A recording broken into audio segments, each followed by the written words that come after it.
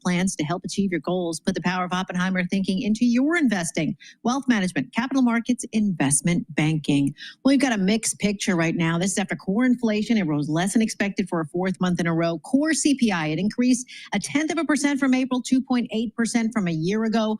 On top of that, you have President Trump saying he will work with President Xi Jinping to open up China to trade. Now, all that said, we'll start with the S&P 500. Little change, up about 4 points.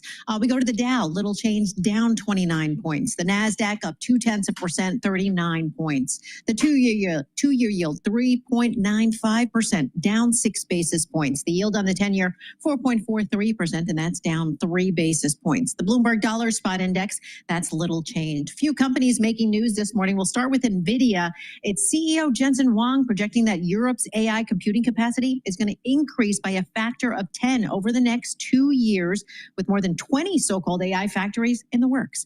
And sources say Abu Dhabi National Oil Company evaluating whether it can buy some of BP's key assets if the company decides to break itself up or come under pressure to divest more units. And a record-breaking start for Nintendo's first new console in 8 years. Yeah, the company sold 3.5 million plus units of the Switch 2 in just 4 days. That is your Bloomberg Business Flash. Paul and Alex. Lisa Mateo, thank you so much. We appreciate that. Alex Steele sitting in for Tom Keene. I'm Paul Sweeney, live here in our Bloomberg Interactive Broker Studio, streaming live on YouTube. That would be the internet, youtube.com, search Bloomberg Podcast Live. That's where you go find us here. All right, I've told my kids the last check I write is going to bounce. So don't bank on me leaving them anything. That being said, they're all out in the marketplace. They're all working, contributing to society. And if I've done nothing else, I've gotten through the one piece of advice: max your 401k, dude, because that is it. And our next guest, I think, supports that. Dina Healy, Vice President, Financial Planning and Advice for Ameriprise Financial. Dina, you think about it, no more defined benefit pension plans that my parents relied upon.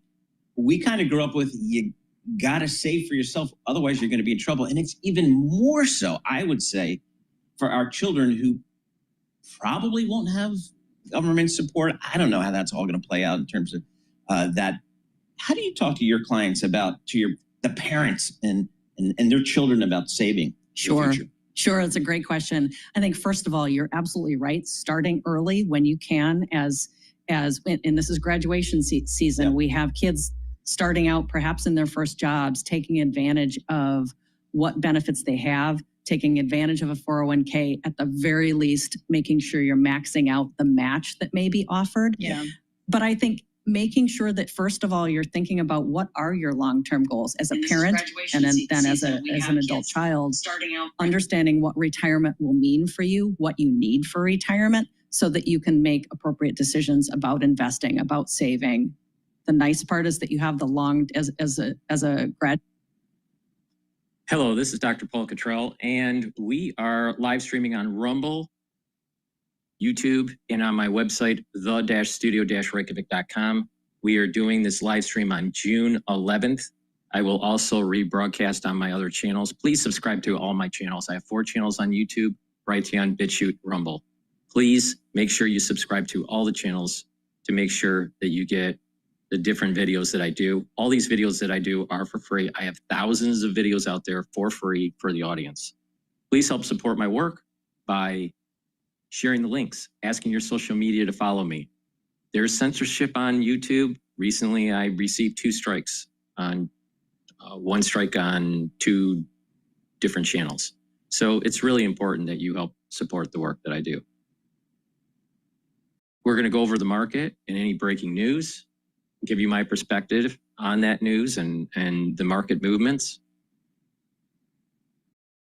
If you like the work that I do, please help support. You can support by going on my website and donating. You can donate through Stripe, PayPal, or Buy Me a Coffee. The links are in the description of this video. You can also be a paid member to my Patreon channel. Again, I don't put stuff behind a paywall. So the support is to help the free show. I greatly appreciate it for the ones that do decide to donate or be a paid member. And thank you very much for the ones that have been doing this for multiple years. Greatly appreciate it. I also have great products on my website. You can get ebooks, supplements, and I built up some course material in immunology and pulmonology for you to learn about. It's only for $50. So it's a great way to learn about how your lungs work and how your immune system works. So please help support the work by purchasing the different products that I offer. With that said, let's take a look at the market. The market has opened up already. Normally I set up the show a little bit earlier, but today is a little bit later in the day. Right now it's 9:46, so the market's been open up a little bit more than 15 minutes. So the S&P 500 is trading at 6,038. VIX is at 1665. That's good. Euro USD is trading at 144. Oil is trading at 66.33. BITO, which is the ETF longing Bitcoin, is at 2194. And the Japanese yen is trading at 145. Anything above 145, I'm happy with. So it's trading at 145.14. CPI came in less than expected, so there's less inflation, so that's good. Now, when the news came out, there was a weakening of the dollar, but it's mean reverting back to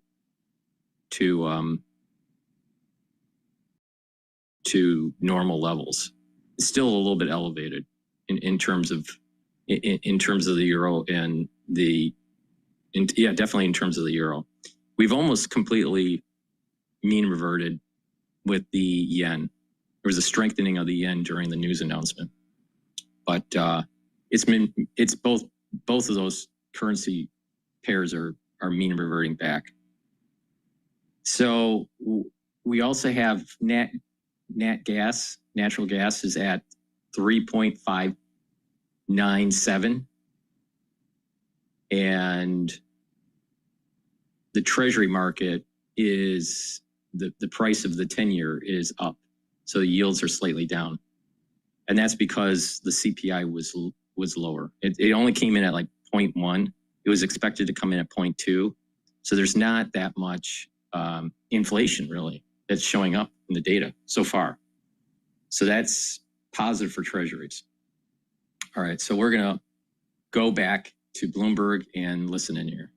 Last night, President Trump alleged that the people throwing concrete at federal vehicles in Los Angeles were paid agitators. I just want to see peace. If there's peace, we get out. If there's even a chance of no peace, we stay there until there's peace. And a lot of people are being arrested. The rioters, or whatever you want to call them, they better know a lot of people are being arrested. They're going to be in jail for a long time. Protests have spread to other cities as well. Last evening, hundreds of demonstrators marched through parts of Lower Manhattan, while some clashed with police officers, leading to dozens of arrests. In Chicago, protesters mostly peacefully marched through the city. President Trump said a trade framework with China has been completed. The president indicated that Beijing will supply rare earths and magnets up front, and the U.S. allowing Chinese students into colleges and universities. Elon Musk is appearing to have a change of heart on social media this morning towards his former boss. The billionaire is expressing some remorse, posting, "I regret some of my posts about President Trump last week. They went too far." Last week, Musk ripped into the president over his budget bill, his tariffs, even suggesting impeachment, and accused the president of being involved in the Epstein files. Global news 24 hours a day and whenever you want it with the Bloomberg News Now. I'm Michael Barr, and this is Bloomberg. Paul, Alex, and Lisa. All right, Michael Barr, here's the news you can use, Alex. Okay. Consumers last month paid the least for eggs since December, dropping 11% from the prior month on lackluster demand after bird flu outbreaks sent prices surging to records. Okay. So I guess, I mean, we did have a problem with the whole chicken and egg thing. But We did, but then there's a whole salmonella thing with certain Yes. distributors. So there is that part. But once again, if you just take a look in the CPI, shelter Yes. continues to be the biggest driver of inflation. That index rose 0.3%. So it might be a lagging indicator, but we've been waiting for the shelter inflation to kind of re-rate lower, and that yet has not happened. Yeah, and as I can talk, my daughter lives in the city, and it is a constant challenge. That's The rents go horrible. Oh up my God. all the time. I don't care what happens. You cannot keep this city down. Ira Jersey coming up. We can talk some rates. That's coming up. This is Bloomberg.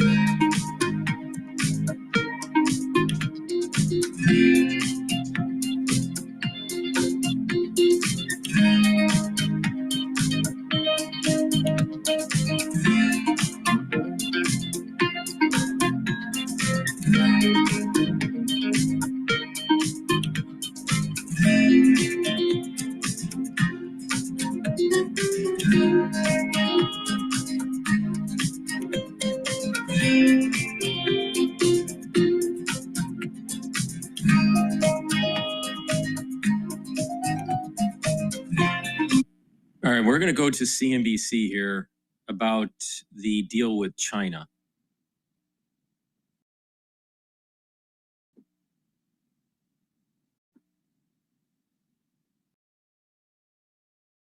China is signaling success after 2 days of high-level trade talks in London. Megan Casella joins us right now with more on that front. Megan, we're still trying to figure out exactly what happened, but a positive move at least.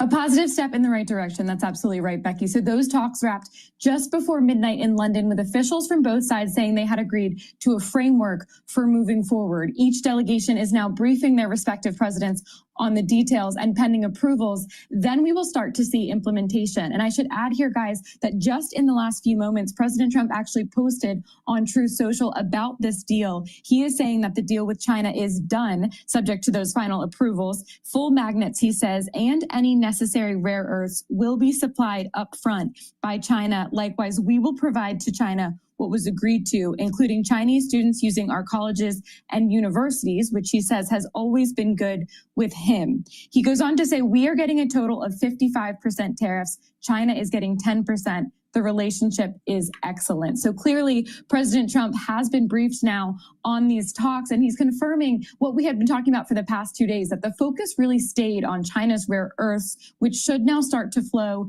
to the U.S. and on the U.S.'s export restrictions, which should ease up in return. Here's Howard Lutnick talking about the same topic last night to reporters. We do absolutely expect that the topic of rare earth minerals and magnets with respect to the United States of America will be resolved in this framework implementation. That is a fundamental part of that. Also, there were a number of measures the United States of America put on when those rare earths were not coming. You should expect those to come off sort of, as President Trump said, in a balanced way. When they approve the licenses, then you should expect that our export implementation will come down as well. So I'd put it this way, guys, taking everything we just heard, both from the president and from the Commerce Secretary, this is definitely a step in the right direction, but it is a somewhat small one. It roughly puts things back to where they were after Geneva, when the U.S. thought that the rare earths issue was settled. But given that there was no timeline then for China to abide by, the U.S. then felt China was slow walking the deal. Now we are back on track, clearly. Trump saying the relationship is excellent, but we have to wait to see whether there might be a timeline attached this time, and then whether and how quickly the two sides follow through. Guys. Hey, Megan, that answers some questions, but it raises a lot of others. And I'm talking specifically about the president's post on Truth Social. I mean, he said that they're going to allow Chinese students to use colleges.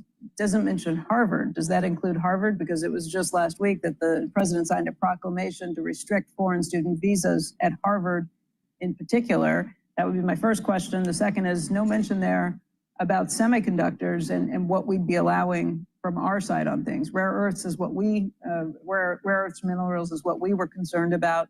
The Chinese have had these implications on the export controls on things like semiconductors. Absolutely. A lot of questions there. A lot for me to take to the White House now this afternoon to try to clarify further in this post, having just read it in the last minute or so.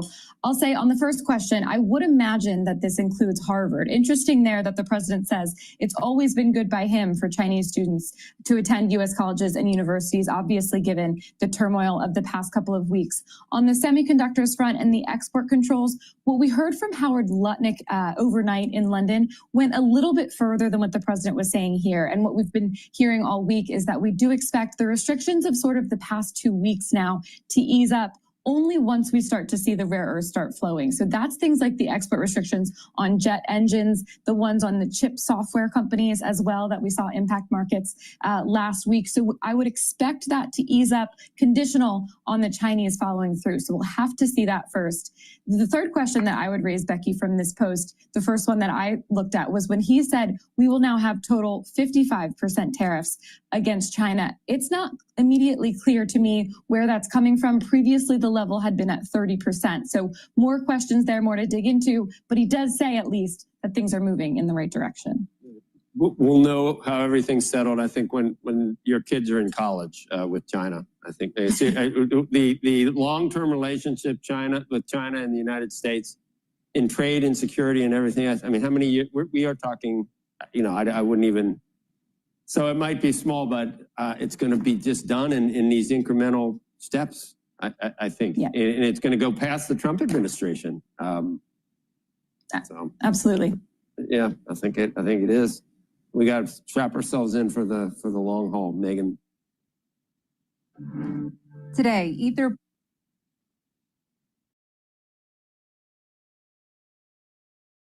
All right, let's listen to the former Treasury Secretary Jack Lew on the U.S. debt. To take on the worst of Washington, we need the best of the boroughs. That's Adrienne Adams, straight from Hollis. Joining us right now on set to talk about everything from Washington to Wall Street is former Treasury Secretary Jack Lew.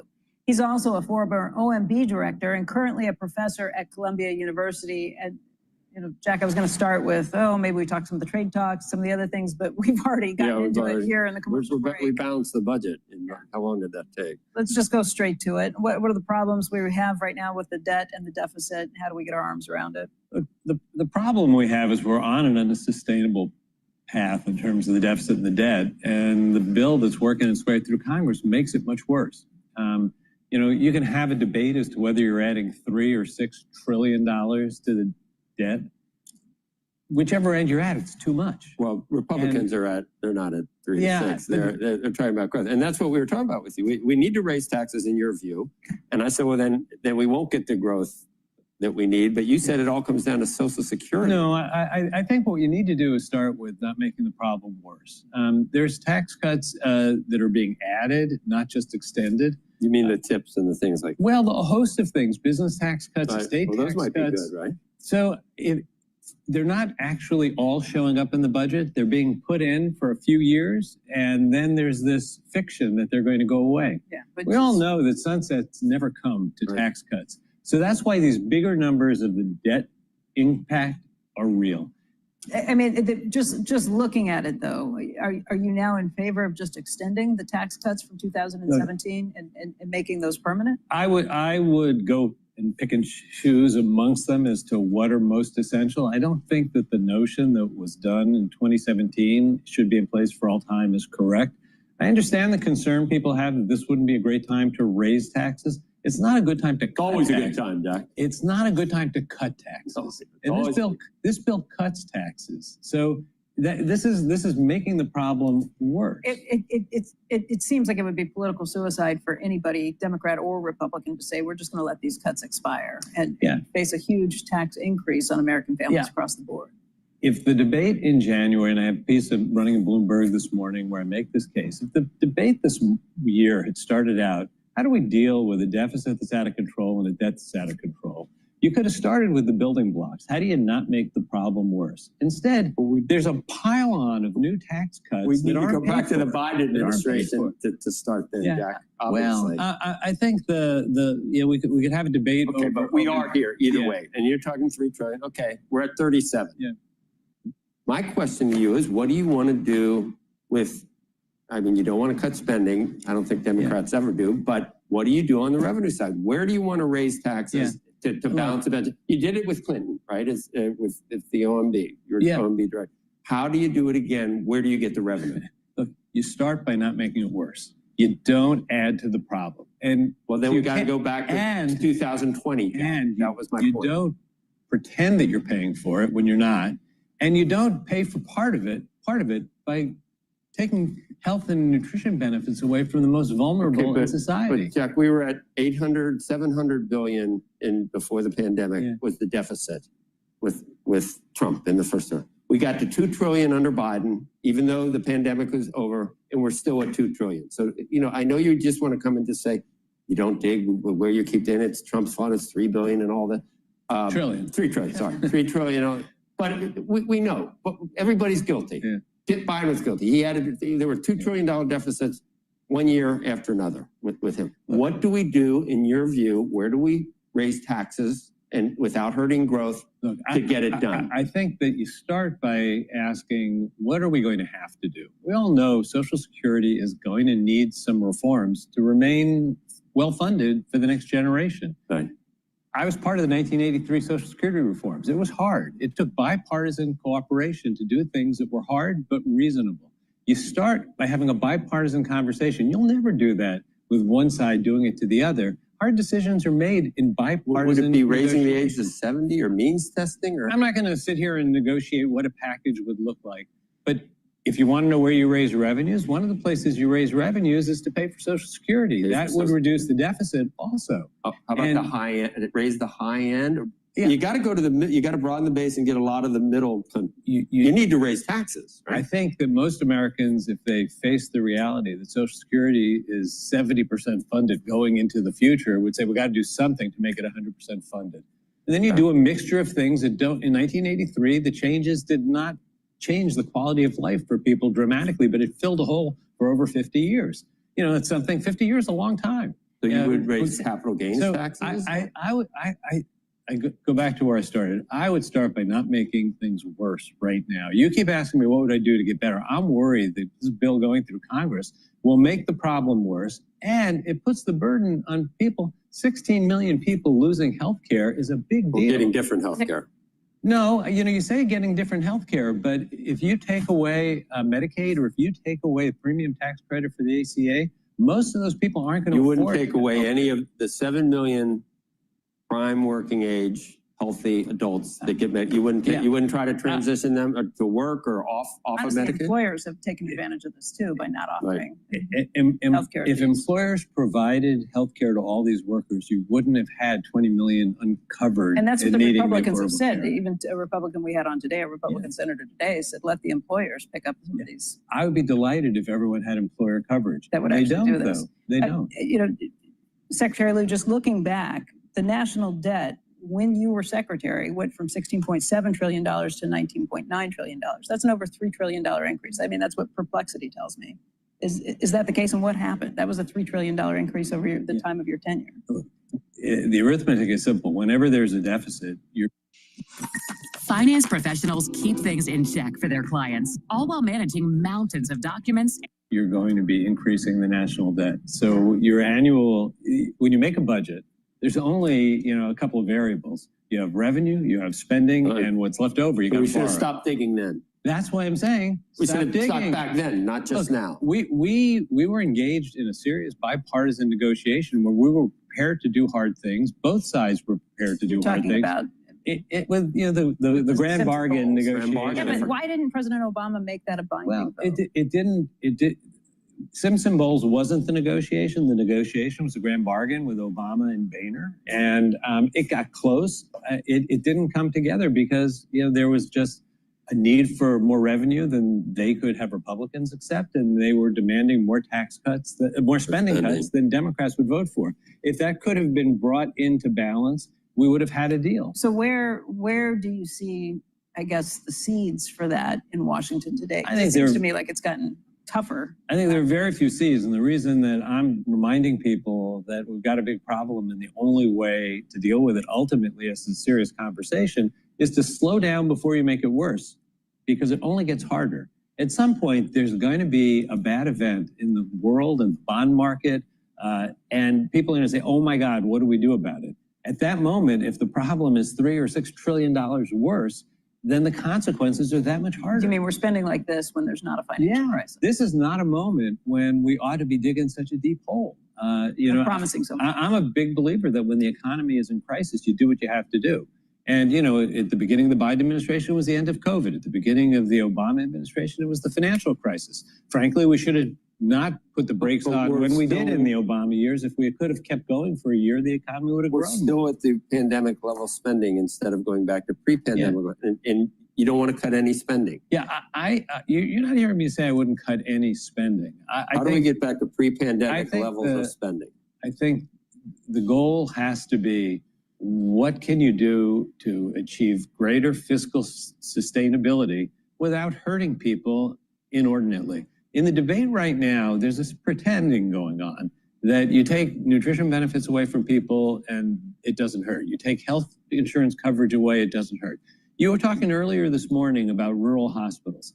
There will be an impact on rural hospitals if 16 million people go uninsured. It means uncompensated care goes up. It means marginal hospitals will close. It means that people will have hundreds of miles to go How to get were we healthcare. getting by at pre-pandemic levels? I don't remember I think catastrophic. You got to also take inflation. Well, you got to take defense. Maybe you don't want to spend. Maybe you don't want defense spending. And you don't want defense spending. You're kind of confusing a bunch of things. I mean, we had a lot less people covered by health care before the Affordable Care Act. It's a good thing we have more people covered. I'm just talking pre-pandemic. No, but when you take away the premium support for the Affordable Care Act, that's not pandemic legislation. That's going away and taking away part of the Affordable Care Act. That's helped. There are going to be 5 to 6 million people who lose health insurance because the premium tax credits are gone.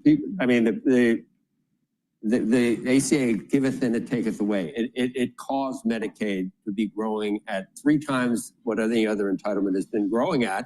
And that's not how it was intended. And you don't even want to touch that. You say it's not how it was intended, but from 1964 when Medicaid was created till now, there have been a bunch of decisions to change Medicaid. YouTube Premium is ad-free. The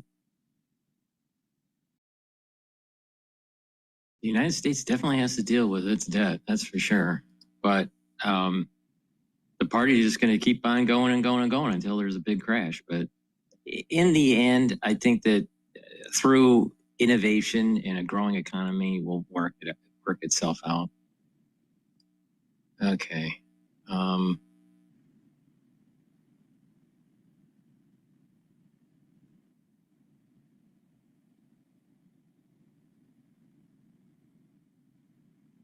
Let's listen to NVIDIA's CEO talking about quantum computing. You're going to start hearing this in the news about quantum computing, quantum software, even there is such a thing as quantum trading too. But this is going to be becoming in our lexicon in the near future, this quantum computing concept. But before we do, please go to my store, the-studio-reykjavik.com, and help support the work that I do. I have great supplements that I take that slow down the aging process, boost up the immune system, help with different organ systems, and you'll have more longevity and more vitality. Now, one key pillar to anti-aging and to help detoxifying your body and helping with neural health is actually proper sleep. Now, if you are chronically sleep deprived, what will happen is that you will start to build up toxins in your central nervous system. You're not consolidating memory, and you're going to be tired. And it's been found in research that sleep deprivation can lead to early neural death. So or neural dysfunction. So it's really important to get a proper sleep. Now, Goodnight Formula is a supplement that you can take every night. It has tryptophan, melatonin, GABA, and passion flower in it. And what this will do is allow you to get into the cycles of REM sleep and deep sleep that helps to detoxify the central nervous system, consolidate memory, and to be well rested. So please go to my store, the-studio-reykjavik.com, and get the Goodnight Formula. It'll help you to get into 3, maybe even 5 cycles of REM sleep. So it's really important. And again, going to bed regularly and getting a proper amount of sleep is very important. And basically each cycle lasts for about an hour and a half. All right. So also foundational supplements like multivitamins and probiotics are really important. I have a very high quality multivitamin on my store. And this multivitamin has the multivitamins that you need for proper enzymatic activity. Enzymes need cofactors, and some of those cofactors are vitamins. So please go to my store, get this easy to digest multivitamin that helps with cellular processes, and they are cofactors for enzymatic activity. It has vitamin A and C and the B vitamins, folate, manganese. It's a great start, a great foundation. And then you add some of the other supplements that I have on my store to customize your protocol. And we'll talk about them throughout this broadcast. So please go to my store, the-studio-reykjavik.com. The link is in the description of this video and all my videos. Use discount 5, all caps, discount the number 5, and you get $5 off any order. One of the most difficult things is showing plans on a laptop or a small screen because you have to zoom in so much that... There's an inflection point happening in quantum computing. The number of logical qubits are starting to grow. Well, just like Moore's Law would, I could totally expect 10 times more logical qubits every 5 years, 100 times more logical qubits every 10 years. Those logical qubits would become better error corrected, more robust, higher performance, more resilient, and of course, will continue to be scalable. Talking about developing new materials, Jim, at the molecular level, perhaps down the road. They do have this partnership with Novo on drug discovery. Look, I've been waiting for that. Recursion was supposed to be 1, 2, and the drug person is excellent. Keep hoping that they do some big deals on cancer. You're able to, I've been listening to a lot of people who claim they have AI. And it's starting to bother me again because they're doing spreadsheets and calling it AI. After working with all of the sites that are now saying they're really good at math, they're awful at math. What bank would let them in? But you're seeing, I mean, I did a piece last night that basically said, okay, here we go. IONQ, D-Wave Quantum, Rigetti, quantum computing, go get them. And David, look at that.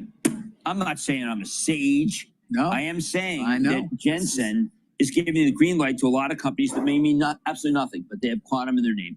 I mean, Honeywell's been very honest and said, listen, we're not ready. Right.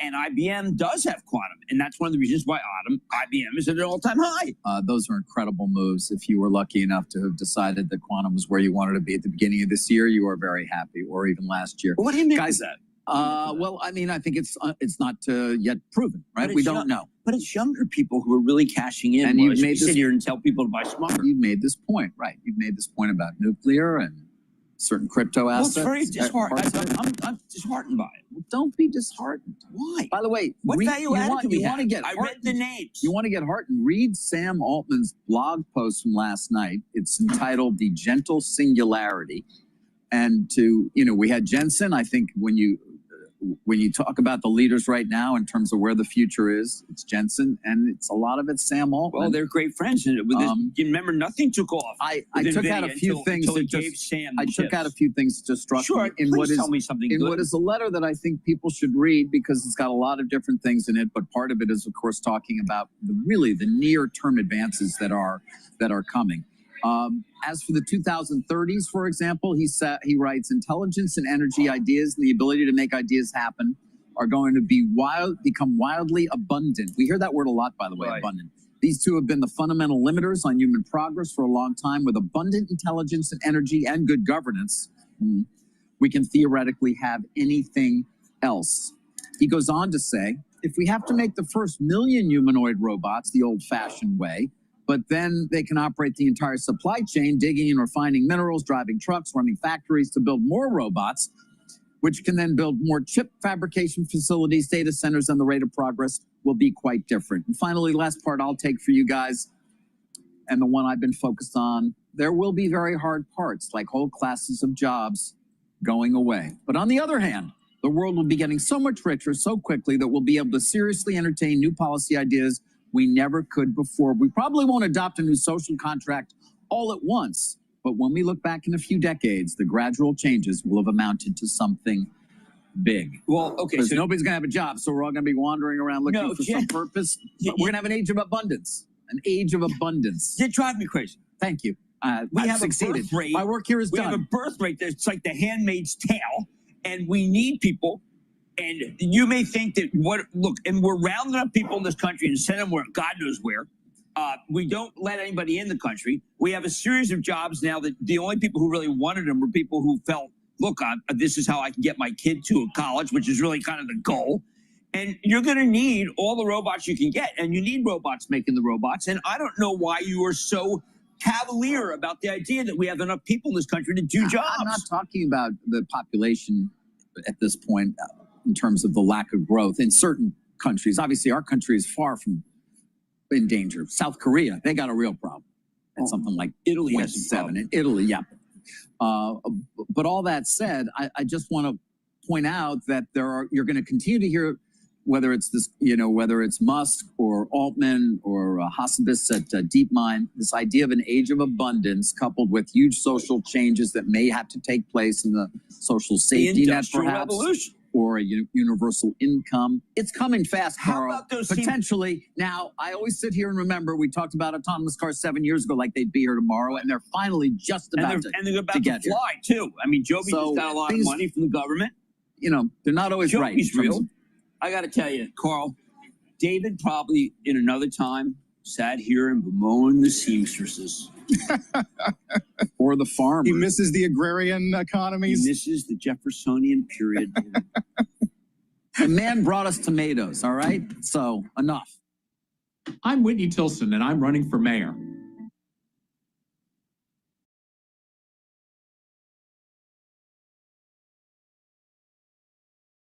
All right, let's listen into Fox Business. This is a lawmaker sounds alarm over devastating Chinese threat to U.S.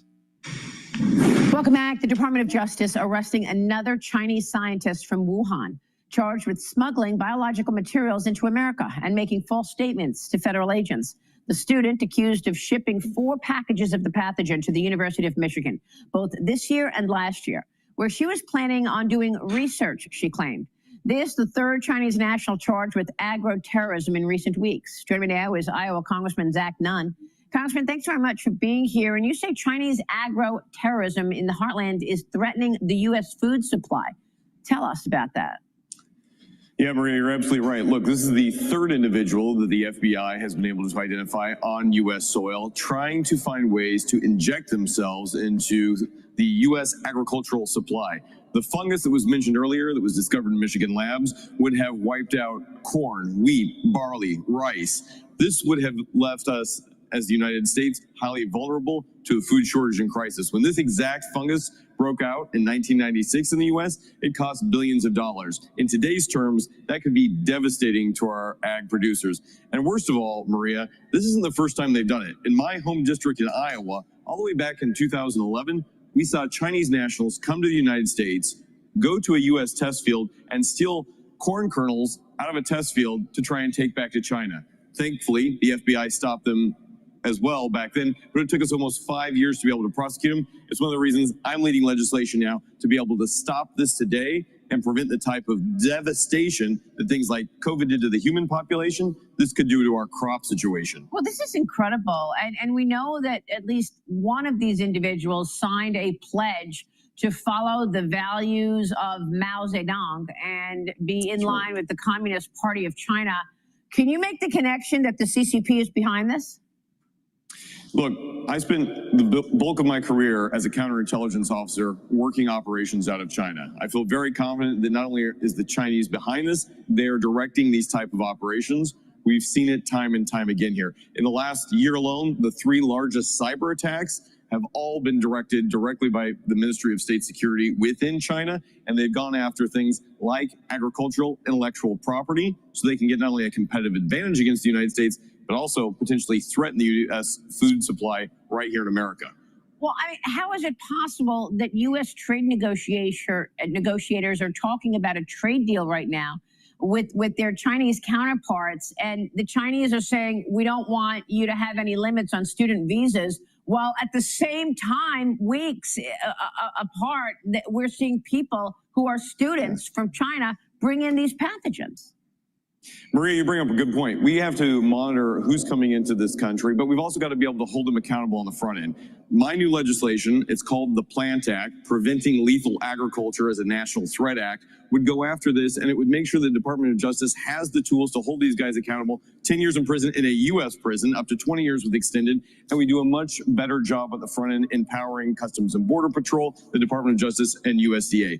These student visas are a effective Trojan horse into America's research institutions, if not done effectively. Right now, the Chinese already have over 500,000 acres of U.S. farmland. Our legislation has been able to put a stop to that. This is the next step in holding China accountable. Look, China's a trade partner. Let's recognize that. But let's also hold them accountable to being a good trade partner and not threaten U.S. national security under the auspice of trying to do research here in the United States, while actually looking at taking out agriculture that could be devastating for farmers and, frankly, helping feed the entire world. Yeah, I mean, I just don't know how, our lawmakers or trade negotiators are going to stop this. I mean, this is not the first time. We saw COVID, a COVID cover-up. We saw fentanyl. Right. And now we're seeing agro-terrorism.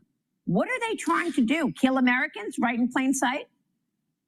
I think they're actively, if not foolishly, looking at ways that they can get competitive advantage. Look, this isn't, for these 3 individuals, the FBI has already gone through their electronic devices, and they've determined that this was premeditated, that it was not the first time this type of espionage had been committed, and that this new form of agro-terrorism came in everything from wrapping it in tissue paper, putting it in people's shoes, and transporting it to the United States. That's the type of just reckless, malicious behavior that could get out at any airport or into any field in the country. And the result is we would have a very difficult time being able to respond once this type of lethality makes contact with an open field here in the U.S. Unbelievable. Really extraordinary stuff. We're going to be following your work on this, sir. Meanwhile, the Senate is set to huddle with committee chairs today to discuss the technical corrections they need to make in the big, beautiful bill. House Republicans wrote to Senate Majority Leader John Thune urging the upper chamber to maintain the bill's fiscal framework and avoid any budget gimmicks. I spoke with House Republican Conference Chair Lisa McClain here yesterday. Watch.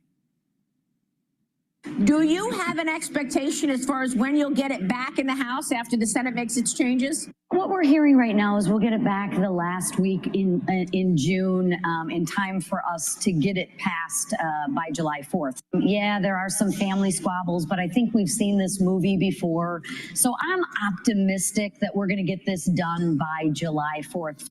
Congressman, are you expecting major changes once this gets back to the House?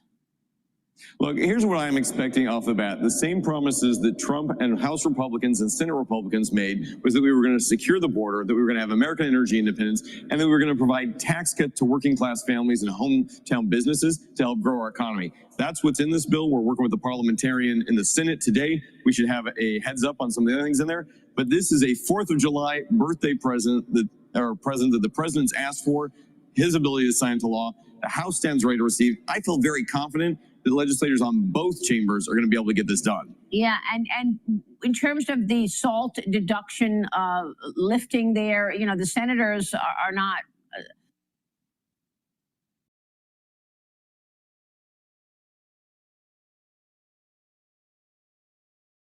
Is that a dead on arrival situation once it gets back? No, I don't think so. I think that this is something that particularly for, some of our blue states shouldn't lose sight of the forest through the trees here. Okay. We have 3 really important things we need to take care of. The president's promises, and it's something that we aim to deliver. I want to get your take on what's going on in Los Angeles, Congressman. Anti-ICE protests continuing, stretching into a 6th day today as more American cities are seeing rioting and protest activity breaking out. A federal judge rejecting California Governor Gavin Newsom's emergency filing. He tried to block the president's militarization and sending the troops there. The National PD arrested. All right. Basson is talking at Congress, so let's just listen in here. With low unemployment and plentiful labor demand as job openings remain high. This strength has been exemplified in the recent performance of the stock market and consumer confidence data. The president's bold leadership on these issues has laid the ground for a golden age economy. With your help, we can build on that foundation to create even more prosperity and abundance for the American people. We hope you will join us in this endeavor. Thank you all, and I look forward to your questions. Thank you. We'll now proceed to the question and answer session. One of the more absurd our Democrat colleagues is that the one big beautiful bill is focused on the wealthy, not the working class. I'm sure the waitress who will keep more of her hard-earned money under the no tax on tips policy, or the lineman burning the midnight oil to restore power and seeing a tax cut under the no tax on overtime policy would be surprised to learn that Democrats consider them wealthy. Secretary Bessent, whether it is those policies or the tax relief in the bill for seniors, the double child tax credit and standard deduction, or the fact that the tax burden on the truly wealthy will actually rise under this bill, how does the one big beautiful bill deliver primarily for working families? Thank you for that question, Chairman Smith. As we saw in President Trump's first term, substantial non-inflationary growth was created. Non-inflationary growth. Real wages rose and working Americans did better. Hourly workers did better than supervisory workers. We believe that this will happen again. As you outlined, no tax on tips, no tax on overtime, tax breaks for seniors on Social Security, and the ability to deduct auto loans on new cars made in America, as was available when I bought my first car in 1978, will be restored. All of this will help working Americans overcome this horrendous affordability crisis that this administration inherited. The Biden administration negotiated a global tax scheme through the Organization for Economic Cooperation and Development that would rob American taxpayers of $120 billion and would discriminate against American businesses. President Trump issued a day one executive order opposing the Biden administration's global tax surrender. In the one big beautiful bill, Congress provides the president In line with that directive, specific targeted authorities to fight back in the event nations impose a discriminatory tax on American businesses, such as a UTPR. Last week, members of this committee met with an ambassador who was specifically concerned about how this provision would give the U.S. the ability to stand up for American businesses and respond to an unfair tax his country has imposed on American job creators. Secretary Bessent, why is it important for the Treasury Department and the President to have strong protective measures like the one provided in the One Big Beautiful Bill to fight against foreign taxes that discriminate against American companies? And how will the administration ensure that the use is targeted and in a manner to protect or replace U.S. tax revenue? Mr. Chairman, for whatever reason, the previous administration chose to outsource American sovereignty on tax matters, and the Trump administration believes that is unacceptable. Unacceptable. Many other countries would seek to pull in revenues from U.S. multinational corporations into their treasuries. And rest assured that the provisions in the One Big Beautiful Bill to combat this are a staking out of our fiscal sovereignty. The U.S. tax system will stand next to what is called Pillar 2, and other countries are welcome to relinquish their fiscal and tax sovereignty to other nations. The United States will not. So this bill will allow us to prevent our corporate revenues from being drained into foreign treasuries, and that is in the hundreds of billions of dollars. Thank you, Secretary. President Trump is also using tariffs to level the playing field and demand fair treatment for American workers, farmers, and manufacturers.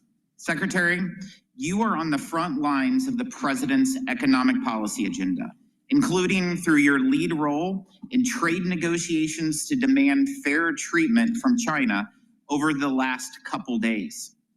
How do the president's trade policies and tariffs and the total reset of our unfair trade and investment relationship with China that President Trump has led fit into the broader effort to reorient America's economy toward one that serves the working class instead of just the wealthy elites?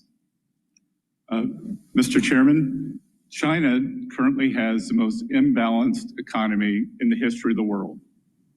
They now have an approximate 30% share of global manufacturing, and they continually grow their manufacturing base. They are in the midst of a real estate downturn. Some may cause a crisis, and they are trying to export their way out of it rather than take domestic measures such as increasing consumption, dealing with banking problems, or dealing with the real estate crisis. They cannot be allowed to export their way back to prosperity, which would mean substantial decreases in the standards of living, not only for the United States working Americans, but for working citizens across the world. Our negotiations with all countries seek to bring fairness. And I will echo President Trump's remarks. There are 18 important trading partners that we are in fulsome negotiations with.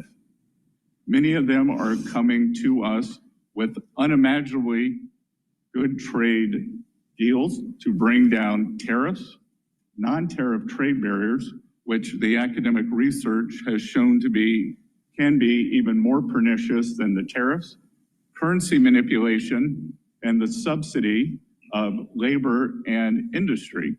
But as these countries come to us, and I look at the list, and I think, how could this have happened?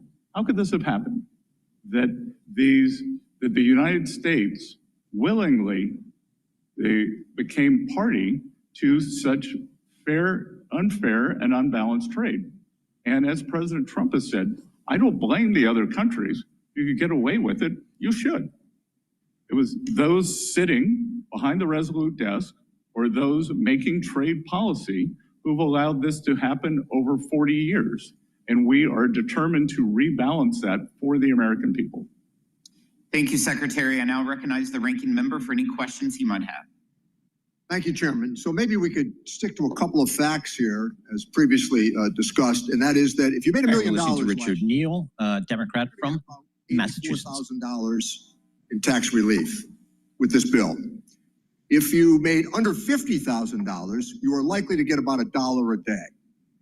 The President said that we'd have 90 trade agreements in 90 days. We're 89 short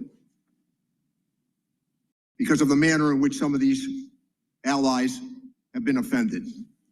We want trade balance for sure, but we also want to make sure that it's done in a manner that will last, not subject to the whims of the administration. I understand, Mr. Secretary, that you don't agree with some of the economic forecasts that have been projected as it relates to the big, beautiful bill. So Penn Wharton says this bill will add trillions of dollars to the national debt. The Yale Budget Lab says this will add trillions of dollars to the national debt. Well, we're 0 for 2. But how about Maya McGinnis? Not exactly known for their socialist leanings. They say this will add trillions of dollars to the national debt.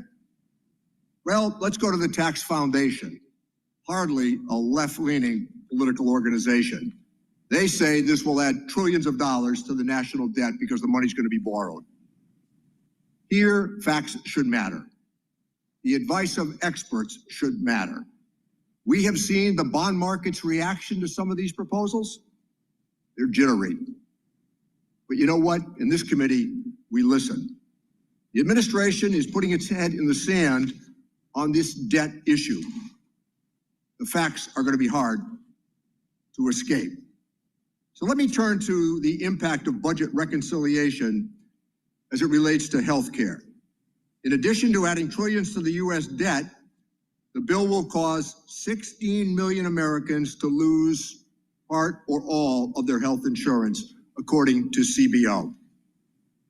We know what the consequence will be of losing health insurance for the American family. More visits to the emergency room, more postponed treatments, more bankruptcies that will come because of it. The problems that people have with health insurance only mean that later on the problems pile up. Bad health, challenge that is now going to occur for our rural hospitals, surely many of which will be forced to close. Cutting more than $1.5 trillion from Medicaid, Medicare, and the Affordable Care Act certainly will mean job losses. No industry can sustain $1.5 trillion in cuts while we borrow money for a big tax cut that, despite what has been said here today, still favors people overwhelmingly at the top. Let me say, in regard to the testimony, Mr. Secretary, that you've offered, there's another key consideration here. You're suggesting that the improvements at the IRS have all taken place in the last 6 months? It's because of what we did with the Inflation Reduction Act. That's why the improvements have taken place, the technological upgrades that have taken place as well. We have a pretty good understanding of this. We want to use artificial intelligence for better tax collections. But all of this just happened in the last 6 months. That's our understanding based upon the testimony. The Commonwealth Fund, cuts to Medicaid and SNAP are going to lead to the loss of over 1 million jobs. The American Hospital Association estimates that tens of thousands of hospital jobs will be lost as a result of these cuts. Furthermore, a professor at Yale has said that this will conservatively cause tens of thousands of unnecessary deaths. Worse health care, job losses, more borrowed money. The American people deserve considerably better than what we're being told. But let me offer this challenge, Mr. Secretary. We would be prepared on the minority side to work with the administration and direct tax relief back to people under $400,000 of joint income, as opposed to the suggestion that is being offered here today. And if you disagree with the number that I offered about tax relief for somebody who made $1 million last year, let me give you the last 30 seconds to speak to that. Representative Neal, I have great respect for you. We've had good conversations, but respectfully, if I weigh 1,000 pounds and you weigh 50, and I gain 10 pounds, or I gain 10%, I have gained 100,000. That during President Trump's first tax cuts, the share of taxes paid by the high end of taxpayers, they increased by more than 7%. And I'm sorry, I chuckled when you talked about the IT at the IRS. The program is 35 years behind schedule, 35 years, and is wasting $2 billion a year. That's why we put the extra money in. No. The extra money went in for bodies, and whistleblowers acknowledged that standards were being lowered to bring in new agents. The money is not the issue here. It is how the money is spent. That's exactly right. We agree on that, how the money is spent. And the last point that I would make, it has been spent poorly. Let me make this last point, Mr. Secretary. Do you agree with the idea that in 2017, that the federal government, emanating from this committee, borrowed $2.3 trillion for that tax cut? What I believe is that everyone on the Democratic side voted for the biggest blowout for the deficit in history, and that we are suffering from that. This past tax year, we will have between a 6.5 and 6.7% deficit, so I find it very difficult to be lectured to by people who created the largest deficit in history when we were not at war and not in a recession. So I negotiated with Secretary Mnuchin the pandemic relief bill.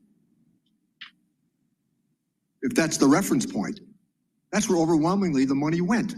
That was not a bad infusion of money. It worked. The Economist magazine and the Financial Times said in January, the American economy was the envy of the world. I yield back my time. Well, the spending was not the envy of the world. I'm pleased to recognize the Vice Chairman of the committee, Mr. Buchanan. Mr. Secretary, thank you for being here today. There's no doubt that your knowledge in finance and global markets bring. We're listening to Vern Buchanan, Republican member from Florida. It's fortunate to have your leadership. Since coming to Congress, I've seen administrations from both parties, I'll say that up front, in terms of what's happened with the debt deficit. I want to get your perspective. I mean, the reality is, last 20 years, over $20 trillion in additional debt. I remember in the 80s, frankly, where we had the junk bond markets. I look at all these younger people out here, what we're leaving them is deplorable. And I just want to make sure that we're giving as much consideration as we can to that. 49 out of 50 governors have to balance the budget. It's my biggest issue up here. It's not one party or the other. It's both parties have done little or nothing in this area, and it needs to get addressed. When you spend last year, you take in $5 trillion, spend $7 trillion, and you average over $1 trillion a year for over the last 20 years. We need to get real about it, because again, in the 70s, in the 80s, all the junk bond, I seen what happened with all the markets and all that. So can you I know you touched on it, but we'll get into the pro-growth things in a minute.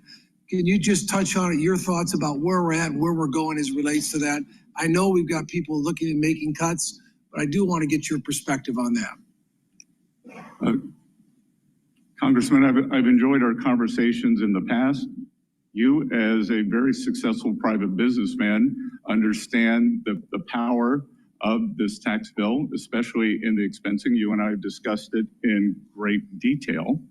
And look, we do not have a revenue problem. We have a spending problem. We are right in line with the long-term revenues of approximately 17 to 18% of GDP. What we've seen here is a blowout in the spending. And as I was saying, last fiscal year was something we have never seen before. We have never seen a deficit to GDP this large when we are not at war, we're not in a recession, or not in a pandemic. Yeah, But Mr. we could call that Secretary, a war. we only have 5 And- minutes. Let me just mention just real quickly.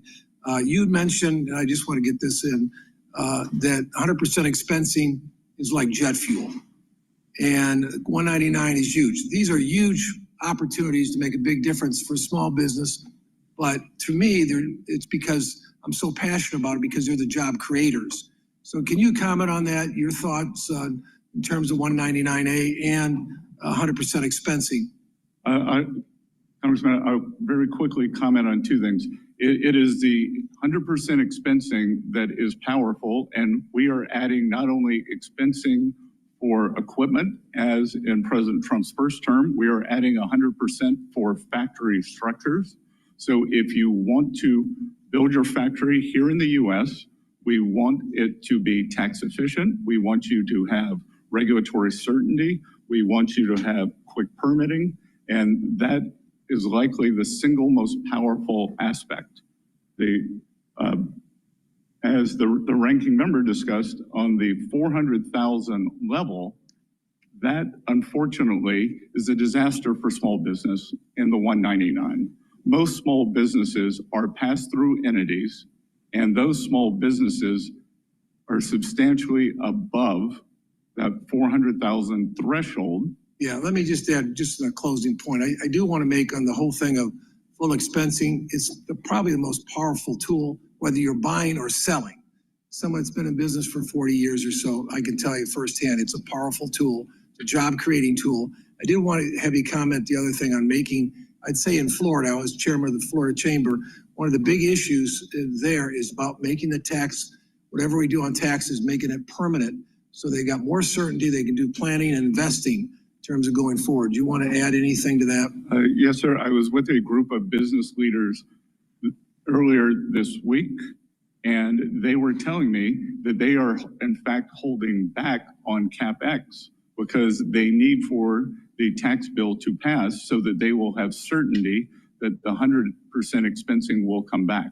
I think that we will see a sharp upward break in terms of CapEx as soon as we pass the One Big Beautiful Bill. Thank you, and thanks for your leadership. We're excited you're here today. Thank you. Thank you, Mr. Doggett. Thank you. If beauty is in the eye of the beholder, We're now listening certainly to Representative Lloyd Doggett, Texas Democrat. so enthusiastic about this beautiful bill. It gives so much to those at the top. And of course, Trump appointees are not just in the top 1%, but the top 1,000th of 1%. I applaud your personal success, but isn't it true that for you and for a number of cabinet members and other Trump appointees, simply not having your taxes restored to the level that existed when President Bush and President Obama were in office at 39.6% will provide you very substantial personal benefit? Yes or no? That is not a yes or no question, sir. All right, if you can't answer it. As many people. Thank you, reclaiming my time. If you can't answer. Have different tax. Reclaiming my time, please, sir. And it is shown. Mr. Chairman, I don't want my time taken if the witness will not yield. I would recommend, Mr. Doggett, that if you asked a question, at least allow them to answer. You can recommend it, but you're taking my time from your him time answering is the moving, questions. so- Continue. Let me say, I understand you can't answer that with a yes or no. I'm concerned about the weaponization of the Internal Revenue Tax Code by the president and your role in it. Section 7217 of the Internal Revenue Code makes it unlawful for the president and his partners like you requesting IRS to conduct or terminate an audit or other investigation of a particular taxpayer. Section 6103, as you're familiar, protects taxpayer privacy. Yet in violation of both, the president began threatening Harvard in April, and on May 2nd, he declared, we're going to be taking away Harvard's tax-exempt status. It's what they deserve. And you've been part of the we when you said on May 23rd that you publicly declared that you were moving forward on this, that there were a substantial number of rules that Harvard may have violated. Can you tell me, yes or no, whether you can pledge to avoid any interference in IRS audits or investigations of particular taxpayers? And if you can't answer that yes or no, just say so, and then I'll move on to the next question. Sir, that is without question that I will follow the law. All right, sir. Can you tell us whether, yes or no, you can report back to this committee in 30 days after investigating to assure us that there have not been any requests by the president, any political appointee, or any family member of the president to direct or influence the audit or termination of an audit or investigation of any taxpayer or entity?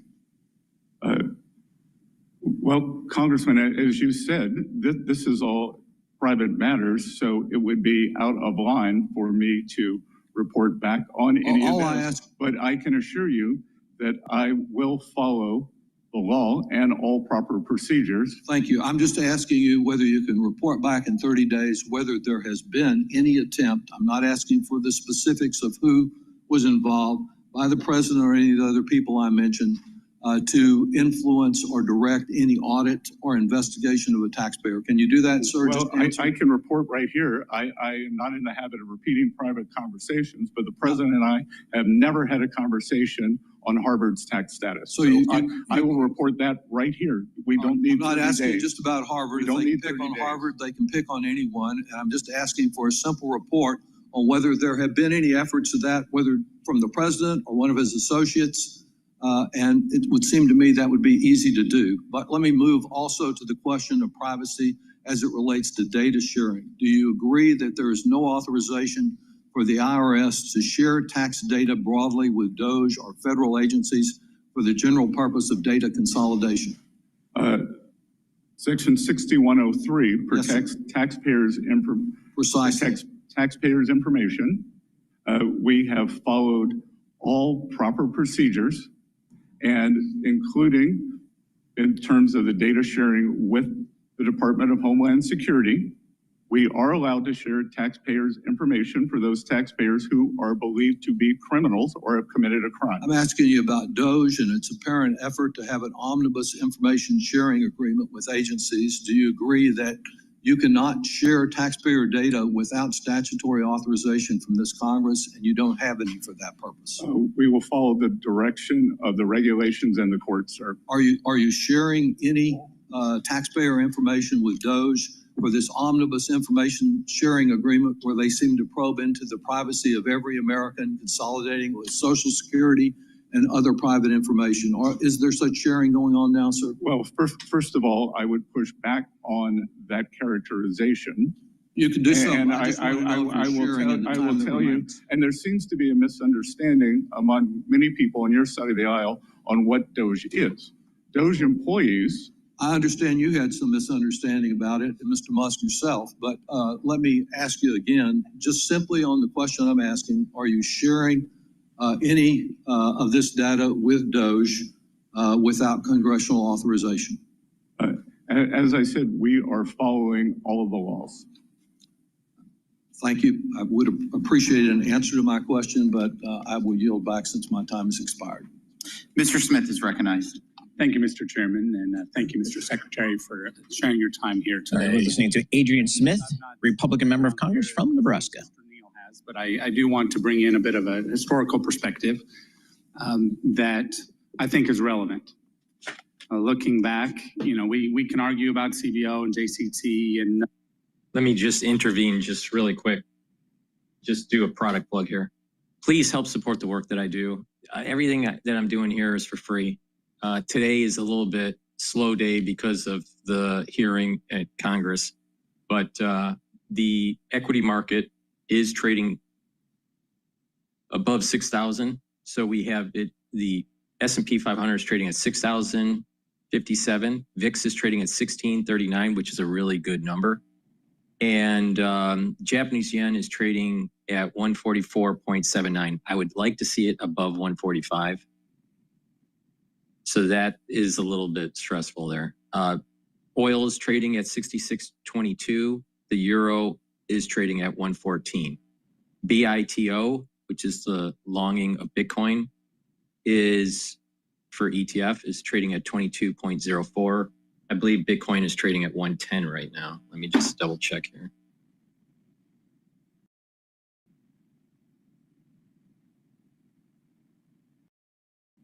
Yeah, it's right now trading at 109.8. Okay, so please help support the work that I do. All right. I tell you where the resistance points are and the support levels. For the S&P 500, the next resistance level is going to be 6,130. And the support level is going to be 6,000. That support level is a little weak because of the tax bill negotiations in Congress and the further negotiations that are taking place with these tariff agreements. But it is starting to kind of solidify that support. So 6,000 is a support level. 6,130 is a resistance level for the S&P 500. If 6,000 breaks, then the next support levels, a decent support level, is 5,750. So those are kind of the ranges. But I think as the bill starts to inch closer to getting passed in Congress and the tariffs start to normalize a bit and the VIX is going down, I'll tell you, I think that the S&P 500 will be at an all-time high in July, sometime in July. Please go to my store, the-studio-reykjavik.com, and help support the work that I do by getting the great products that I offer. I have very high quality products. I've partnered up with Rainbow Herbals and we've developed these deodorants for males and females. It's a dual purpose deodorant. It helps to detoxify your body, but also you use it daily as a deodorant. You can get it in peppermint, lavender, and tea tree, or in citrus. Again, these deodorants are for males and females. It'll help to detoxify your body, and you can use it as a deodorant. It has no aluminum, and it has no baking soda. It's made from essential oils from the Himalayas, extremely high quality deodorants. So please go to my store, the-studio-reykjavik.com, use discount 5 and you get $5 off any order. This reconciliation bill is good for workers. It's good for workers. It's good for economic expansion and encouraging investment and increasing productivity so that we can grow the economy without triggering inflation. President Biden was warned not to push more spending by Democrats, I might add. Think of Mr. Summers, primarily, advising against that. Did it anyway. We are still paying the price. We're trying to dig out from a lot of that. And that's why we're doing the bill that we are. Gosh, I have other things that I'd love to ask questions on. But I think it's important to realize that we need to deal with reality here. That's what we are doing. And Mr. Secretary, thank you. I look forward to further conversations, whether it's trade, whether it's IRS, whether it's various things that we need to do to get our country to a better place, realizing that the solutions are really in the private sector and triggering everything we can on our side to encourage the private sector to provide more opportunity. Thank you. I yield back. Thank you, Mr. Thompson. Thank you, Mr. Chairman. Mr. Secretary, thank you for being here. You know, the economic outlook of the United States. Mike Thompson from California Assumed office. We've gone from record lows in unemployment, historic growth, and lowering inflation to unprecedented trade wars, volatile markets, and low consumer sentiment. And for the record, Mr. Chairman, I would like to enter surveys from consumers from the University of Michigan, a trade war impacting the shipping economy, and the OECD article on the downward turn in economic turn in the U.S. Without objection. Thank you. This is only made worse by the Republicans' big, ugly bill and the administration's proposed budget. I have a few items I want to raise with you, Mr. Secretary, but given our limited time, I want to focus on the projected impact of the reconciliation legislation. Economists from the CBO, the JCT, the University of Pennsylvania, Yale University, the Committee for Responsible Budget, and the Bipartisan Policy Center have all projected that this legislation will add trillions of dollars to our national debt. Experts have also projected that close to 16 million Americans will lose access to their health care, and 11 million Americans will lose access to nutrition benefits. These figures aren't coming from Democratic talking points. They're coming from economic experts with years of expertise. Yet, Mr. Secretary, you have time and again gone public and said that you dispute these claims. I believe you're a very intelligent and very competent individual. You're a Yale graduate, an adjunct professor, served as the managing partner of the George Soros Fund Management Office in London, and led Key Square Capital Management, a global hedge fund, and you're a billionaire. So the question I have is, why is it that you seem intent on disavowing any and all expert opinions that are inconvenient to your political agenda? Unfortunately, it strikes me that you are hell-bent on ignoring the warnings of any independent expert whose opinions may not serve your goals. When you worked in finance and your analyst told you that a proposal was a bad idea, I suspect that you listened to your analysis and didn't just accept the deal because the person proposing it said they were wrong and that their deal was a good deal. That would be wrong, it would be irresponsible, and it would be dangerous. I would submit that in the position that you have now, it is even worse. It's more wrong, it's more irresponsible, and it's more dangerous.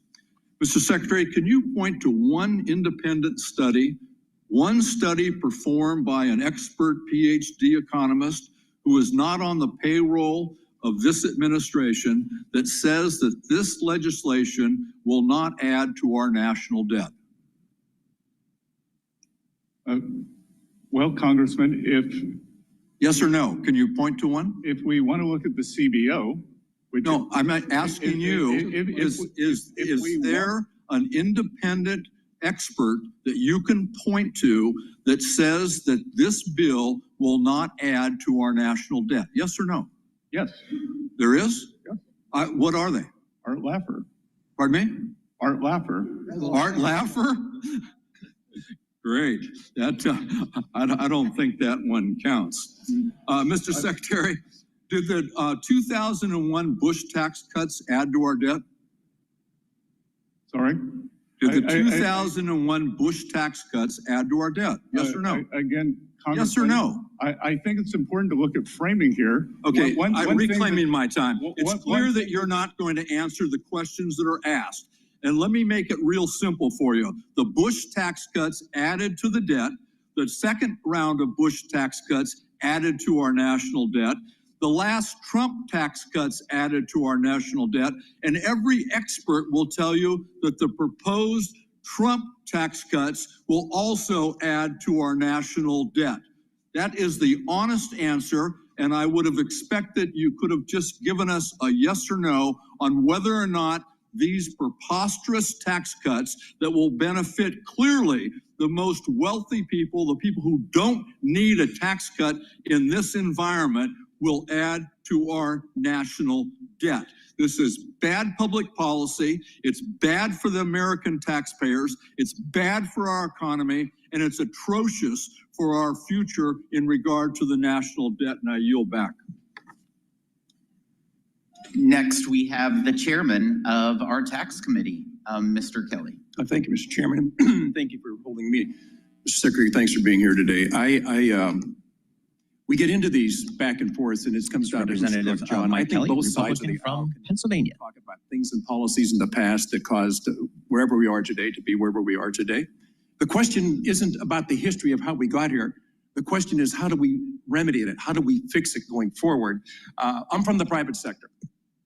And I really do believe before anybody should ever serve in public office, they should have been in the private sector and worked where they got paid on commission only and had lost their job at least once and had faced an unbelievable task of trying to keep your business open when there was no revenue coming in. So I don't want to grill you and all these things of asking you a question and not allowing you to answer it, because that seems to become the thing.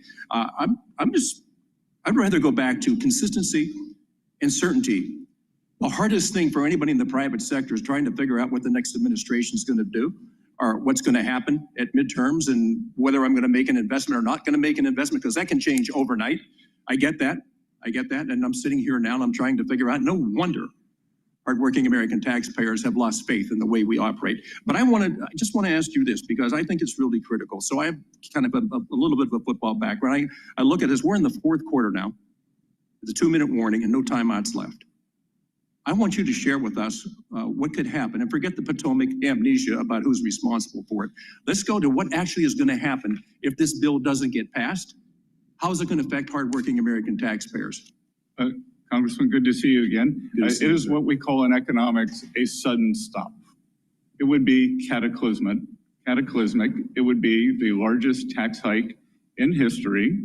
It would be a disaster for businesses, for working Americans, and for our status in the world. That to have this happen, we would see increases in taxes on thousands of dollars of working Americans. We would see business contract, and we would see a substantial increase in the unemployment rate. So as you look at what's taking place right now, and I think there's always the back and forth about do these tariffs work, do they not work? Just from a standpoint, your background is incredible for you to be in this position today.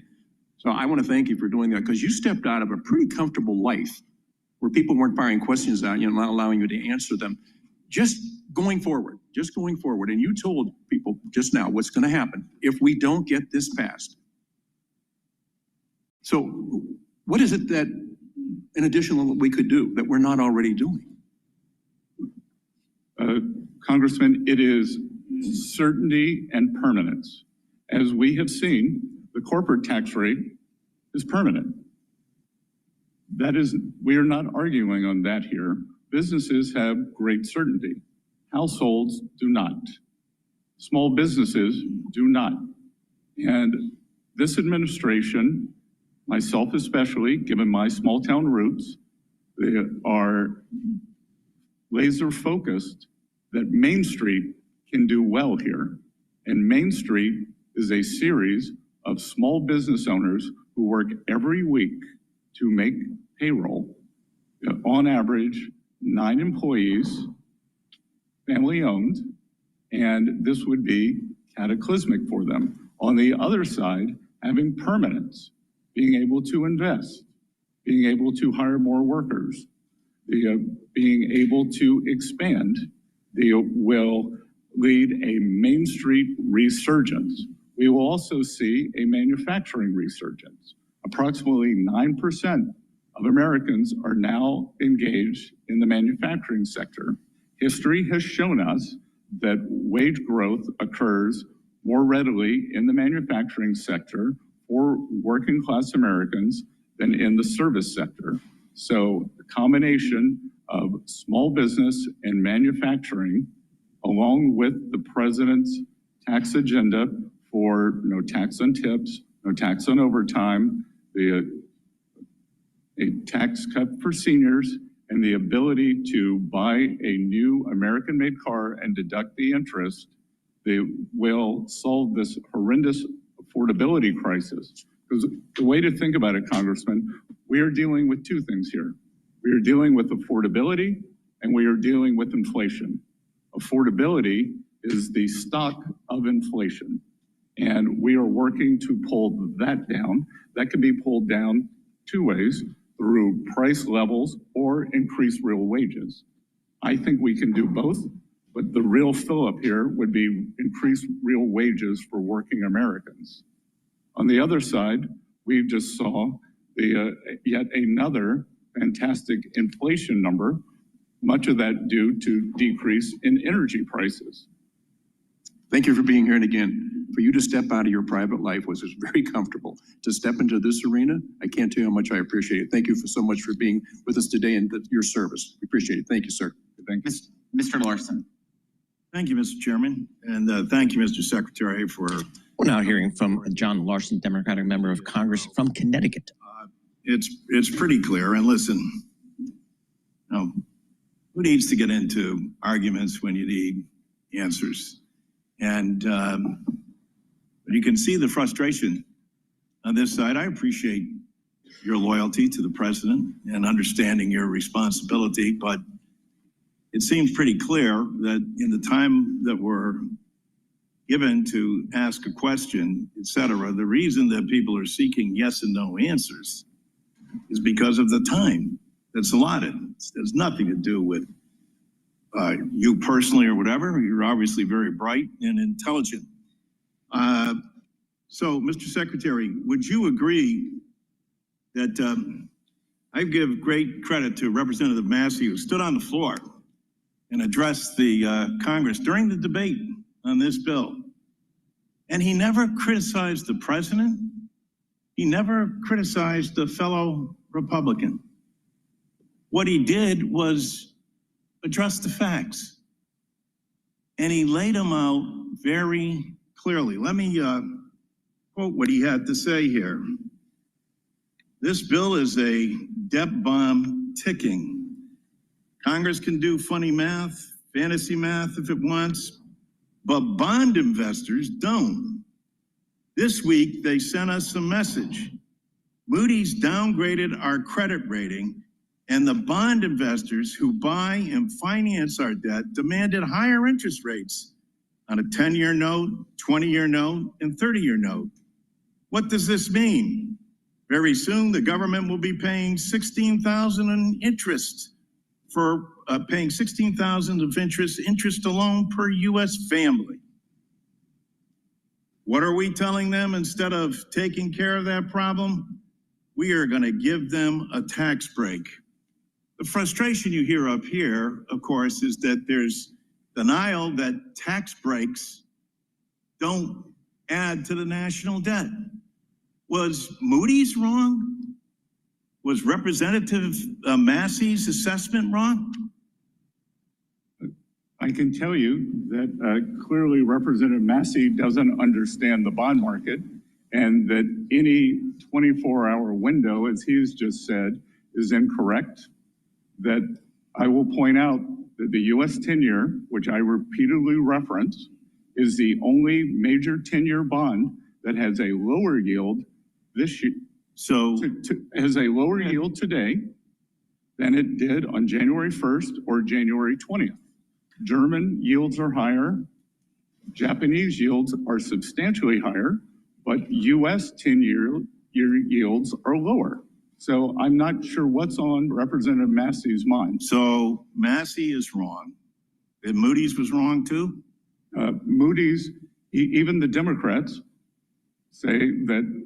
What do you mean, even the Democrats? The last time that the U.S. I don't know. What do you have to do with Moody's? You know, in 2011, when the U.S. was downgraded, Larry Summers, then NEC head, called Moody's a lagging indicator. Is Moody's wrong or right? Yes or no? Moody's is a lagging indicator. Okay, and so anyone who you can understand the frustration, and I appreciate your intelligence and ability to talk over. But when we're addressing the American people and we're in a hearing like this, someone as bright and as capable as you are could explain to the American people and still remain loyal to the president, loyal to our colleagues on this dais who supported the bill. There is a strong difference of opinion. And that's what is being expressed here, opinion. There's no focus or dedication on the actual facts. We'll find that out. And people on this aisle are saying, well, don't worry, there's going to be no impact on kids not getting food, 16 million people being kicked off of their health insurance. That's some mirage. That's some fictitious notion that Democrats have made up. And this national debt stuff, well, whether it's Moody's, whoever it is who has come out, whether it's the Wharton School, they're all wrong or misguided or uninformed, as Secretary Massey was. I yield back. Mr. Schweikert. Thank you, Mr. Chairman. Mr. Secretary, how's the jet? We listen to David Schweikert. He is a Republican member of Congress from Arizona. Look, it's impressive, but I don't know if you get frequent flyer miles for all this traveling. No, but I take my responsibilities of reporting to Congress very seriously. No, we appreciate you making the effort to get here. I'm going to give you something that's a little bit different, but it's more some of the things we specialize with the Joint Economic Committee and those. We'd like to actually engage, this is probably more technical staff, on what we can do to actually, there's things we can do policy-wise, message-wise, product-wise, in regards to moving away from notes and bills and being able to create some additional interest liquidity on the bonds, moving out in the curve. And with past Treasury secretaries, we've done presentations on everything from Professor Schiller's Trill's idea, where it's a bond, but it actually has a slight attachment to as an equity interest in the U.S. tax receipts, so therefore it's sympathetic with tax revenues, to things you've actually written about or your team around you have written about, certain gold indexes and other things for long-term debt.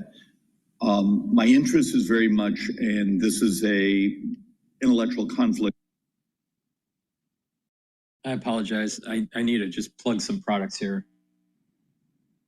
Please go to my store, the-studio-reykjavik.com, and get the magnesium and zinc. Magnesium and zinc helps to boost up the immune system.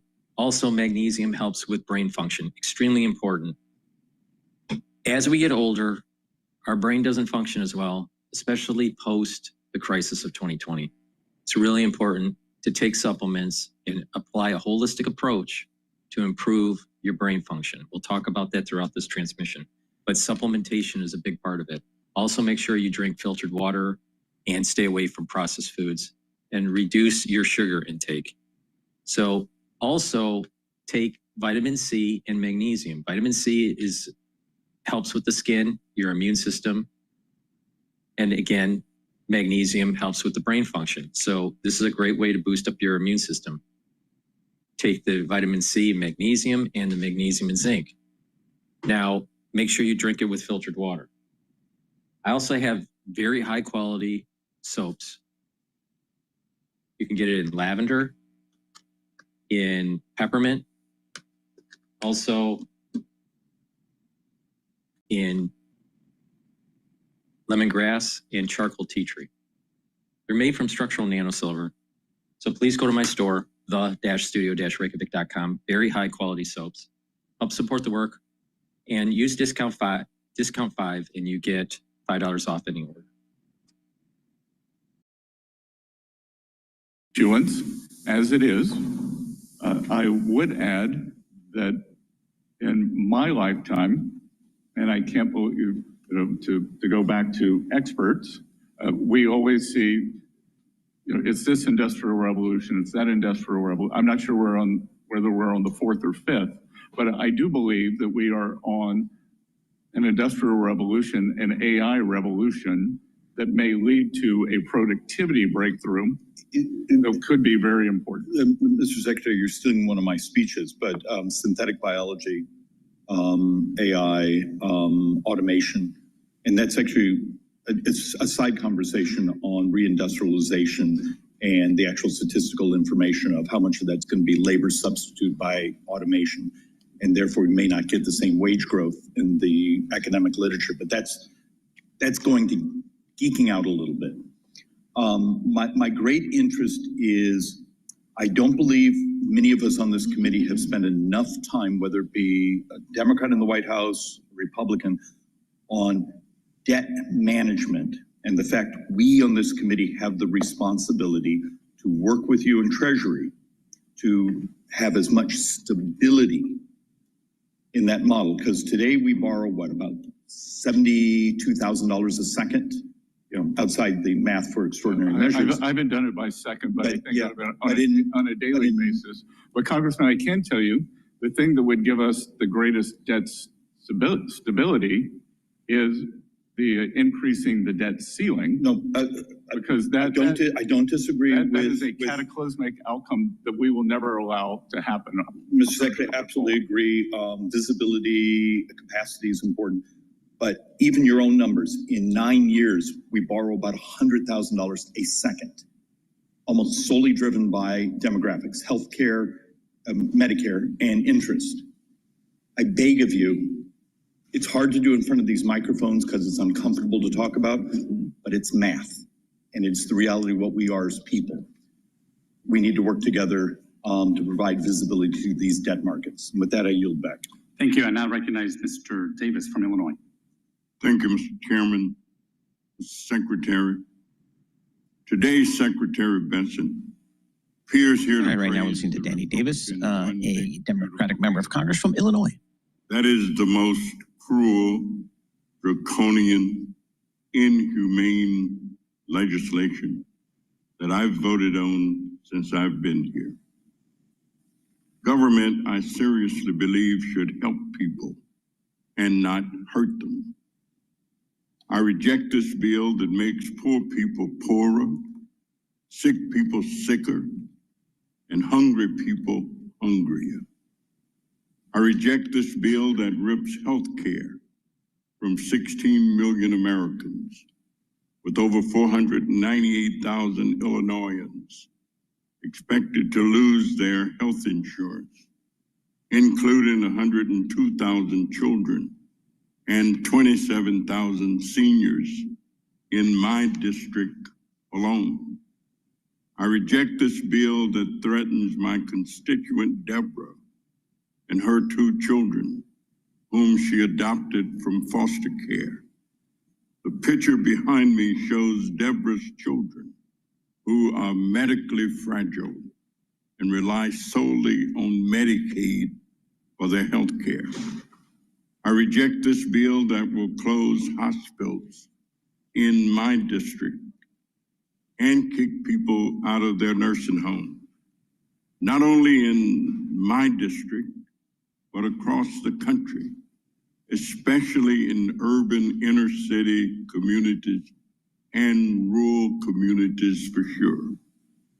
I reject this bill that explodes poverty and suffering while giving wealthy trillions in tax cuts.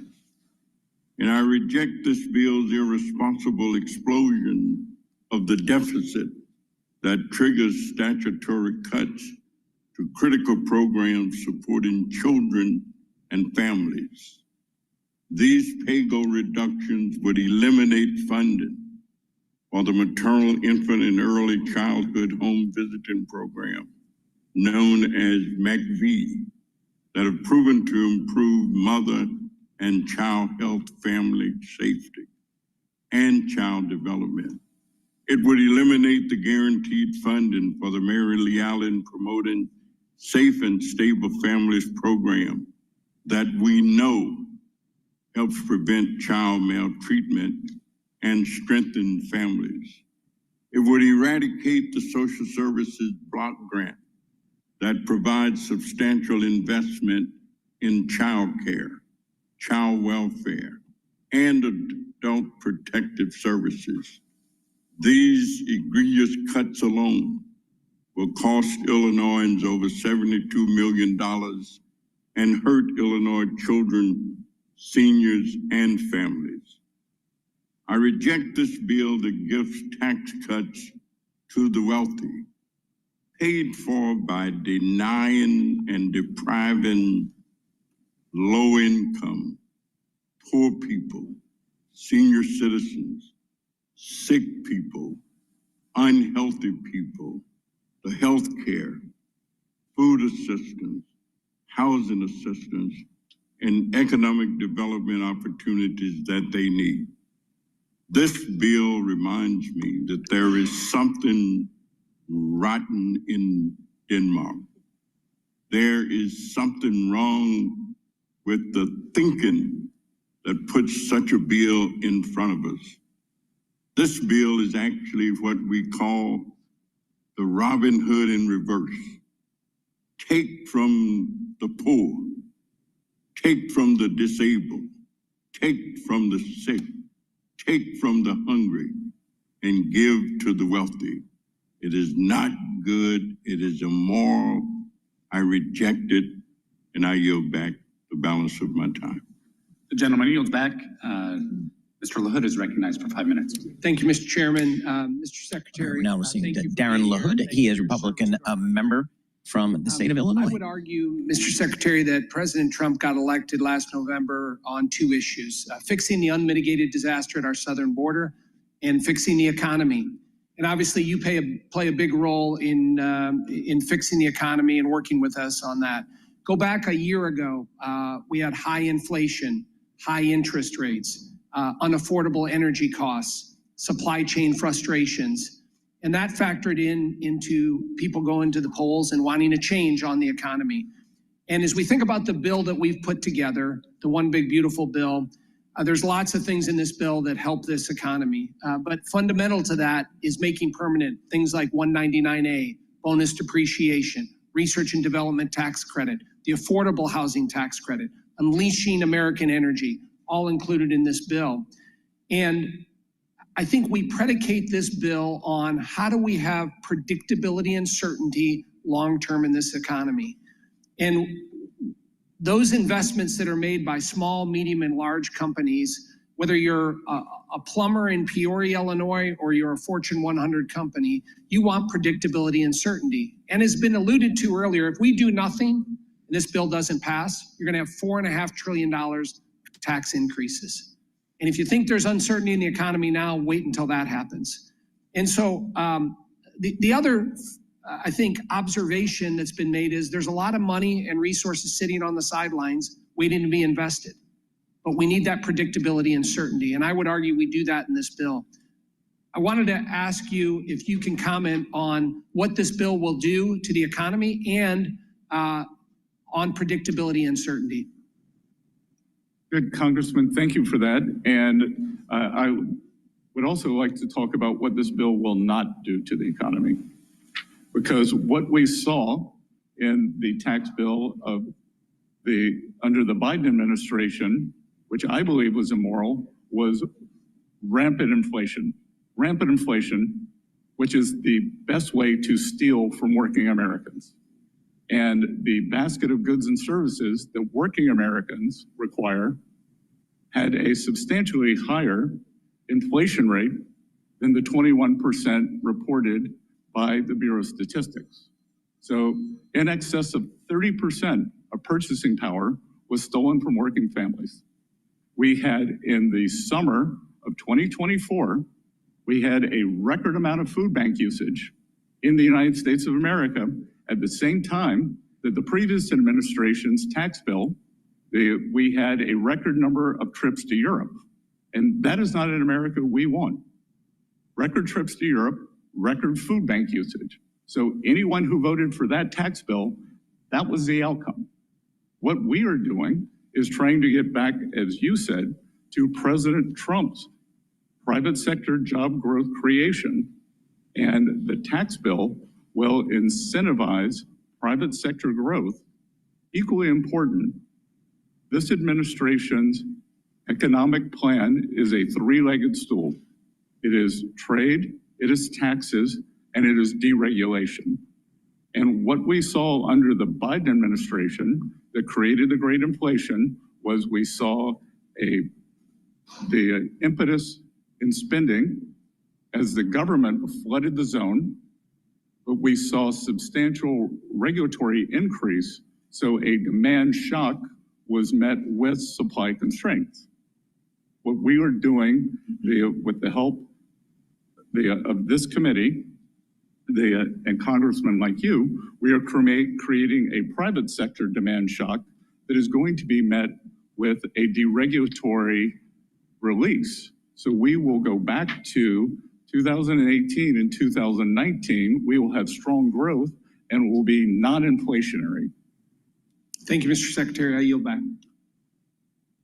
Thank you. Ms. Sanchez is recognized for 5 minutes. Thank you, Mr. Chairman. Welcome, Mr. Secretary. You're listening to Linda Sanchez from California, Democratic member. And I know that because I served on this committee during that administration. So I just wanted to clarify that. And in the interest of time, because our time here is limited. I'm going to ask you to please limit your answers to yes or no questions, and I'm going to jump straight into those questions. Mr. Secretary, do you still believe that the president's tariffs are going to be a one-time price adjustment for American families? If prices go up, they will be one time. Okay, well, unfortunately, you appear to be talking out of both sides of your mouth, because you yourself have admitted after conversations with Walmart that some tariff costs are going to get passed on to consumers. And in fact, we've already seen that prices are rising on many everyday goods. Congresswoman, please don't interrupt me. The time is mine. The time is mine. Please don't interrupt me. I will ask you questions and I will grant you an opportunity to answer them, but please don't interrupt me during my time. With pleasure. Okay, I know I'm a woman, but please try to limit yourself to answering my questions. No, I'm sorry, but we get talked over all the time, and I don't want that to happen at this hearing. I would remind members. Gentlelady is recognized. Please proceed. Thank you. The time is mine. Clothing is going up 20%. Shoe prices and canned goods like chicken noodle soup and canned fruit and microwave meals have gone up 15%. Toys are getting more expensive. Walmart just raised the prices of dinosaur action figures by 38% and baby-born dolls by 43%. Household goods like drills, toolkits, vacuums have also gone up. Stanley Black & Decker recently announced higher prices for all of their products, and these are just some of the products that are affected. On average, Trump's tariffs are estimated to cost households $3,000 more for the same goods than they would have last year. And that's money that could be going to... That's incorrect. And that is I'm not sure incorrect. The best estimates are that consumers will pay $3,000 more for the same goods and that estimate is from that they did last year. That estimate's from whom? I will get you the estimates. Right, because that's money that could be going to paying goods or paying rent and groceries. And it's clear that Trump's trade wars are hurting American families. Yet all we have to show for the economic pain are news reports of these flimsy trade deals. And I understand, Mr. Secretary, that you are co-leading the China trade negotiations. Do you think that China is a reliable trading partner? I think we will see. Well, pardon me for being skeptical of this administration's ability to get anything meaningful out of trade negotiations with China, because this administration is too swamped with trying to negotiate with 90 countries around the world. And to me, a poorly negotiated trade deal with China is probably not worth the paper that it's written on, because this is China's China's track record. These are facts. In the Trump administration's phase 1 trade deal, China promised to increase purchases of US goods and services by $200 billion over 2 years. Countless reports and you yourself have noted that China has failed to meet these purchase commitments. Those were purchase commitments that were negotiated by Trump in his first administration. They met their agreements under President Trump in 2020, and President Biden did not enforce them, and the Chinese delegation told me that they did not believe they needed to adhere to them. I'm reclaiming my time. That's incorrect. China has also not made the structural reforms that they promised Trump that they would. Many U.S. companies still reported widespread intellectual property theft and counterfeiting. So excuse me if the last attempt by the Trump administration to secure meaningful change from China doesn't exactly inspire any confidence in the current negotiations. And, you know, quite frankly, negotiating trade agreements with China requires more time and effort than this administration has given so far. And that's why I was alarmed to hear this morning that Trump said that the US-China deal was done after just 2 days of talks in London. Mr. Secretary, the press release on this so-called deal looks more like a framework. Congress, who has the constitutional authority over trade, needs the details of this supposed deal. So I'm asking if you will provide this committee with the actual details of this deal, because there has been, unlike what was said earlier, there has been no consultation with our side of the aisle, at least, on the China negotiation. Will you commit to giving us the specifics of that deal, the details? The Congresswoman, I flew back at 4 a.m. this morning to be here this morning, and we are— It's a simple yes or no question. No, it is not a simple yes or no question. We are in the midst of constructing it, and back to your question, China has proven an unreliable partner in strategic. Will you commit to consulting with us on trade deal with China? Gentlewoman's time has expired. I would ask the witness be allowed to answer that last Gentlewoman's question. time has expired. It's a yes or no question. It's very simple. Representative, I raised many of your concerns to the Chinese delegation, and it will be a longer process. The trade deal today, or last night, it was for a specific goal, and it will be a much longer process. And I will note that the previous administration did nothing. But excuse me, the Mr. question Arrington was is whether now or not you recognized. would The consult gentlewoman's with time has members of expired. Congress. Mr. Arrington's time. Please go to my store, the-studio-reykjavik.com, and get the collagen. This is a multi-purpose supplement. It's a powder. You mix it with soft foods, filtered water, a smoothie, or even milk. But take it every day. This is a month's supply. You get a big scooper, take 1 scoop a day. It's going to help your skin, your hair, your nails, your joints, your musculature, your bone density, and your cartilage. Please go to my store, the-studio-reykjavik.com. Take the collagen every day. It has a typical amino acid profile shown on the screen here. You can take a look at the label on my website, the-studio-reykjavik.com. Make sure you use discount 5 and you get $5 off any order. Clarity Factor, really important supplement. Again, mental acuity and applying a holistic approach for brain function into your later years is really important. We're going to see a lot of people in the United States and within the next 5 to 10 years having lots of problems with brain function.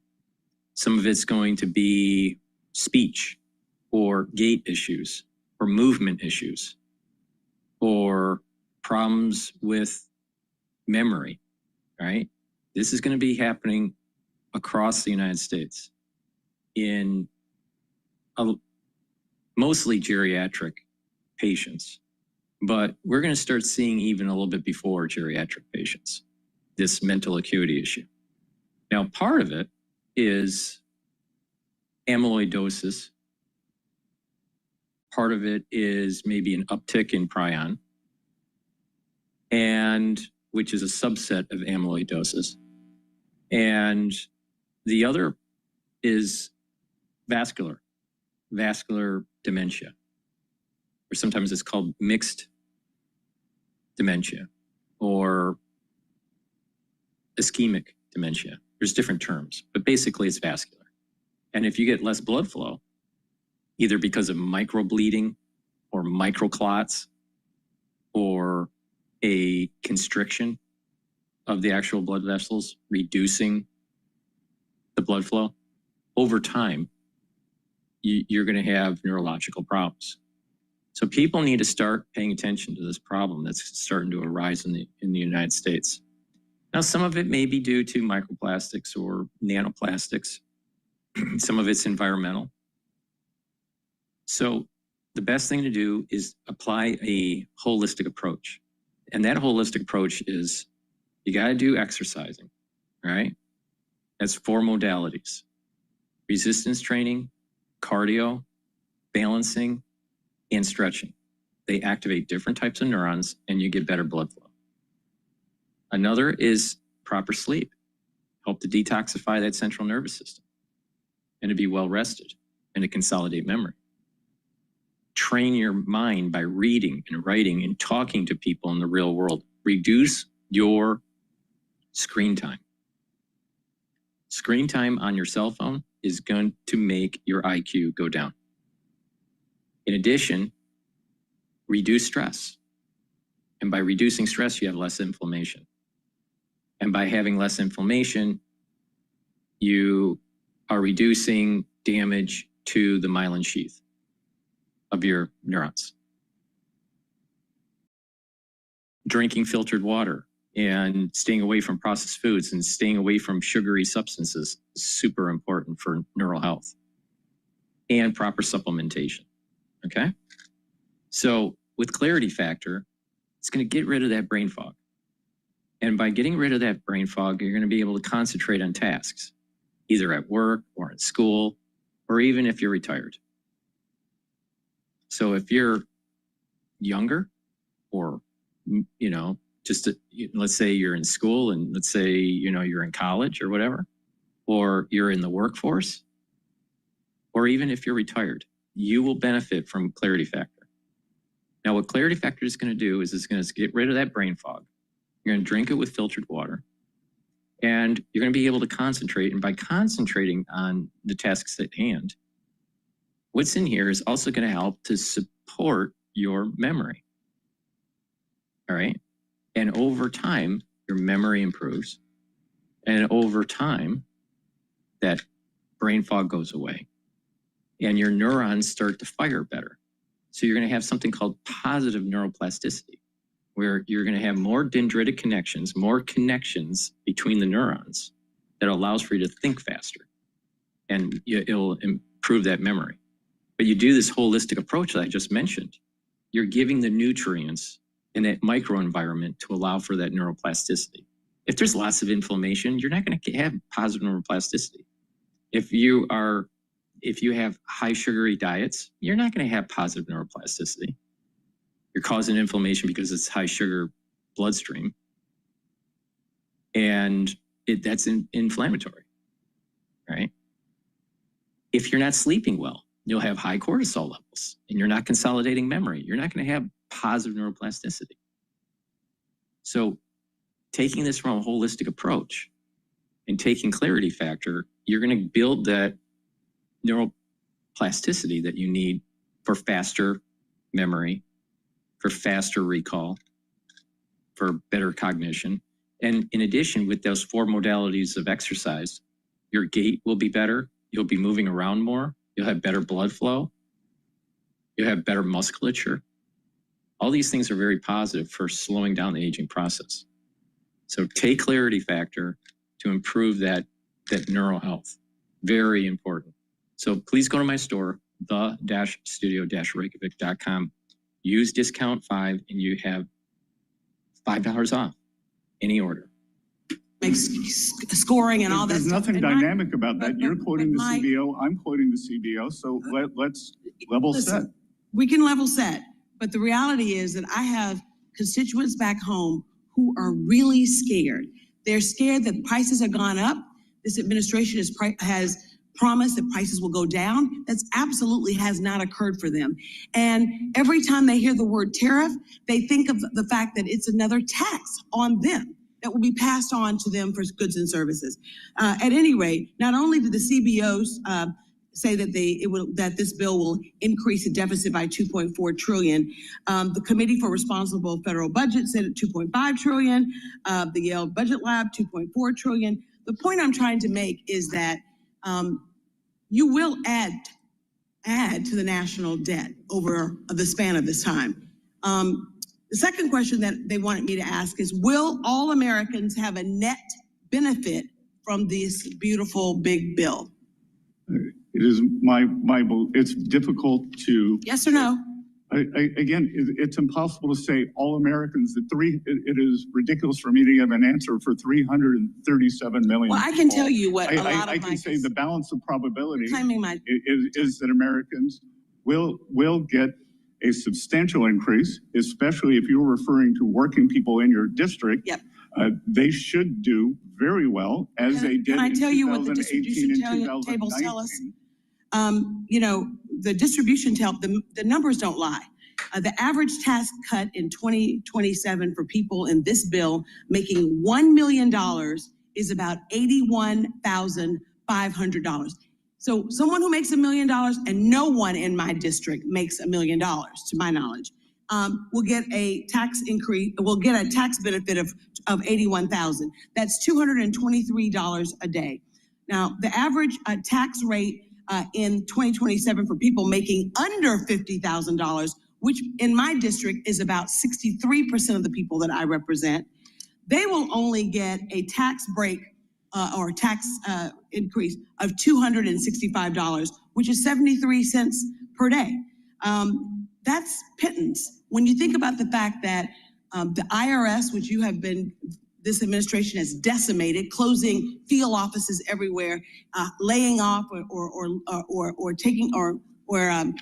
dismissing thousands of workers from the IRS. The folks in my district often get, bombarded with inquiries about their earned income tax credits, and billionaires that are going to get $81,500 more don't. So, I mean, the point that I'm trying to make is that not all Americans will benefit the same. We know that because people make different things. But the fact of the matter is, if you're only saving me $268 and you're taking away my health care, which 16 million Americans will have no health care, will lose their health care, and they have to lose their health care in order for you guys to actually pay for your bill.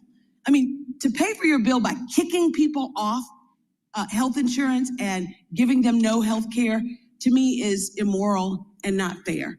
The last question that I was asked to ask you was, when will we hit the debt ceiling? I know that this big, beautiful bill also means a debt increase in the debt ceiling. And frankly, I heard you say that that is something that's an imperative.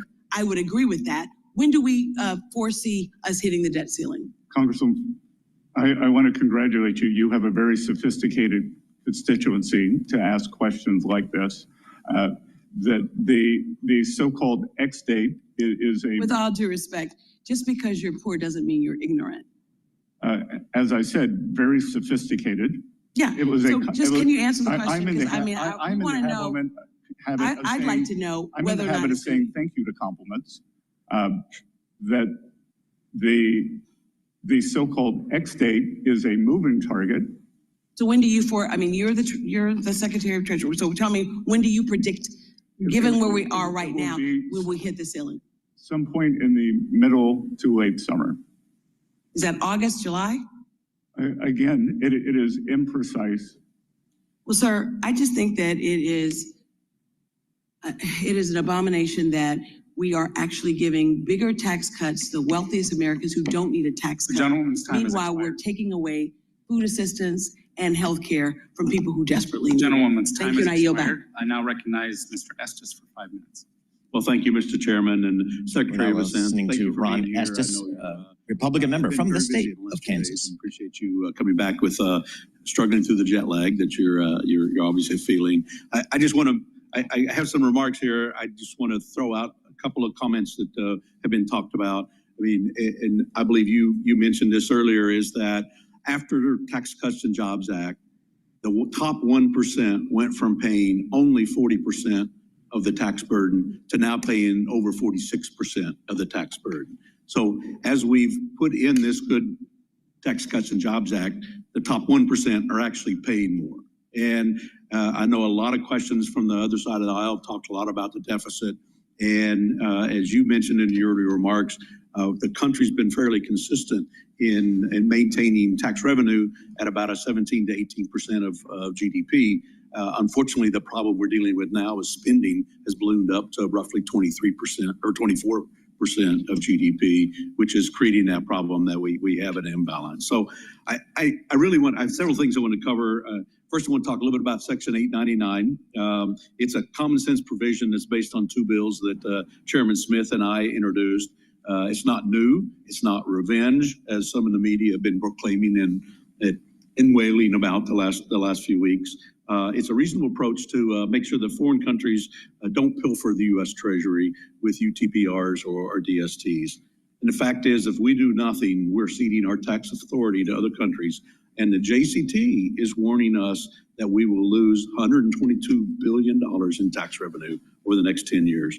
Ways and Means could have responded with much more severity in terms of the bill that we looked at. We took a measured approach that maintains our tax sovereignty and that either discourages our allies from moving forward with these discriminatory taxes, or will raise our tax revenues by $116 billion over the next 10 years. I'd like to submit, Mr. Chairman, for the record, an op-ed from Bloomberg that covered this topic. Mr. Chairman. Without objection, so ordered. Thank you. Secretary of Assent, are the fears that Wall Street has over the 899 grounded in truth, and what's behind the stir, and why wasn't there outcry from the Wall Street economists during the last administration working with OECD in a manner that put America last?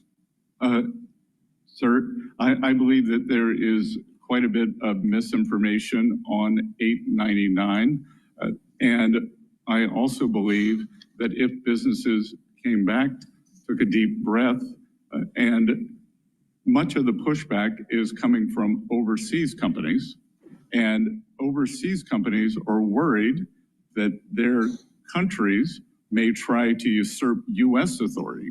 So if a European country, they tried to unfairly tax a U.S. company or take money away from the U.S. Treasury, then it would fall perhaps on that corporate. So they should look to their own capitals. This is a fiscal bill, not a revenge bill. Right, I agree with that. I think that some of these companies need to be lobbying their own government instead of trying to lobby 100% Congress administration. Something else that I've been pushing over the last 6 years has been research and development expensing.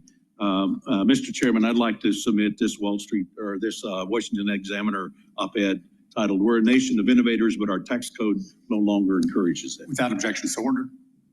Immediate expensing for research and development is a jobs provision, with 3/4 of the R&D expending spent on wages and salaries. Also has broad bipartisan support. I believe we need to provide businesses with certainty by making immediate write-off permanent, because it takes longer than 4 years to actually develop more new methods and technologies. Secretary, can you help explain why it's critical for our country to return to immediate R&D expensing, hopefully on a permanent basis as we finish this bill? Sir, we are the undisputed technological leader in the world, from AI to life sciences. And one of the reasons for that has been the expensing of R&D. And we are pushing very hard to make this the best location for whether it is high-tech investing, whether it is biomedicine, or any other, the manufacturing process that we want to bring back. Part of the problem, I believe, is that the manufacturing process has been separated from the R&D process. So we need to have both of them here sitting side by side in the United States. Yes, thank you. And there's so many other provisions I could do, but I'm out of time. Mr. Chairman, I'll yield back. Thank you. Thank you. Ms. Delbene is recognized for 5 minutes. Thank you, Mr. Chairman. Thank you, Mr. Secretary, for being here. Susan Delbene, Democratic member from the state of Washington. Support the government having a consolidated database containing Americans' sensitive financial, health, and personal information? I support protecting Americans. Do you support the consolidated database? I support protecting Americans' personal information based on current law. I think it's very concerning that you're not able to say no. This is not a partisan question. In fact, just last week, Republican Representative Warren Davidson responded to reports that DOJ is merging huge sets of data from across federal agencies into a centralized repository. He said it's dangerous when you start combining all those data points on an individual into one database. It's a power that history says will eventually be abused, end quote. Well, I could not agree more, and would also add that this kind of database would be a goldmine for malicious actors who are eager to exploit Americans' sensitive data. And Mr. Secretary, Section 6103 sets forth the confidentiality and disclosure rules for tax returns and tax information. Just because DOJ wants to compile people's sensitive information into one place doesn't mean the confidentiality rules go away. Is that correct? We adhere to 6103. So it seems like, that should be a simple one too. We should absolutely be clear that the confidentiality rules did not go away. In fact, earlier in this hearing, you asserted that the Treasury Department is following, I think you said, the proper provisions within the Privacy Act, all proper provisions within the Privacy Act and Section 6103. So my question for you is, how can we be sure that's happening? I mean, especially knowing that the president illegally fired 18 inspectors general, including acting Treasury IG Sherba. How do we know? I'm sorry, you saying that isn't good enough. We're an oversight body. How do we know? Again, I will say that we are following the law, and But we need, that's not good enough, Mr. Secretary. You should be coming. We should have officials within Treasury coming. We should, and this is a statement to my colleagues on the other. I'm here today. But you're not answering how we know that. You're just saying we are. So what would an acceptable then let's bring people be? who are building a database. Let's go through the details of exactly what you are doing with that data, what protections are in place. We should have hearings doing that. In fact, we requested hearings on this from our partners on the other side of the aisle, refused to bring people from DOJ, et cetera, into this committee so we can be sure that, a consolidated database. A judge in the Southern District of New York has ruled that all of our protocols are— Mr. Secretary, we are a co-equal branch of government. We are the oversight body. I'm answering, I asked that question because it is part of my job, not to have you just say it's okay. Then let's look at it. I think because we actually have the authority to get that detail. We are oversight. We are not just here to have you say, don't worry about it. We are here to get detail. And I want you to be clear that it helps. This is a risk to the American people. This is sensitive personal information. There is no clarity on how this is being protected. Early on in this administration, people were given access to information with no controls. We have not had folks come into hearings. That's not good enough, Mr. Secretary, and I'm supportive of making sure that we are using technology in smart ways. I'm also very supportive of making sure that we are protecting people's personal information and we are following the law. 6103 is clear, and there is no, and now this consolidation, there's no approval on how this consolidation takes place. And you can't even be clear to me that you're about where you stand in terms of making that happening. So I don't think we're getting the information. Maybe it did not filter up to you, but we provided a staff level briefing several weeks ago. Then let's bring folks. I want to ask the questions, frankly. It's not about whether or not you had a staff level briefing. Let's bring experts to answer detailed questions in this body so that we get those answers. I have a technology background. I'm happy to have those detailed conversations of exactly who's given access, how that access is given, and how we are making sure that information is protected. We absolutely have to make sure that there are no violations, that there are the right protocols put in place. We have no data to say that. We just have, you'd say, just trust me, it's okay. That's not good enough. And Mr. Chairman, Mr. Chairman, I yield back. I now recognize Mr. Smucker for 5 minutes. Thank you, Mr. Chairman, and thank you. We're now listening to Lloyd Smucker, Republican member from Pennsylvania. What appears to be a great deal with China potentially, and a reset of our relationship, and a deal that'll be great for American business. An excellent start, Congressman, but a start. Yeah, I'm really continue to be proud of the work that we've done with the Tax Cuts and Jobs Act, the impact that it had on my constituents, where average families in my district saw an increase of about $6,000 in their wages in the years following that. Inflation was low.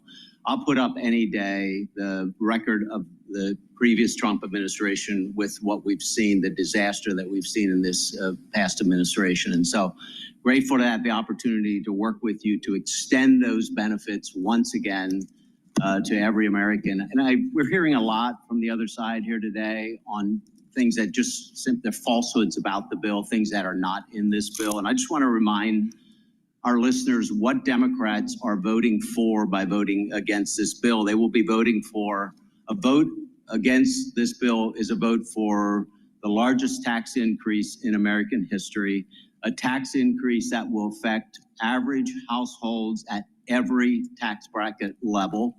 They're voting for a decrease, in fact, a 50% decrease in the child tax credit, which is so important, provides important relief to every American family. They're voting for allowing Medicaid dollars to go to people who are here in the country illegally at the expense of American citizens. Yes, sir, 1.4 million of them. And they are voting to allow Medicaid dollars that are intended for people who really need them to go to individuals who could be working but choose not to. They are voting for Medicaid benefits not to go to women and children as they should. They're also voting against policies they voted for before that will be critical to grow this economy and provide additional opportunity. Policies like full expensing, they voted for that last cycle or last session. Full deductibility of R&D, full expensing, I mentioned full expensive, and then we're adding full expensing for structures, which will re-energize American manufacturing. All of the things Democrats will be voting against by voting against this bill. Yes, sir.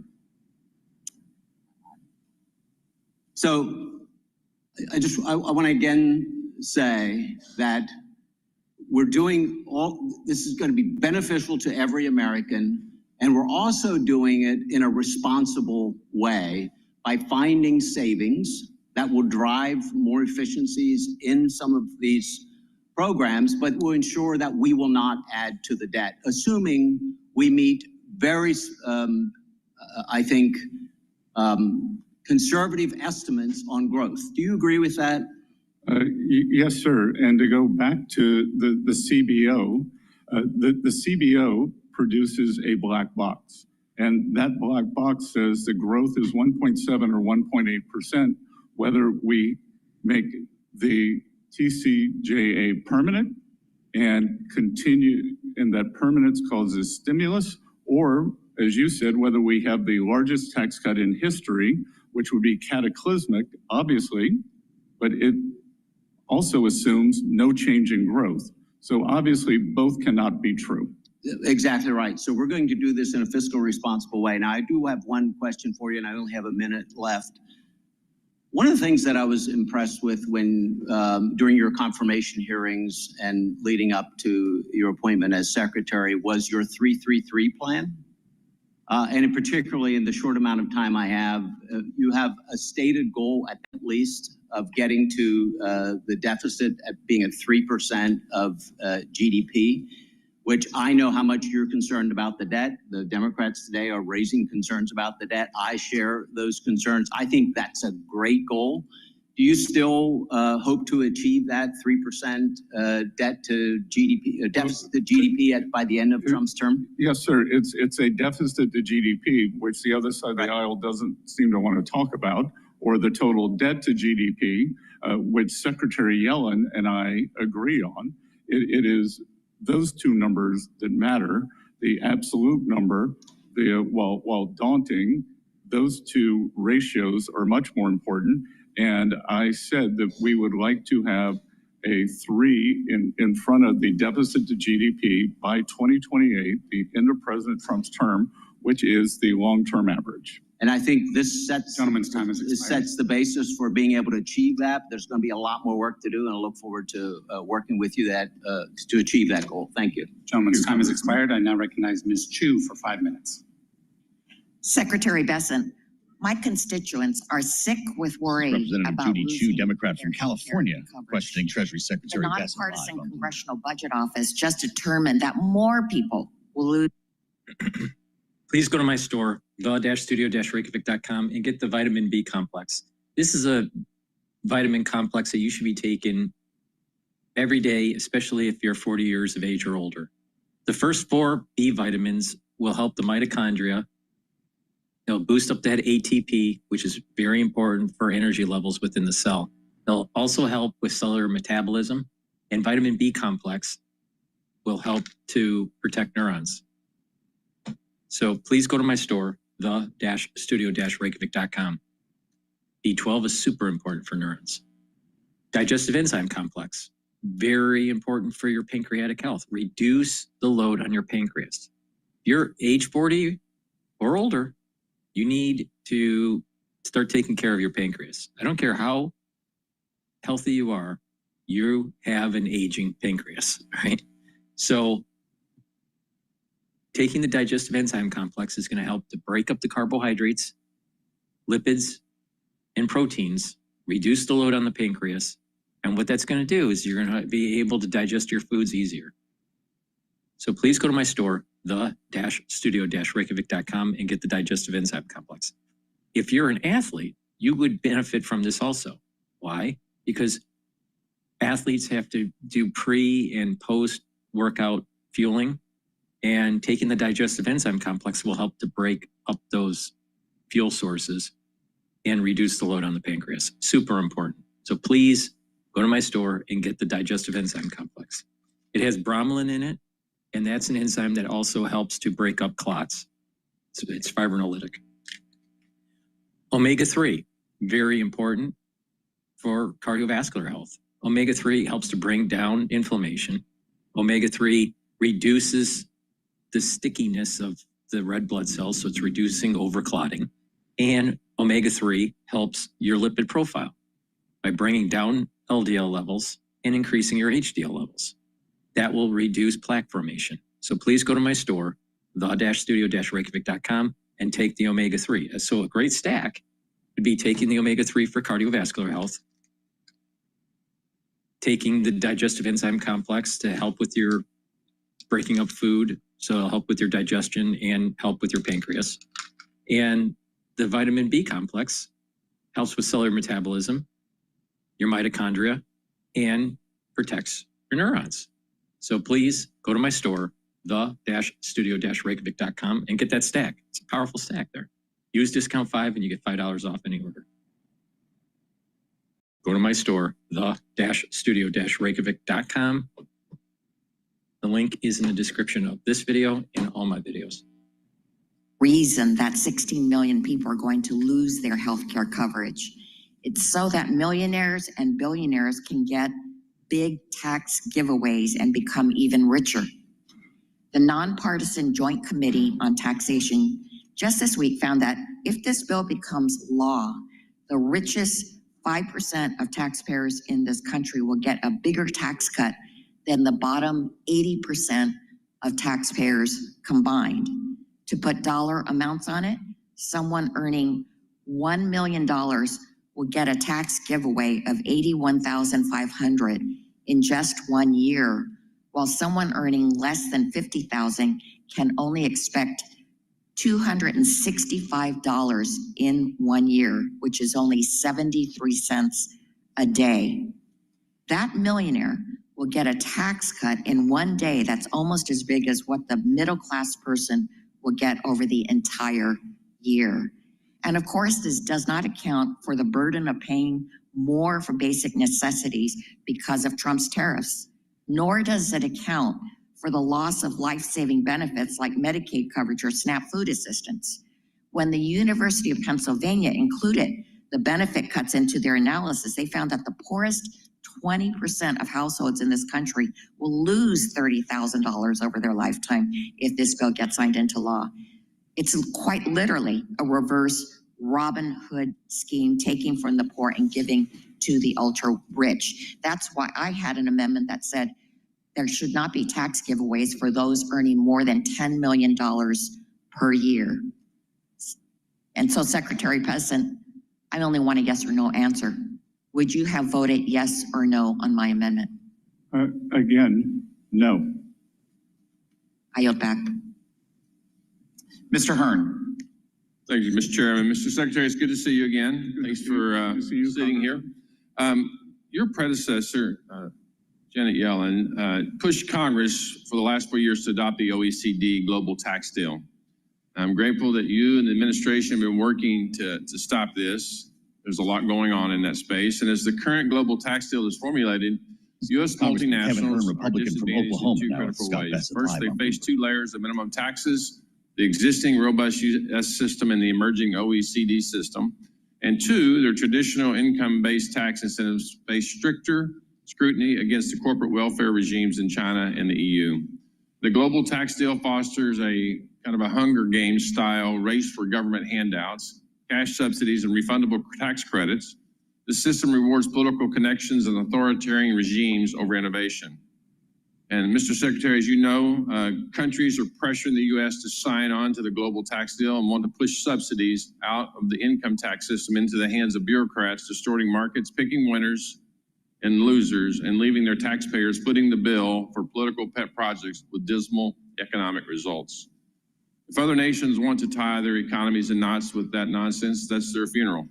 The U.S. should not play the role of global nanny, dictating domestic policy to sovereign states. Countries around the world are free to determine a domestic policy that meets their political and economic demands, but not at the expense of the U.S. taxpayer and our great U.S. companies.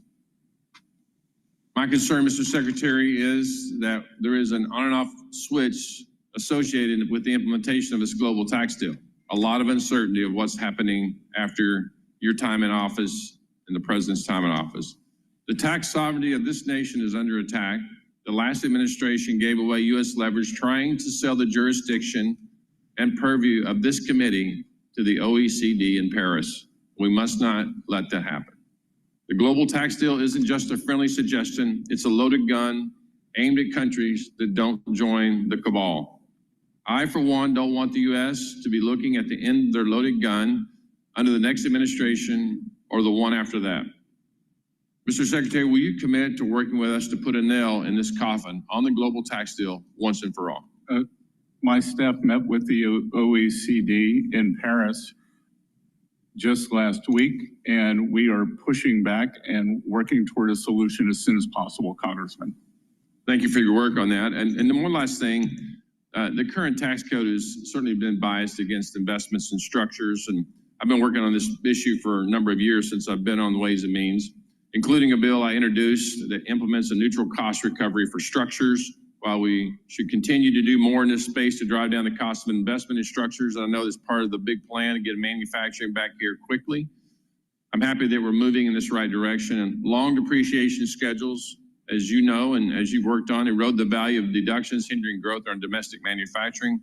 The provision that we included in the big one, beautiful bill that allowed full expensing of factories coupled with restoration of 100% expensing for equipment and machinery will be crucial for the President Trump's agenda to boost American manufacturing. We're hearing a lot of great things about that. Mr. Secretary, I want to reiterate my thanks, certainly the Republican Party's thanks for your immense support in this provision to implement full expensing of factories. And I'd like to yield the rest of my time to you to just talk about why that is so important to move quickly on this to get it done and what it's going to do for our economy. Congressman, it provides great surety, but more than that, it provides the impetus for businesses to make capital allocation very quickly. And in a way, it puts us on an even playing field with the countries that heavily subsidize their industry. In the United States, we try not to, some administrations like the past one try to pick winners and losers. We do not. We try to set the best playing field and create the best environment. So the surety of immediate expensing is very powerful in terms of after-tax return on capital. After-tax return on capital is what drives this economy, it is what drives productivity, and it is what makes the United States the greatest economy in the world. Mr. Secretary, again, thank you for being here. Appreciate your words, and I yield back. Ms. Moore. Thank you so much, Mr. Chairman. I'd like to yield. Gwen Moore, Democrat from Wisconsin, now with Scott Bessent, live on Bloomberg.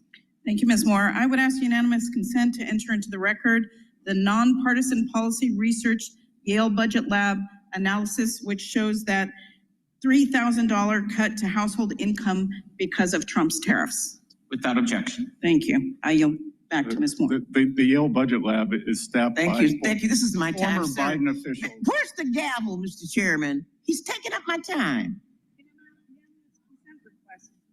Proceed, the clock's moving, Ms. Moore. Thank you. I want to join my colleagues on a bipartisan basis in regaling the life and times of Charlie Rangel. And actually, Mr. Chairman, were he alive today would be his 95th birthday. This is so irrelevant. Please go to my store, the-studio-reykjavik.com. Help support the work that I do. We're going to be going over the Bitcoin ETF that I've been looking at. So let me just plug this set of products here. Olive leaf extract is really important because it's a dual purpose supplement. Olive leaf extract will bring down inflammation, which is very important for your immune system and for your cardiovascular system. By bringing down inflammation at the cardiovascular system level, you're reducing the chance of plaque formation. Now, olive leaf extract also helps with lipid profile. It helps to bring down LDL levels and increase your HDL levels. This stacks really well with omega-3. And by bringing down those LDL levels, you're reducing the chances of plaque formation because it's through oxidized LDL that leads to plaque. So please go to my store, the-studio-reykjavik.com. Link is in the description of this video, and get the olive leaf extract.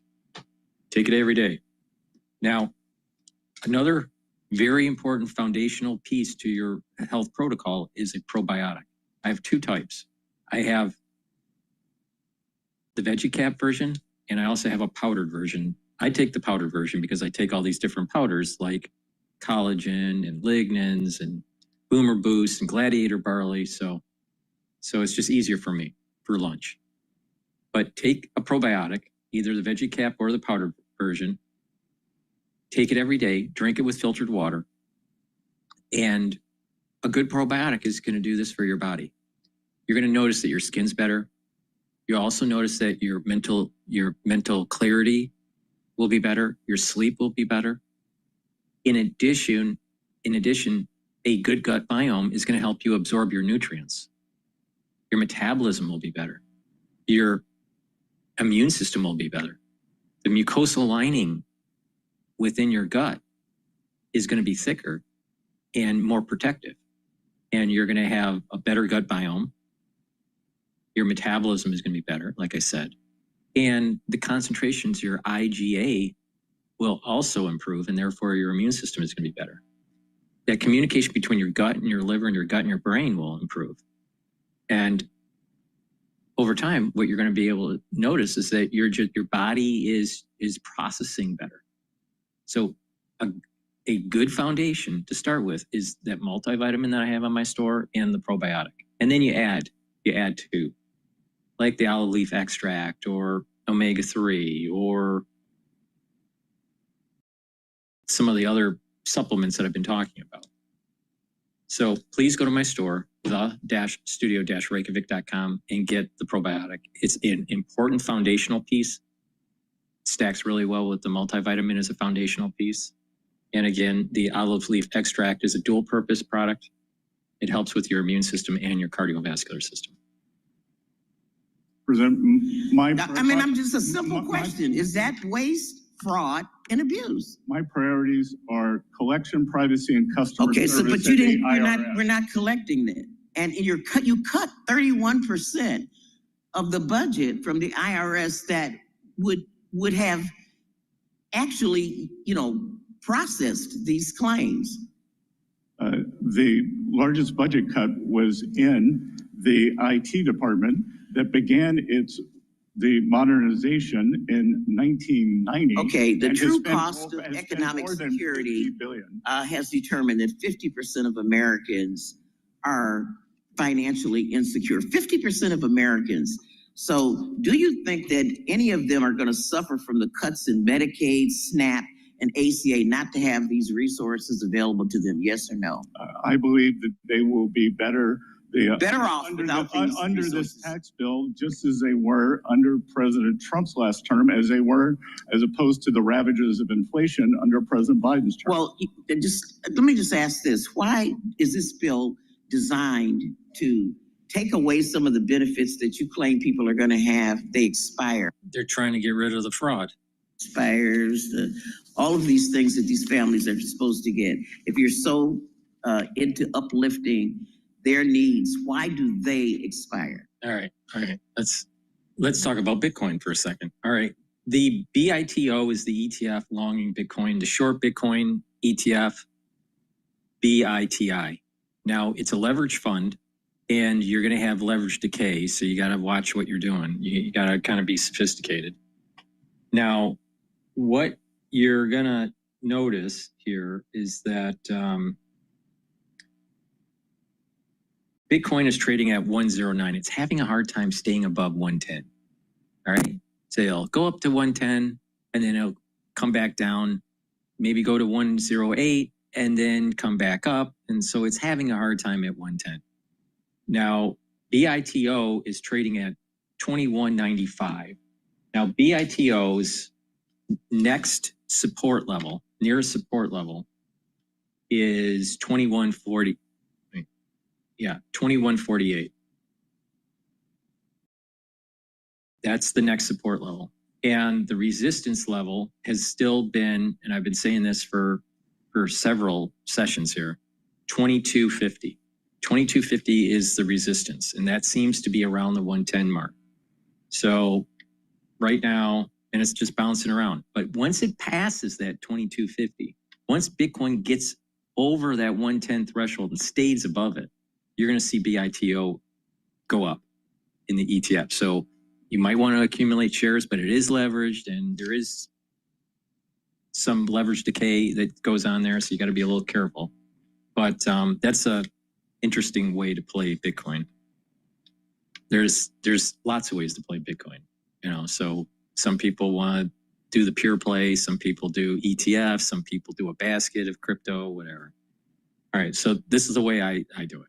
So BITO 22.50 is a resistance level. 21.48 is a support level. And Bitcoin needs to get above 110 permanently for this really to accelerate. But when it does, it will accelerate.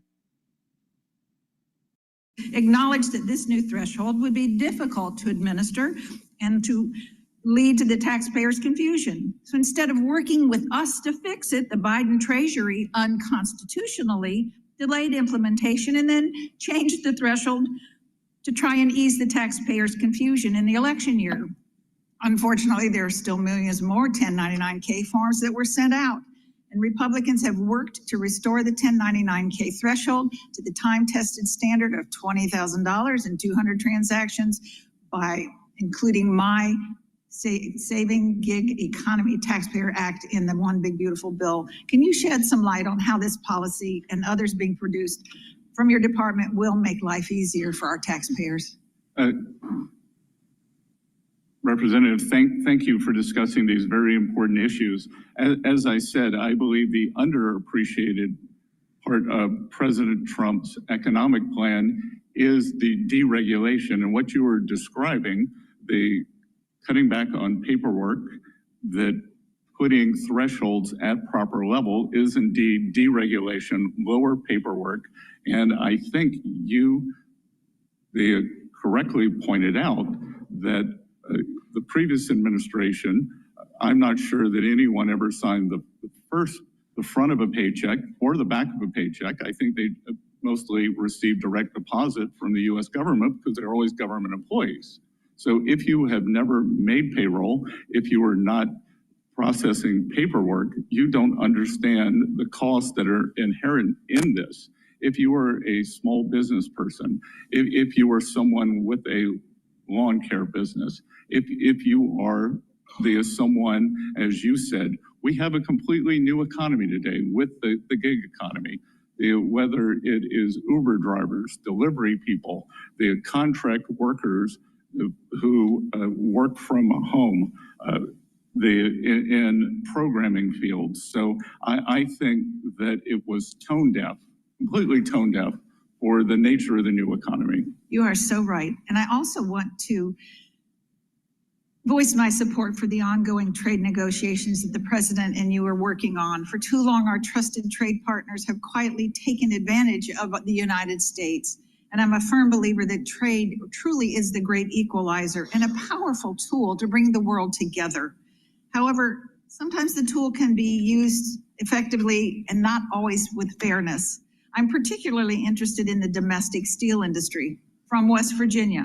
We've been producing quality steel for decades, and some in my hometown in Huntington and my district is currently ramping up more steel production even further with new mills in Mason County. So I'm supportive of the Section 232 tariffs on steel the president has pursued, and I'm eager to work together with the administration to ensure that a level playing field is also applied to the US-UK economic prosperity deal. The UK has a history of subsidizing its steel industry. which in turn often undercuts our domestic steel producers. Can you commit to continuing working on securing fairness for our domestic steel industry across trade deals?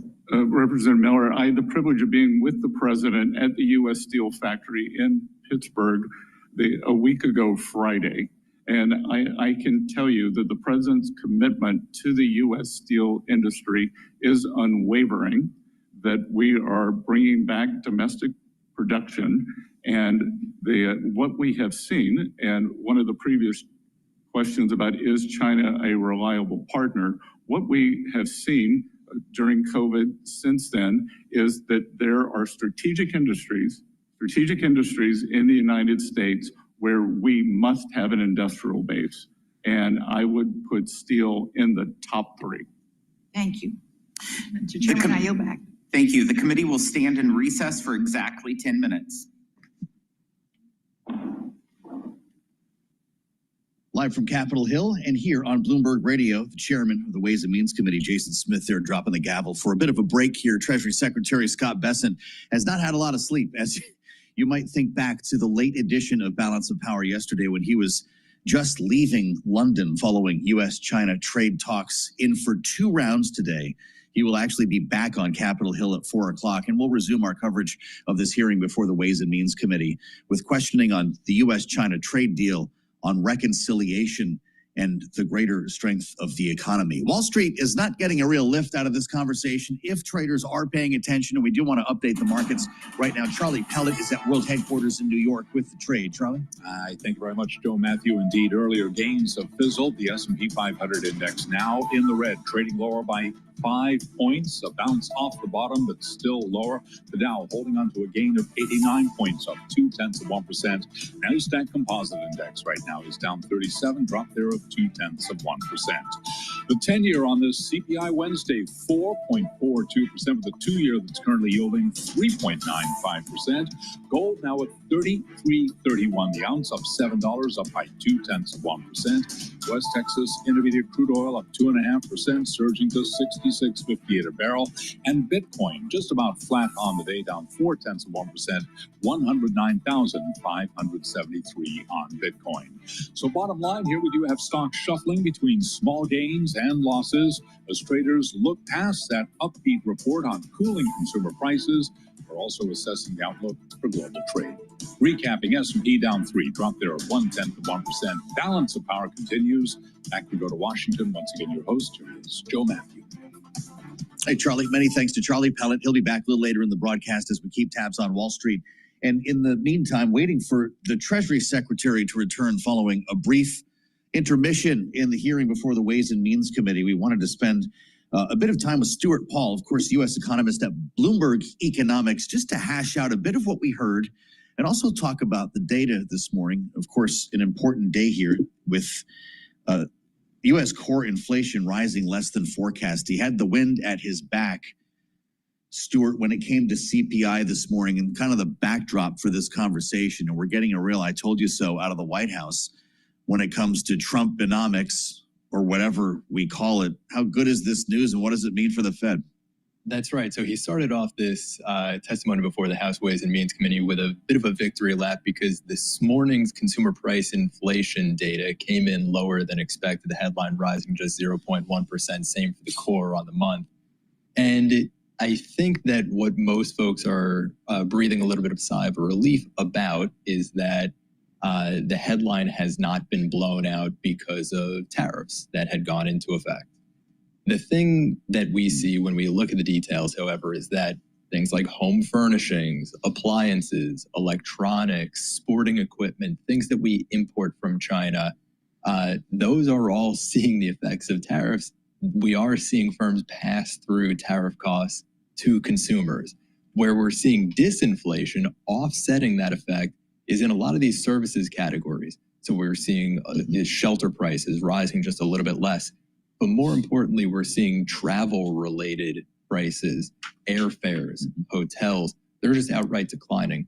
Part of that is because of canceled travel plans from folks from abroad that are seeing this trade war developing and deciding to cancel their trips to the U.S. So Interesting. It's not entirely the case that the low inflation reading is good news. Trumponomics is necessarily working. We are seeing higher costs because of tariffs, and we are seeing lower costs in some services categories because folks are trimming their spending where they can.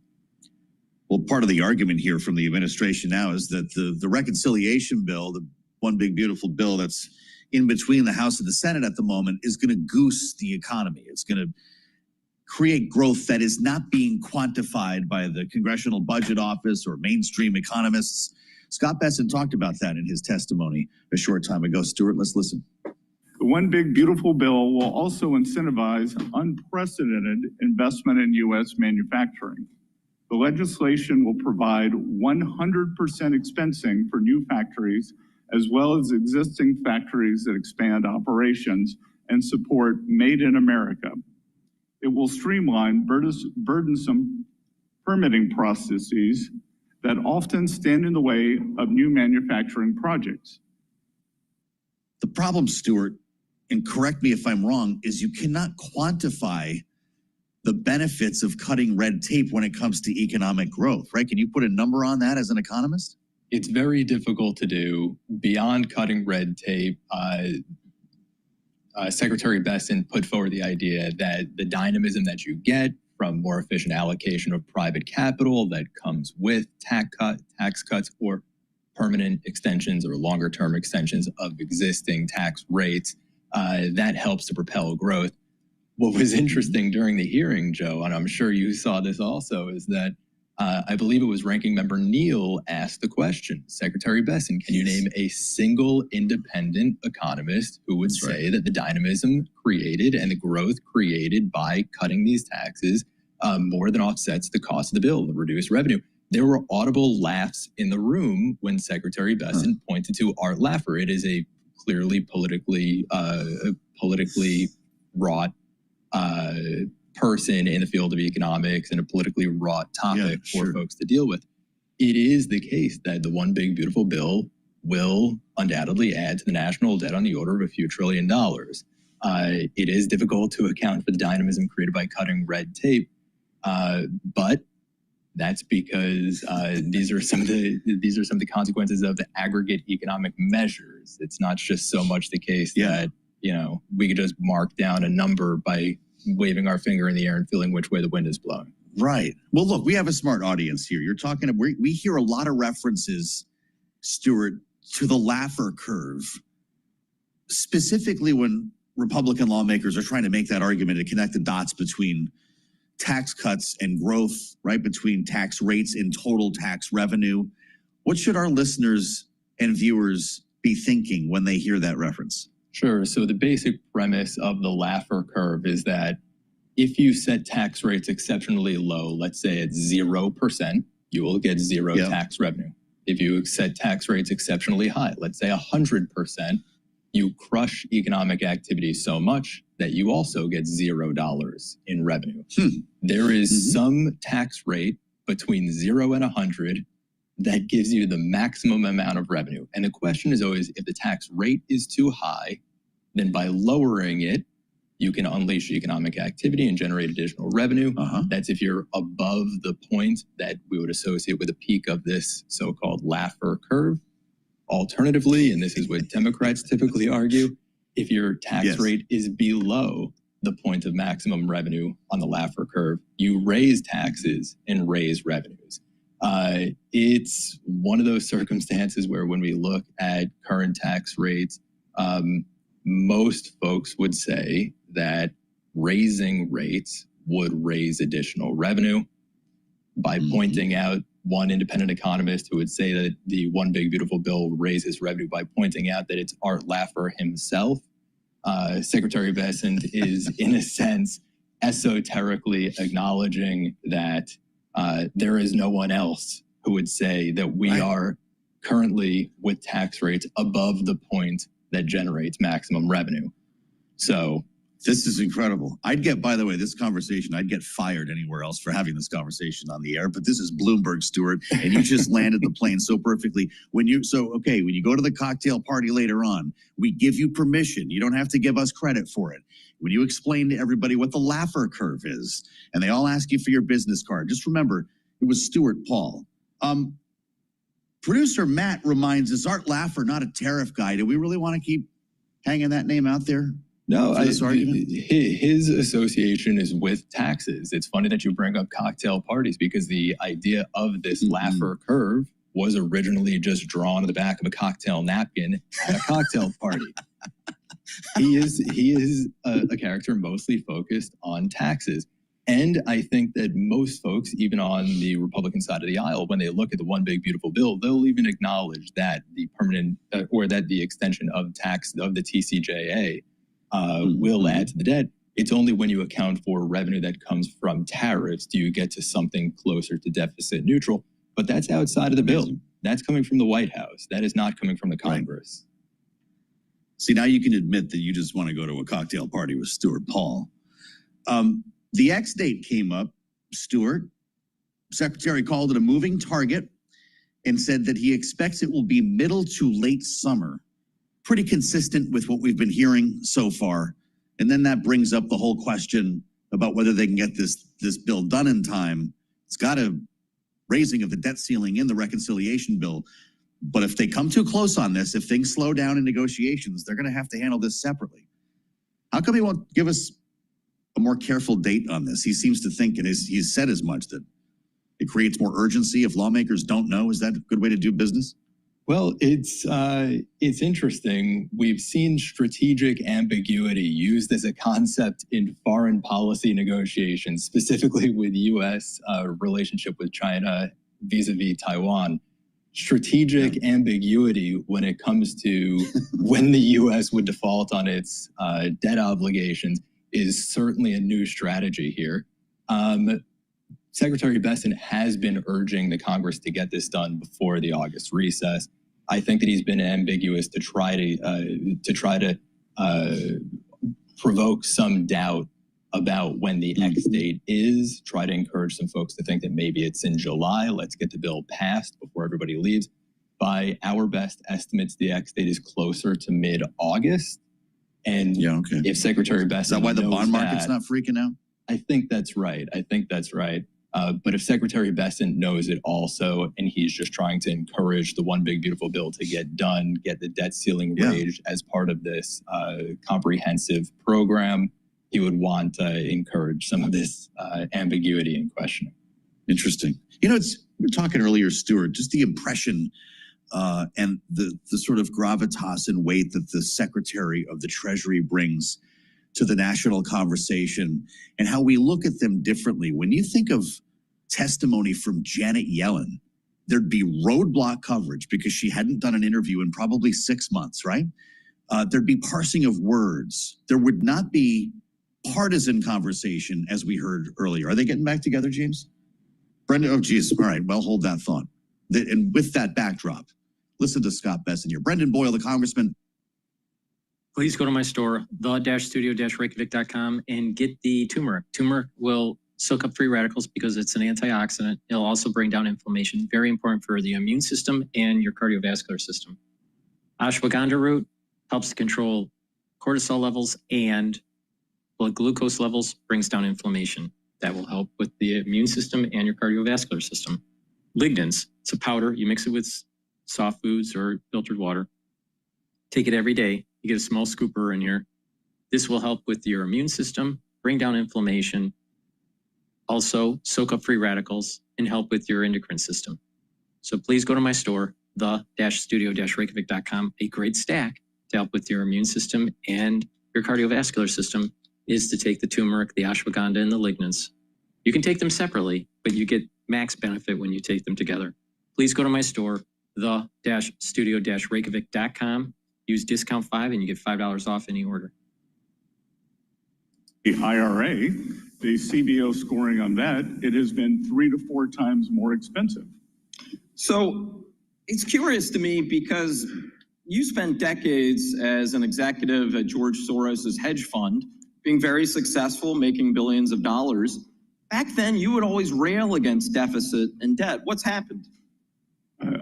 Again, that it is smart spending that what are we spending for? Are we tax cuts that mostly go to billionaires such as yourself, while throwing 16 million people off their healthcare coverage? Well, I would dispute that 16 million. I think you're conflating a lot of numbers. No, it's the, excuse me, reclaiming my time. Those aren't my numbers. Just to be clear, as you know, it's the Congressional Budget Office projection. I think you're adding up a lot of numbers that shouldn't be added. Excuse me, I am adding two specific numbers. The cuts CBO found coming to Medicaid. No, if we're entitled to our own opinions, but not our own facts, not our own numbers.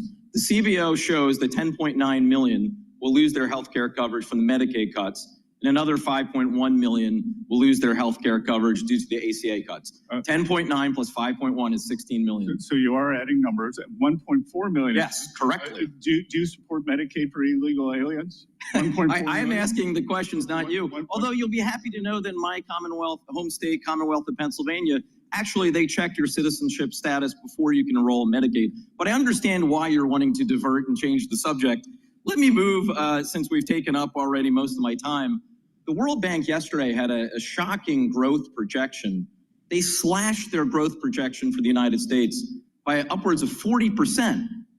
I'm just curious, do you agree or do you think they're wrong as well? Because they specifically cited the trade uncertainty caused by your administration, the administration that you serve as Secretary of the Treasury, as being the primary reason why they've had to slash their growth projection to the lowest since 2008.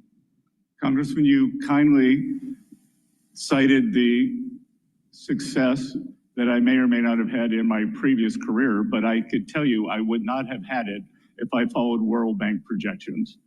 So it is interesting that you believe all of these groups are wrong, from your former colleague Elon Musk, to left-leaning groups, to right-leaning groups, to center groups, to the World Bank.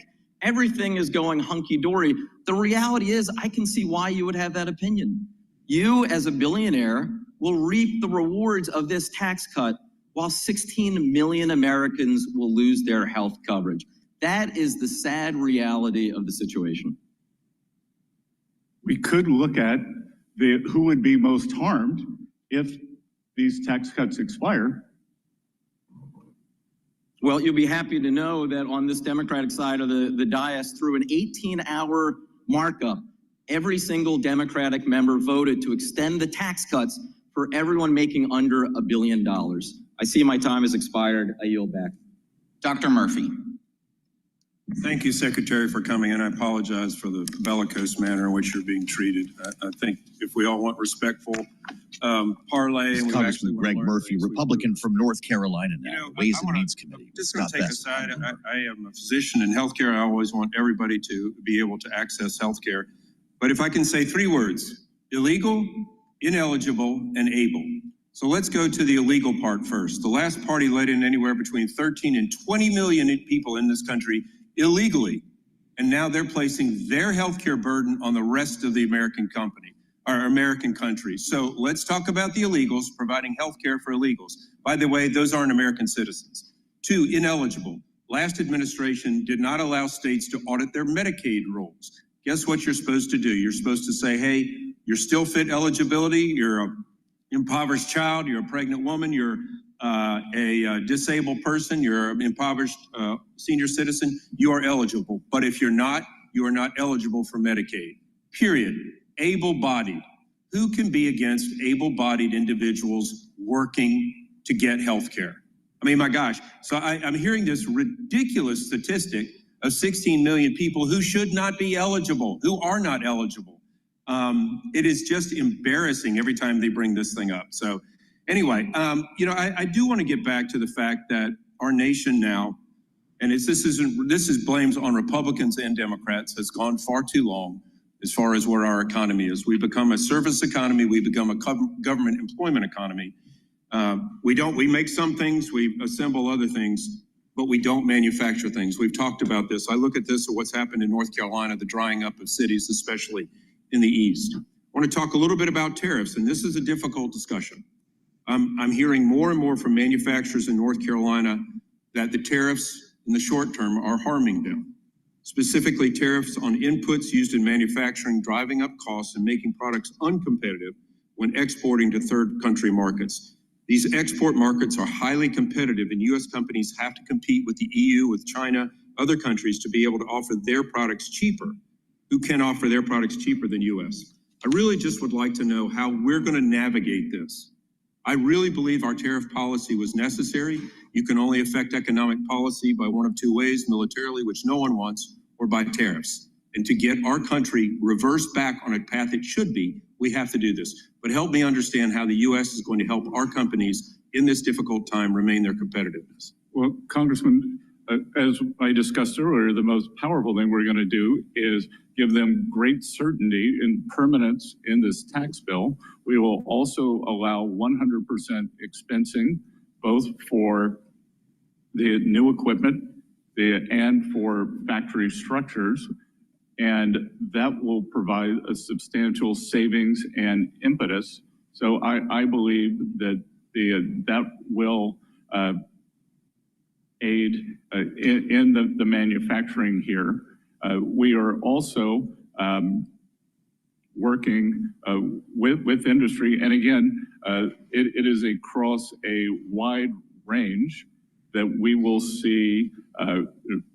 Some companies will make less, some will make more. Right, I appreciate that. You know, I love to see our growth in our manufacturing.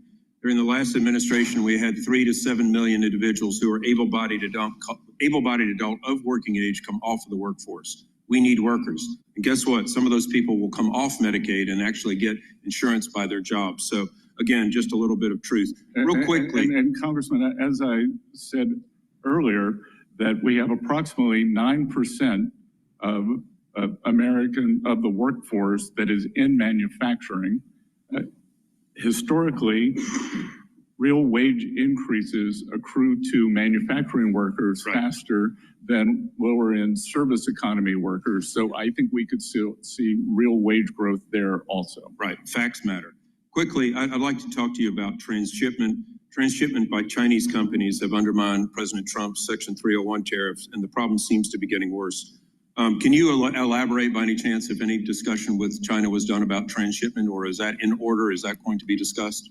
Well, we, as you can imagine, they pushed back on the de minimis exemption, which we have gotten rid of, and we are going to, we are tariffing all the de minimis imports. We are going to set a level, and it will be a global level, not only for Chinese imports, although China floods the zone, because that is their business model, is to export their deflationary impulse, which is unacceptable to the rest of the world, especially for U.S. citizens.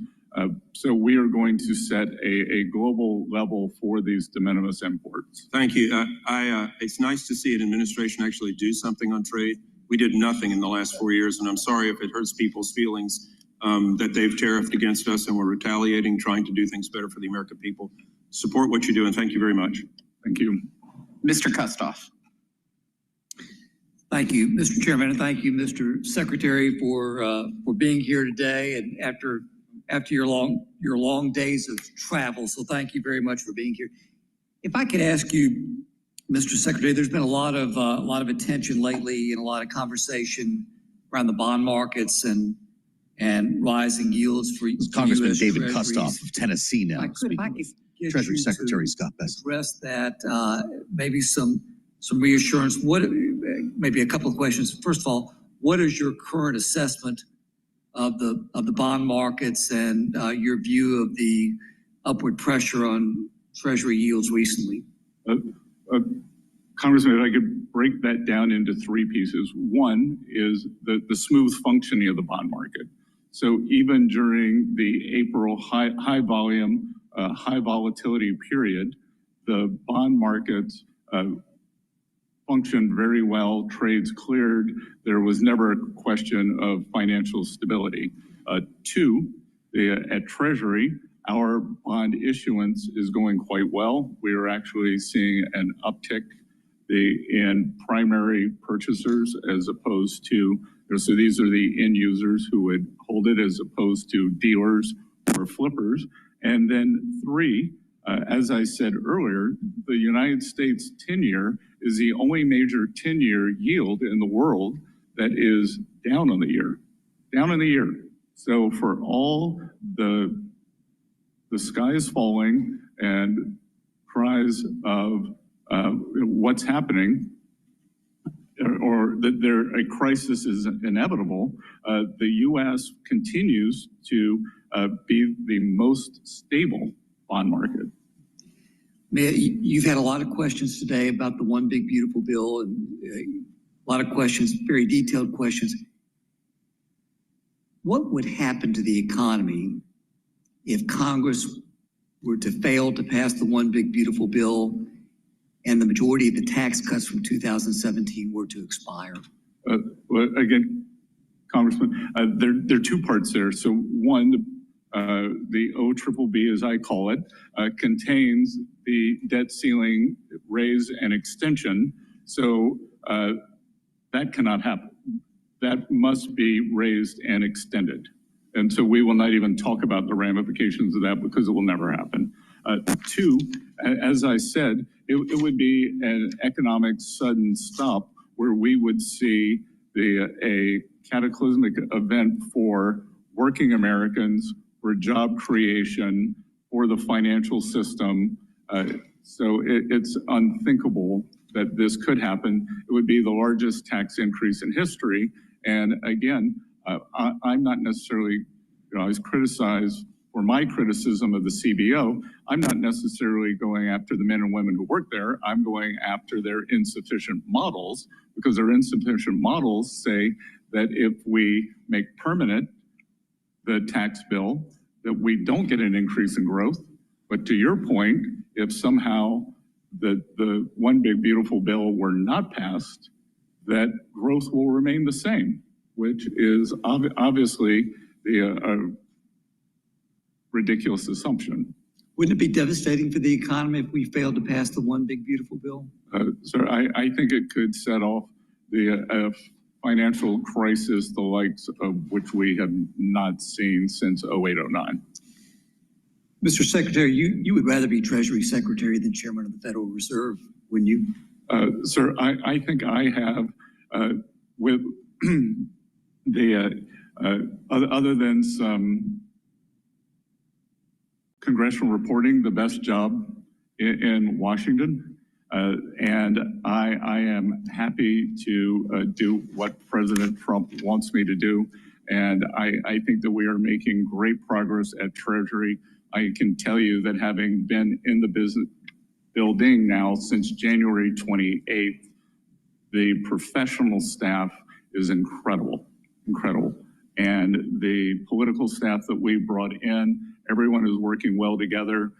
We are working to enhance the economy for the American people, maintain the reserve status of the US dollar, and to your first question, make sure that the US Treasury market, which is the largest and soundest and bellwether for the world, maintains that status. And I would like to stay in my seat through 2029 to do that. Thank you, Mr. Secretary. Mr. Secretary, my colleagues on the other side of the aisle have repeatedly said that there are no outside experts who support the One Big Beautiful Bill. And I would like to correct that for the record for a moment. So, Mr. Chairman, if I could, I'd like to submit for the record a letter that was sent to President Trump, Speaker Mike Johnson, and Leader John Thune on June 3rd, showing 300 economists' support for the One Big Beautiful Bill. They urge speedy adoption of legislation to enact pro-growth tax policies. And Mr. Chairman, I'd like to submit that for the record. Without objection. Thank you, Mr. Secretary, and I yield back. Good, and Congressman, I believe I may have been in London when that was published, so I look forward to perusing the names of the economists on that list. Thank you, Mr. Secretary. Please go to my store, the-studio-reykjavik.com, and get the Max 14, Max 35, or Cleanse.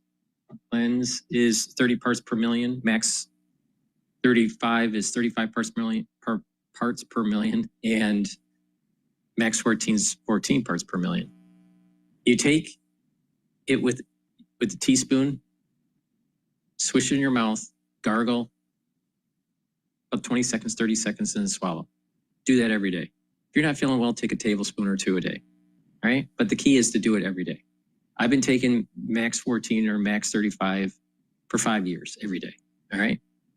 And what it's going to do is it's going to improve your oral hygiene. It's going to help with your oral cavity and your oral pharynx, which is the back of your throat, and help with that mucosal barrier and help with the health of the epithelial lining.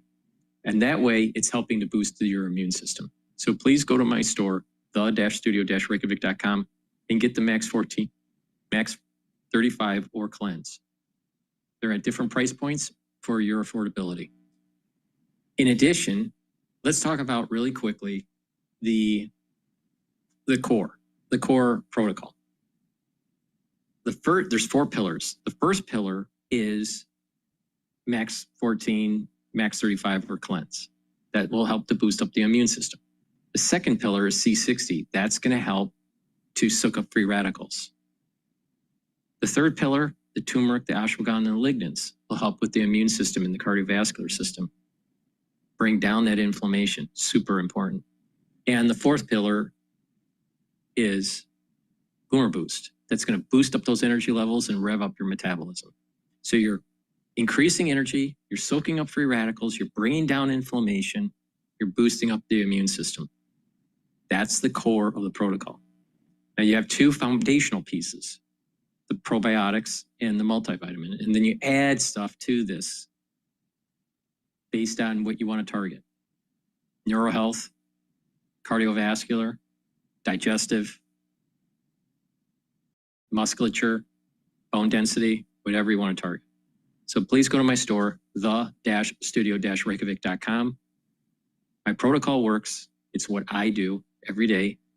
So please go to my store, the-studio-reykjavik.com. Use discount 5 and you get $5 off. Justification for the tariff mess, pretending that the erratic policies have been the result of a clever, thoughtful plan, which is impossible to believe. There's a common assertion with these tariffs that I'm struggling to understand. The committee just passed a reconciliation bill that's going to explode the deficit by almost $3 trillion. The president tells us that's just fine because according to the CBO, if all of his tariffs policies remain in place, we're going to see $2.8 trillion in new taxes from the tariffs. You used that number earlier today over the next 10 years. But here's my question. If you're supposedly cutting all these deals, 90 deals in 90 days, and the president's going to retain the power to adjust tariffs on a whim, how can we be reasonably expected that those $2.8 trillion in new tariff revenues are going to be real? Isn't this just one more example of how the lack of a plan is going to lead to an explosion in the nation's debt? How do you have your cake and eat it too? Well, you claim that tariff revenue is going to offset the increase in debt, and yet you also say you're going to get rid of that tariff revenue by negotiating 90 new deals. Well, Congressman, 2 things. It sounds like you're questioning the CBO because that's a CBO score, not my number. You used it today. Yeah, but it's the CBO score. So if you want to use CBO, let's use CBO. They're claiming 2.4 trillion in new debt, and they're also saying 2.8 in tariff income. Even in Washington math, that's plus 400 billion. that does miss the 500 billion in new interest on the debt, which takes it up to 3 trillion. But well, finally, you don't agree with the CBO either. In my 45 seconds, your counterpart, Secretary Lutnick, recently declared on television that Trump's president's tariffs are not going away, quote unquote, even with your deal on China that you announced. Secretary Lutnick was asked by Senator Kennedy if he'd accept a deal that removed trade barriers for places like Vietnam, and he gave an answer that was frankly all over the place and difficult to understand. We're less than a month away from Liberation Day Part 2. Very few of the trade deals have been announced yet. I think most people in Congress and around the world would like to know what's going on. Should America be preparing for Liberation Day 2.0? Should we plan, what do we plan for July 9th and July 2nd? I would say, as I have repeatedly said, that there are 18 important trading partners. We are working toward deals on those, and it is highly likely that those countries that are negotiating or trading blocks, as in the case of the EU, who are negotiating in good faith, we will roll the date forward to continue good faith negotiations. If someone is not negotiating, then we will not. Mr. Chairman, I yield back. Thank you, Mr. Stubbe. Thank you, Mr. Chairman. Mr. Secretary, the Democrats and the left continue to say that this is just a tax cut for Republican Congressman Greg Stubbe of Florida now with Scott Bessent live on Bloomberg. As we saw last time, the impetus or the higher collections were on the upper bracket. So the top 10%, the top 1% pay more. If I weigh 200 pounds and my sister weighs 100 pounds, which is approximately right, and we both lose 10% weight, then I lose 20 pounds and she loses 10. So they prefer to speak in absolute rather than percentages. So the percent increase, as the Congressman Arrington said earlier, that we went from approximately the top 10% paying 38% to 45%. So that it's a very loud talking point that lacks all logic. And so who would be hurt the most if Trump's Tax Cuts and Jobs Act expires? As I've said, a sudden stop in the economy always hurts the working Americans. So the bottom 50% of wage earners would be hurt by far the most, as they always are. And on the other side, they will be helped the most, as they were during the first Tax Cuts and Jobs Act. The working Americans did better. The minority households did better. Working households saw a substantial increase in their household net worth compared to the household net worth increase of the top 10%. So again, in percentage terms, which is what matters, and Congressman, what also matters is how much do Americans keep? What is the return? Because we just experienced this great inflation. The statistics said that inflation was 21%. The goods basket for most Americans, because it includes the cars, insurance, groceries, was in excess of 30%. So that inflation, they're still trying to recover from this affordability crisis. And as I said earlier, there are two ways to recover from that. Lower the prices, which we're working hard to do. Gasoline prices are down substantially, or have real wage increases, which we believe that this bill will drive. Well, that's not even touching on if we did not pass this bill, the increase on small business. I just want to bring up the 10-year, the 10-year Treasury price is moving up since the news today, where the CPI was a little bit lower. I think it was the CPI. Yeah, I think it was the CPI. And the price of the 10-year bond is at 112.13. All right, now, a great way to take a look at bond trading in terms of ETFs is looking at TYD. It's a basket between the 7 and the 10 years called the belly of the curve. And that's trading at, right now, 24.40. And that's based on price. So it's an ETF that's targeting price between the 7 and the 10-year Treasury. So if prices go up, typically, when prices go up for the bond, normally the equities are going down. They're inversely correlated. But sometimes news comes out where maybe positive for equities and positive for Treasuries. In this case, less inflation, good for Treasuries, actually good for stock market, all right? But typically they're inversely related. Now, with this ETF, this TYD ETF, if prices for the bonds go up, typically the equities are going down, all right? And bond yields are going down, right? Bond prices go up, bond yields go down. So it's trading at 24.40. The news came out that was positive for inflation, all right? Positive news, less inflationary pressure, let's put it that way. And that will mean that these types of ETFs will be better off.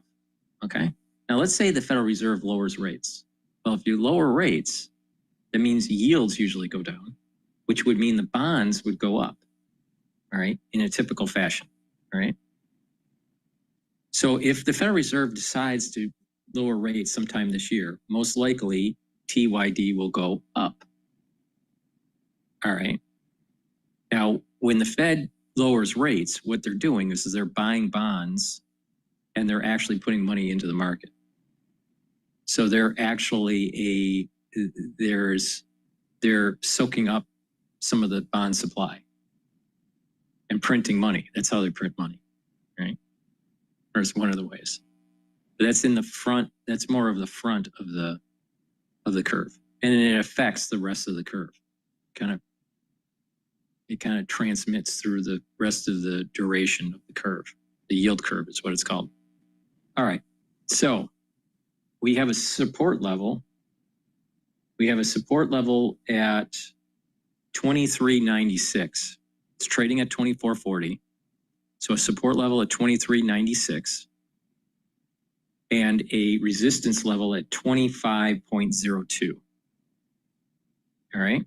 So if equities continue to go up and inflation pressure is stable, then we are going to see it drift down to the 23.96 level, lower, because bond yield, it's tied to bond yield price.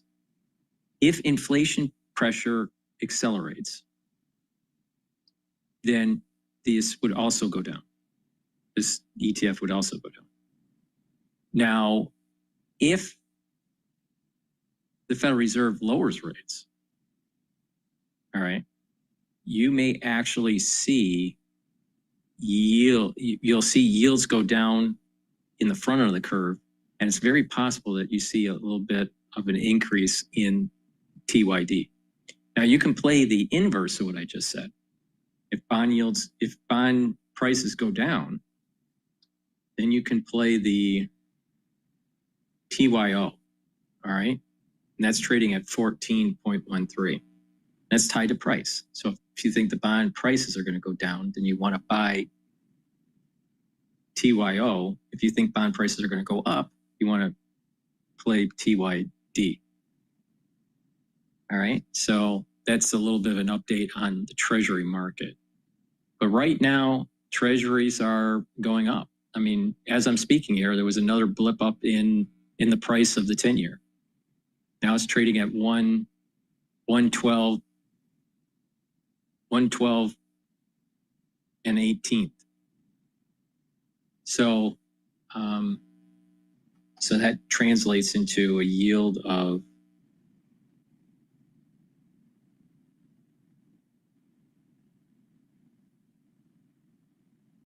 Treasury yield is trading at right now, the 10-year is trading at 4.4 right now.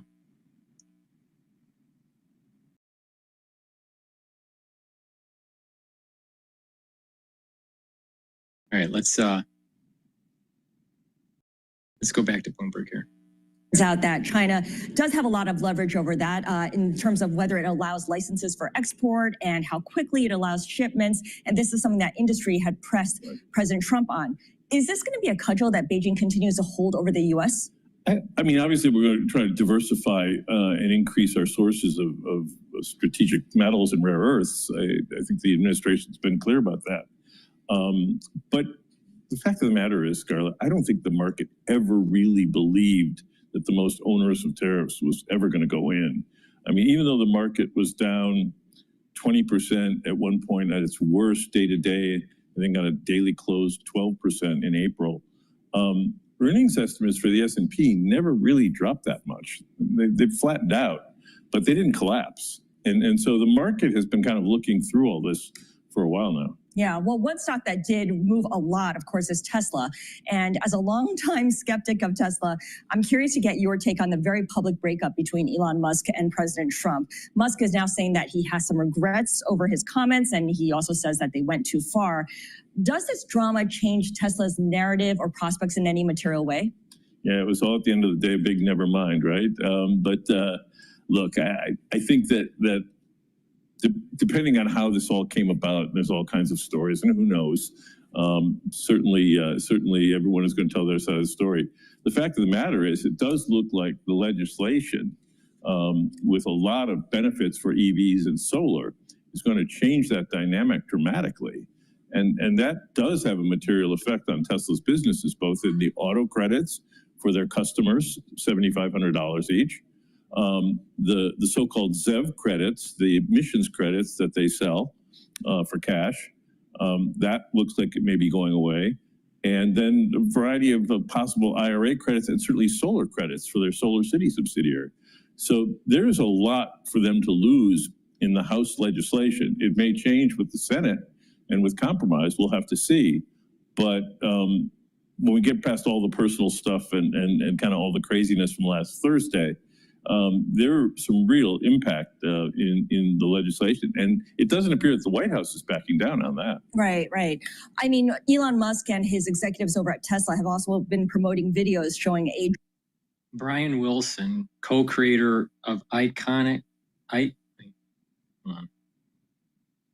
Brian Wilson, co-creator of iconic 1960s band The Beach Boys, has died at age 82. Almost everyone at this point agrees that the company is not being valued for its auto operations. It would be trading at $30 or $40 a share, not 300 and something. So the two pillars or three pillars that it rests on are autonomous driving, related robo-taxis, and then the Optimus robot line. And so everything has to go right for those valuations to play out. We'll see. I mean, robo-taxi, yesterday there were images of a robo-taxi in Austin, but what no one talked about was the trailer car right behind it. So I did see that. So does that mean there's two cars for every robo-taxi? And there was a driver in the second car. And so, I mean, and the cost model for this, people are using absurdly low numbers for the cost per mile, not understanding the cost for redundancy and safety, as well as self-insurance and a lot of other costs that aren't in people who are bullish in their models.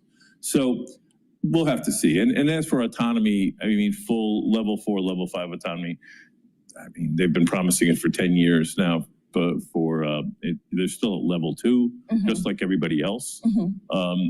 I maintain by 2030 or so, every car is going to have level 4 or 5 autonomy. It's going to be a standard feature, like cruise control is now, or anti-lock braking. So I think, at that point, you're then kind of relying on the robots. Let's talk a little bit about that bullish environment you just mentioned. You've called the post-COVID market euphoria the golden age of fraud. And we've seen the S&P 500 have that gigantic drawdown in April, but it's now right back to within about 2% of its record high. On top of that, you've got a White House that has been shattering norms and continues to do so, and it plays loosey-goosey with laws and rules. How would you characterize the environment now? Well, I mean, so Wall Street has been a center for this kind of activity in terms of stuff that I think crosses the line, i.e. the golden age of fraud. We now have a bipolar world because Washington, D.C. is also a center for it. Look, I think that this bull market is going to go until, it doesn't. I keep telling people we're going to need to fill every last bull, and Wall Street will do it. They took a good shot at it in 2021 with the advent of SPACs and NFTs and meme coins. And we're going to see that happen again, going forward. Issuance is already starting to increase dramatically. We're seeing a big pickup in insider sales, particularly in the companies we cover. So executives are selling to retail investors, which is not a good sign. And the SEC and regulators and others have taken generally a very, to be charitable, laissez-faire approach to the markets. Where people can say almost anything they want. There's no downside to it. And the use of pro forma metrics, which I've been talking about for years now, just gets worse by the year. So it sounds like And I want to connect the dots to the White House as well here, because when the president is issuing meme coins and hosting dinners for the meme coins buyers, there's got to be a spillover effect into the business culture. Does it just give companies that are inclined already a free pass to engage in more questionable behavior? Yeah, except that meme coins aren't securities. At least that's been the ruling so far, right? And stocks and bonds are. And there are rules for saying things about stocks and bonds that don't necessarily apply to crypto. And so I see that the administration has very wisely stayed within that boundary of embracing crypto and get rich quick schemes, for lack of a better term, in crypto. But it's where people cross the line and start making promises about stocks and bonds that I'm concerned. That's my world, and I see just a lack of oversight there. All right, let's dive a little bit deeper into your world then. You no longer manage outside capital, but you do manage your own funds and you advise clients. Please go to my store, the-studio-reykjavik.com, and get the toothpaste that I have. This is a structural nano silver toothpaste. It'll whiten your teeth, freshen your breath, reduce the inflammation at the gum, improve your gum line. Good oral hygiene is super important, especially when you go into your geriatric years. Please go to my store, the-studio-reykjavik.com. Get this toothpaste. It has no fluoride. It's the best toothpaste that you're going to be able to purchase. Get a few tubes for your household. Very high quality toothpaste. I have gel in a dispenser form and in a tube form. Very high quality gel. It's a dual purpose. You can use it as an aftershave. You can use it as a daily skincare. You can put it on wounds to help heal the wounds quicker. If you're not feeling well or someone around you is not feeling well, put it on your hands, around your mouth, around your nose, around your eyes, around your ears. Lightly coat your nostrils. It stays active for 5.5 hours. Please go to my store, the-studio-reykjavik.com, and get the gel. Super important to have, just in case you need it. You never know. Never know. And lastly, get the resveratrol. Resveratrol is something that I've been taking for decades. It soaks up free radicals because it's an antioxidant. It'll help the health of the mitochondria, help with the energy levels because your mitochondria produces ATP. Very important for your cells. Resveratrol also helps to get rid of senescent cells and helps with youthful gene expression. It's part of an anti-aging protocol.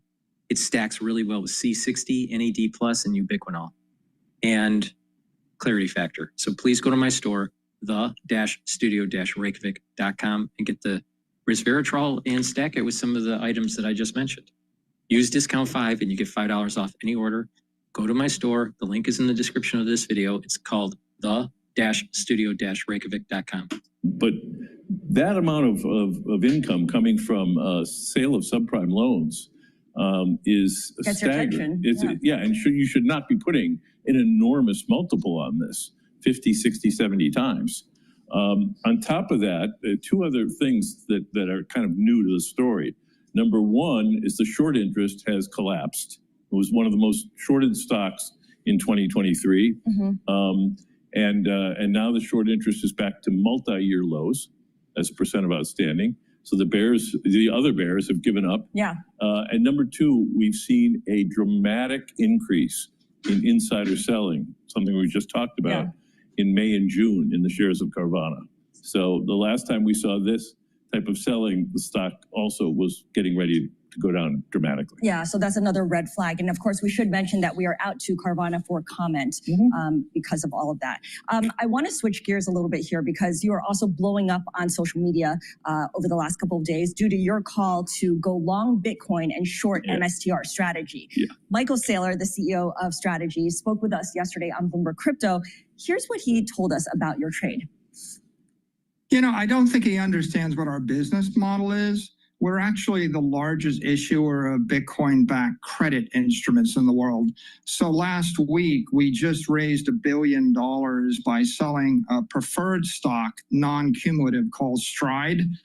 That means we basically borrowed money that we never have to pay back, that we pay a dividend on, but we could suspend the dividend if we needed to. So Jim has been thinking that we somehow needed to sell the equity. So at the end of the day, if he's lucky enough to short the stock below 1 times NAV, we're going to issue the preferreds, buy back the stock, and make money for our shareholders. if the stock trades at a weak premium, we're just going to sell the preferreds. And if the stock rallies up, he's going to get liquidated and wiped out. What he still doesn't understand is we're not a holding company or a closed-end trust. We're an operating company. So when we issue, trust can't leverage the Bitcoin. They can't issue preferred shares. They can't issue permanent shares of equity at a premium. We can. Jim, your response? Yes, I always love it when management say, well, he just doesn't understand our business. Michael Saylor is a wonderful salesman, but that's what he is. He's a salesman. And what he's selling investors is the concept that you give me your money and I'm just going to go buy Bitcoin. And hopefully the value of my stock trades at a premium to the value of that Bitcoin. And so as long as I can keep doing that, I generate value. And this is, of course, I called it financial gibberish because on top of that, he also said in your interview, he said, the company should not just be valued on the basis of the Bitcoin holdings, but on a multiple of the profits that accrue from when I do this financial alchemy. And I pointed out on social media, I said, well, that's akin to saying, well, my house that rose in value from $450,000 to $500,000 last year is not worth $500,000. It's worth $1.5 million because it's worth the $500,000 plus a 20 multiple on the $50,000 increase. And of course, that's absurd. But that's the claim he's making. On top of that, he's basically now saying that well, I'll sell preferred, not common, to dilute the shareholders and compress the premium. And let me just interject really importantly here. I'm actually doing what he is advocating, right? I am selling MicroStrategy securities to buy Bitcoin. Let's be clear, it's a hedge trade. I don't know where Bitcoin is going to go. And it doesn't matter to you, actually. Well, it doesn't matter. The premium compressing matters to me. And so it's important to understand that in 2024 and 2025, mostly at the end of 24 and 25, MicroStrategy has sold $35 billion roughly of securities, $33 billion in common and convertible into common, and $2 billion in preferred, most recently. The market for the preferred stock that he's selling is tiny relative to common. Let's be clear about that. And in his own words that you just played back, he makes a case that you have to be crazy to buy these preferreds, right? He's going to pay you a dividend, maybe. It's not redeemable. It's perpetual. And if I don't pay the dividends, they're not cumulative. I don't have to pay the back dividends. So, who in their right mind institutionally would buy these preferreds? That's my question. Do you think there's always going to be buyers for these preferreds, No. especially if Bitcoin starts to trend lower or go materially lower? And again, he said, well, if the stock trades below a 1M multiple to MNAV, we call it, Chanos, I'll just buy back my common. I can assure you, if it trades below 1, I will have covered my short. Is there a catalyst, though, or a certain set of conditions that would drive the premium down to collapse? The catalyst is Michael Saylor. He's been selling equity to himself compress the NAV. And I would point out, I posted something just yesterday as well, that for all of this, the premium to NAV that MicroStrategy has averaged has been right around the levels we are today, about 1.8. We put this trade on and advise clients somewhere between 2.2 and 2.3. But it's traded at 1 and it's traded as high as 3.5. Where do you think it should be? It should be at 1. I mean, I just think because for all the advantages he claims, you have what we call agency risk in finance. You have the fact that he could do something to the detriment of shareholders. And of course, we're not calculating any deferred taxes in our NAV. Which theoretically there would be if he sold Bitcoin. So the other argument that people make is that the average MicroStrategy shareholder is not a tourist. These are diehards who eat downside volatility for breakfast. That's what they say on social media. Yeah. How long are you prepared to wait for this trade to play out? You have to stop listening to all social media, Scarlett, because if you do a simple calculation of share turnover, how often does MicroStrategy turn its share base over it? The last we looked, it was something like 4 weeks. So the average MicroStrategy share trades every 4 weeks. That's not a long-term investor. This is one of the most actively traded speculation vehicles in the market. So there are other companies that are following MicroStrategy's approach, right? The Bitcoin treasury strategy overall. GameStop, DJT, the president's media company. Does that mean that there are comparable big short opportunities for those specific names as well? Well, you're pointing to another catalyst. So the catalyst is this is a Me Too trade, right? There are other companies can do it. There's nothing proprietary about Michael Saylor's business model, right? He's simply buying Bitcoin, which is a highly liquid asset that trades everywhere. So yes, other companies have now looked at this and said, we can do this too, and we can issue equity to become a Bitcoin treasury company. And the more and more supply we're going to see, the less and less premium anybody's going to have.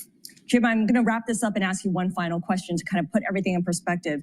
Are the economy and stock market as strong as they seem to appear? You've got a resilient consumer, you've got tame inflation, you've got stellar profits, and you've got stocks near record highs. Yeah, I mean, everything looks good. I think that valuations are back up to their high levels. And what we're keeping our eye on, again, is issuance. We're looking at supply.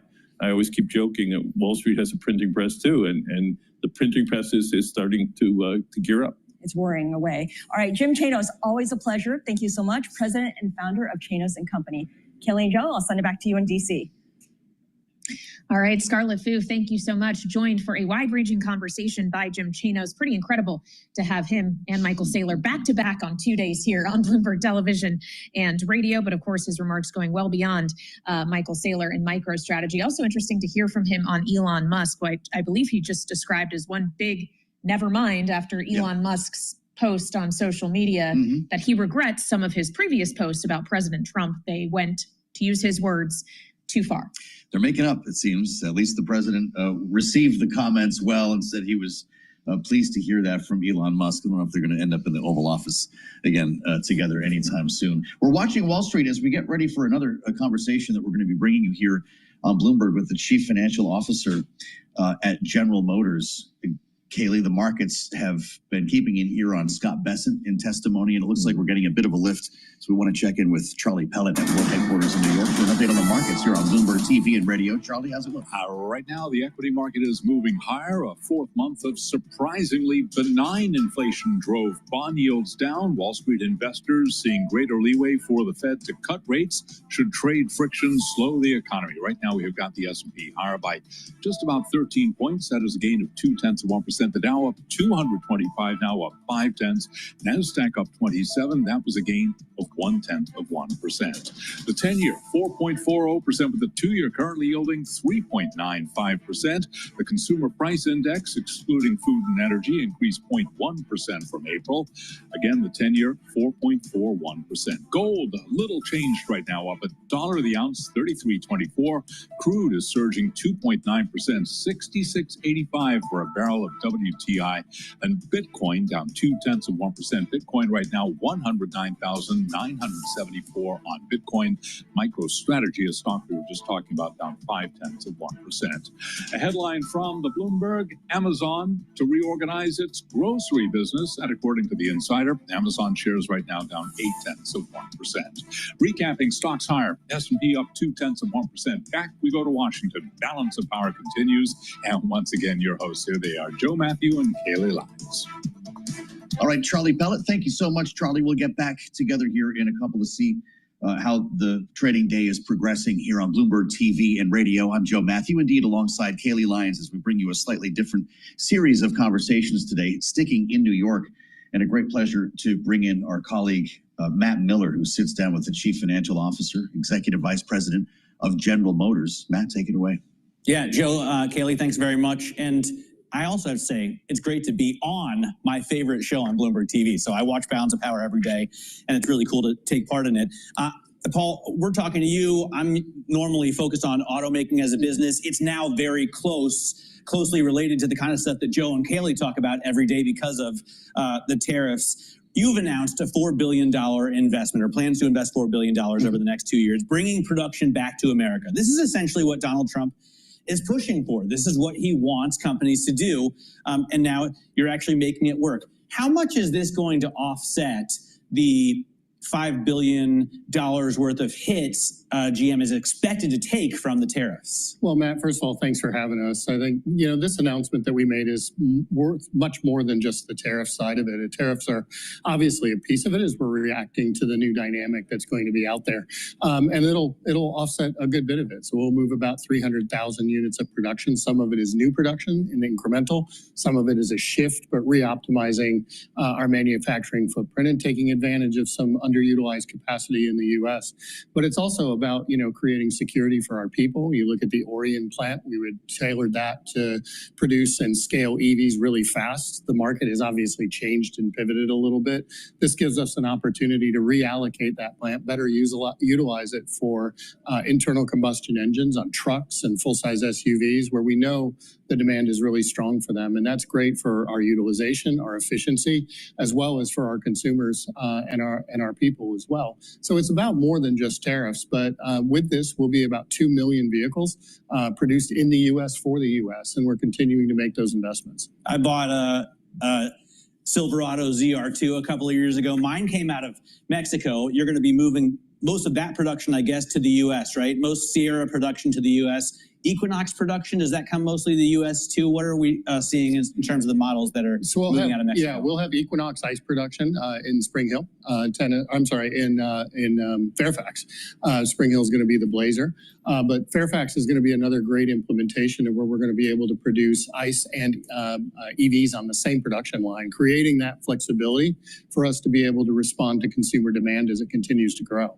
Have you changed sourcing for any of the parts? Because it's not obviously just about the final assembly with these vehicles. There's a ton of content and you want to have that, I guess, as much domestically sourced as possible as well to save on costs. Well, I think, with what the administration has set up here with the MSRP offsets is giving us time to help retool our supply chain. So incentivizing growth in production in the U.S., recognizing that the supply chain takes time to shift. So we're going to continue to work with our supply base to try to maximize the efficiencies across the entire value chain and utilize those offsets where we need to and shift production where it makes sense and where we're able to. I should say to save on tariff costs because you obviously source a lot of these parts outside of the U.S. Because the actual production costs are lower. How much higher is it? How much more expensive is it to build a part like an engine or a transmission to assemble a truck in the U.S. than it is, say, in Mexico? Well, it's far more complex than that, Matt, because, there's obviously the hourly labor differential, and that's a big piece of it. But we can save money in logistics. We can save money in plant utilization and filling up capacity. So when you fill up a plant, it actually makes it more efficient for every vehicle out there, not just the ones that you're moving production into. So we look at that as an enterprise-wide calculation and think we can get to an equivalency where ultimately we can be competitive with producing in the U.S. as well. One of the things that you can produce fewer of in the U.S. is magnets, the rare earth minerals that we've all learned much more about than we ever expected to in the last week or so. How is your access to those rare earths right now? Because there's concern that production in a lot of U.S. Factories could slow. Yeah, we haven't experienced any slowdown as of yet. It's clearly a risk that everybody is watching from that standpoint. But what I would say is our supply chain team does an excellent job, similar to what they did through the chip crisis, semiconductor shortage that we had a few years ago. Our team did a great job of responding, maintaining agility, working with our suppliers to try to balance production as best we can. And they've done a great job so far with this situation as well. What is your thought on any kind of vertical integration? The concern or the problem, I guess, with rare earths isn't just the mining, but also the refining of them is mostly done in China. Have you tried to convince suppliers to do more of that here? Are you trying to get your own supply here? We've done a number of initiatives, whether it's with Lithium Americas or a joint venture with POSCO around a lot of battery raw materials, particularly the lithium side, which is a little bit easier to do and a little bit less capital intensive. But we've helped fund that. We've taken equity positions. We've helped to fund products and projects across the board. But we've been working working on this for a long time, really since COVID, is trying to increase the resiliency of our supply chain, both, you know, from a pandemic, from just a de-risking perspective. And we're in a pretty good situation with where we are. We still have some work to do, but there's a lot of things that we can do thinking creatively with our partners. What are you thinking about prices right now? You obviously raise prices on a regular basis, right? If we're not experiencing deflation, you're going to try and stick with the pack there. Are you facing pushback from consumers when you try and raise prices? Well, you know, our portfolio has performed really, really well, and we've adopted a strategy of being very disciplined in our production, not overproducing like some of the challenges of the past. And that's a strategy that's worked for us. We announced on our earnings call about 6 weeks ago that we don't need to take any price to help with the offset initiatives that we've targeted going forward, because we want to be in the position where we're responding to demand from our customers and being more stable. We don't want to raise prices because of tariffs, and then when tariffs come down, expect that prices are going to come back down. We want to be more consistent with our customer base, and that's a strategy that's worked really well for us. Can you do it in other ways through MSRP? I mean, some manufacturers are raising maybe delivery price. You can also raise the price of options packages and still keep MSRP level. Well, again, we haven't done anything specific to respond to tariffs. We've looked at where packages are for options, where our logistics costs are, et cetera. And we try to price what we can, but that's irrespective of tariffs. And it's something that we've done. I think when you look at our pricing model over the last few years, it's been more consistent than many of our competitors, with less volatility and discounting, and that's good for our customers as well. So we're going to continue to do that across the board where we can, and make sure that we're delivering value for our customers. The bean counters at Bloomberg Intelligence want me to ask questions about cash flow here and how that looks right now with the tariff effect. You've had obviously great sales, as I guess some demand is pulled forward. Do you have to divert some cash, though, to deal with tariffs from anything else? Well, I mean, clearly in the short and intermediate term, tariffs are going to be a drain on our cash flow. We announced about $4 to $5 billion of impact this year, and we think we can offset about 30% of it going forward. But that is going to be a cash hit. Now, when you look at the performance of the company, our cash flow generation has been really strong. It'll continue to be really strong even after the tariffs, and we're going to work to continue to drive that efficiency.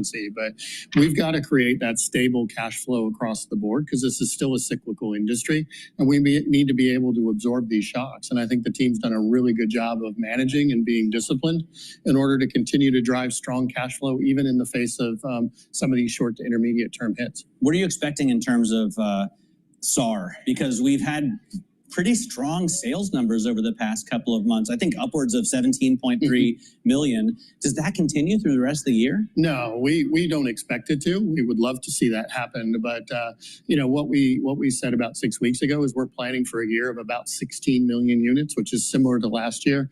In April and the first half of May, we were trending much closer to 18 million, as we saw a lot of customers trying to get ahead of what they expected to be price increases. We've seen that come out over the last couple of weeks, but it's really retreated back to where it was before that pull-ahead demand. So we're encouraged by the fact that that consistent demand is still there, and that's going to be important for us as we continue to push forward. But if we see a slowdown, we'll have to adjust to it and make sure that we create that agility that we have really come to be known for over the last few years. But right now, the customer seems pretty stable, even though we've seen that pull-ahead demand come out. You've had the best margins of... Please go to my store, the-studio-reykjavik.com, and get this stack to help with your neurons. Ubiquinol, it's an antioxidant. It's going to soak up free radicals. It also helps with the health of the mitochondria to boost up energy levels. Ubiquinol, which is the most bioavailable form of CoQ10 that you can purchase. Ubiquinol will lead to protecting neurons. NAD plus supplement raises your NAD plus levels. That means that your energy levels are going to go up. You're also going to be able to repair DNA damage, because NAD plus is a cofactor to help with that repair mechanism. Super important when you get older. And NAD plus helps to protect neurons. Stack this together, ubiquinol and NAD plus, to protect those neurons. It's very important that you take this stack if you're 40 years of age or older. It stacks well with C60 and clarity factor. To help with your bone density and your cardiovascular health, take this stack here. D3 will help to absorb calcium. It has higher efficacy when you take magnesium in your diet or in supplementation. D3 is also a cofactor for gene expression and helps to get rid of cells that need to go into apoptosis. So D3, in terms of cardiovascular health, is going to help to bring out some of that calcium deposit and prevent further calcium deposit from taking place. And you stack it with the K2 and K7 molecule, and that will help to pull some of that calcium out and prevent further calcium depositing. But D3 and K2 will help to absorb calcium. And when you do resistance training, you're going to be building bone density. Very important to build bone density for males and females. It's part of an anti-aging method, because when you get older, you're going to start losing bone density, and then you need to do resistance training. Detoxifying your body is super important. I have zeolite. Zeolite will bind to heavy metals, toxins, and chemicals and allow you to urinate those out in about 6 to 8 hours. Take 2 drops underneath your tongue every day, small drops. Drink filtered water and do that year-round. If you want to do a heavier detox, then take about 5 small drops underneath your tongue. Drink filtered water. Do that every day until the bottle is done, and then do that once or twice a year. But it's better to take it every day as a maintenance dose. So another thing that you need to do is make sure that your environment is clean and removed of chemicals as much as possible, such as cleaning supplies or paints. Put them in, double layering, triple layering containers to reduce the degassing. Cleaning supplies in your cupboard or in your closet, that needs to also be wrapped up, because if you're breathing those in every day, it's affecting your immune system, it's affecting your endocrine system, and affecting your health. So it's very important to clean your environment. But not just that, make sure you drink filtered water and stay away from processed foods. So please go to my store and get the zeolite, detoxify your body, do it every day. I think it's going to be a combination of both. And I haven't seen all the details yet, meaning, I don't think there's going to be 2,300 jobs that start tomorrow afternoon. So I think it's going to be a combination. I think we have the workforce, but I think we're going to have to do some investing and retooling, so to speak, on training of these jobs. But Michiganders are resilient. We have a good partner with GM. We have a good partner with the local officials in the local community of Lake Orion, that we're going to be able to get this done to make sure that we can get the plant up and running as soon as possible with skilled workers. Well, and for all of the economic benefit that you are expecting from this investment, of course, part of the reason companies like GM are looking at more onshoring is because of the tariff regime the president has put into place. To what extent do you expect the positive economic effects of that might be offset by higher Negotiate our trade deals and bring manufacturing and jobs back to America? So I don't know what the effect is going to be. I believe that there could be a possibility that we see a reduction in the tariffs. I mean, look at the deal that we the president just signed with China, not to mention the other 80 countries that have come to the table to renegotiate trade deals. So I'm optimistic that it will offset a lot, but maybe there won't even be that much to offset, because the tariffs are being used effectively as a negotiation tool.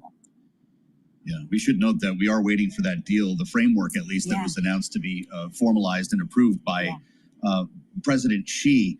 But I know as well that you're crediting President Trump's trade policies here for this investment and the shift to the U.S. We know as well that General Motors is confirming that it has no plans to produce electric vehicles at the Orion plant. These are going to be gas-only vehicles following the retooling. Is that also a response to President Trump's approach, or is it a response to customer demand?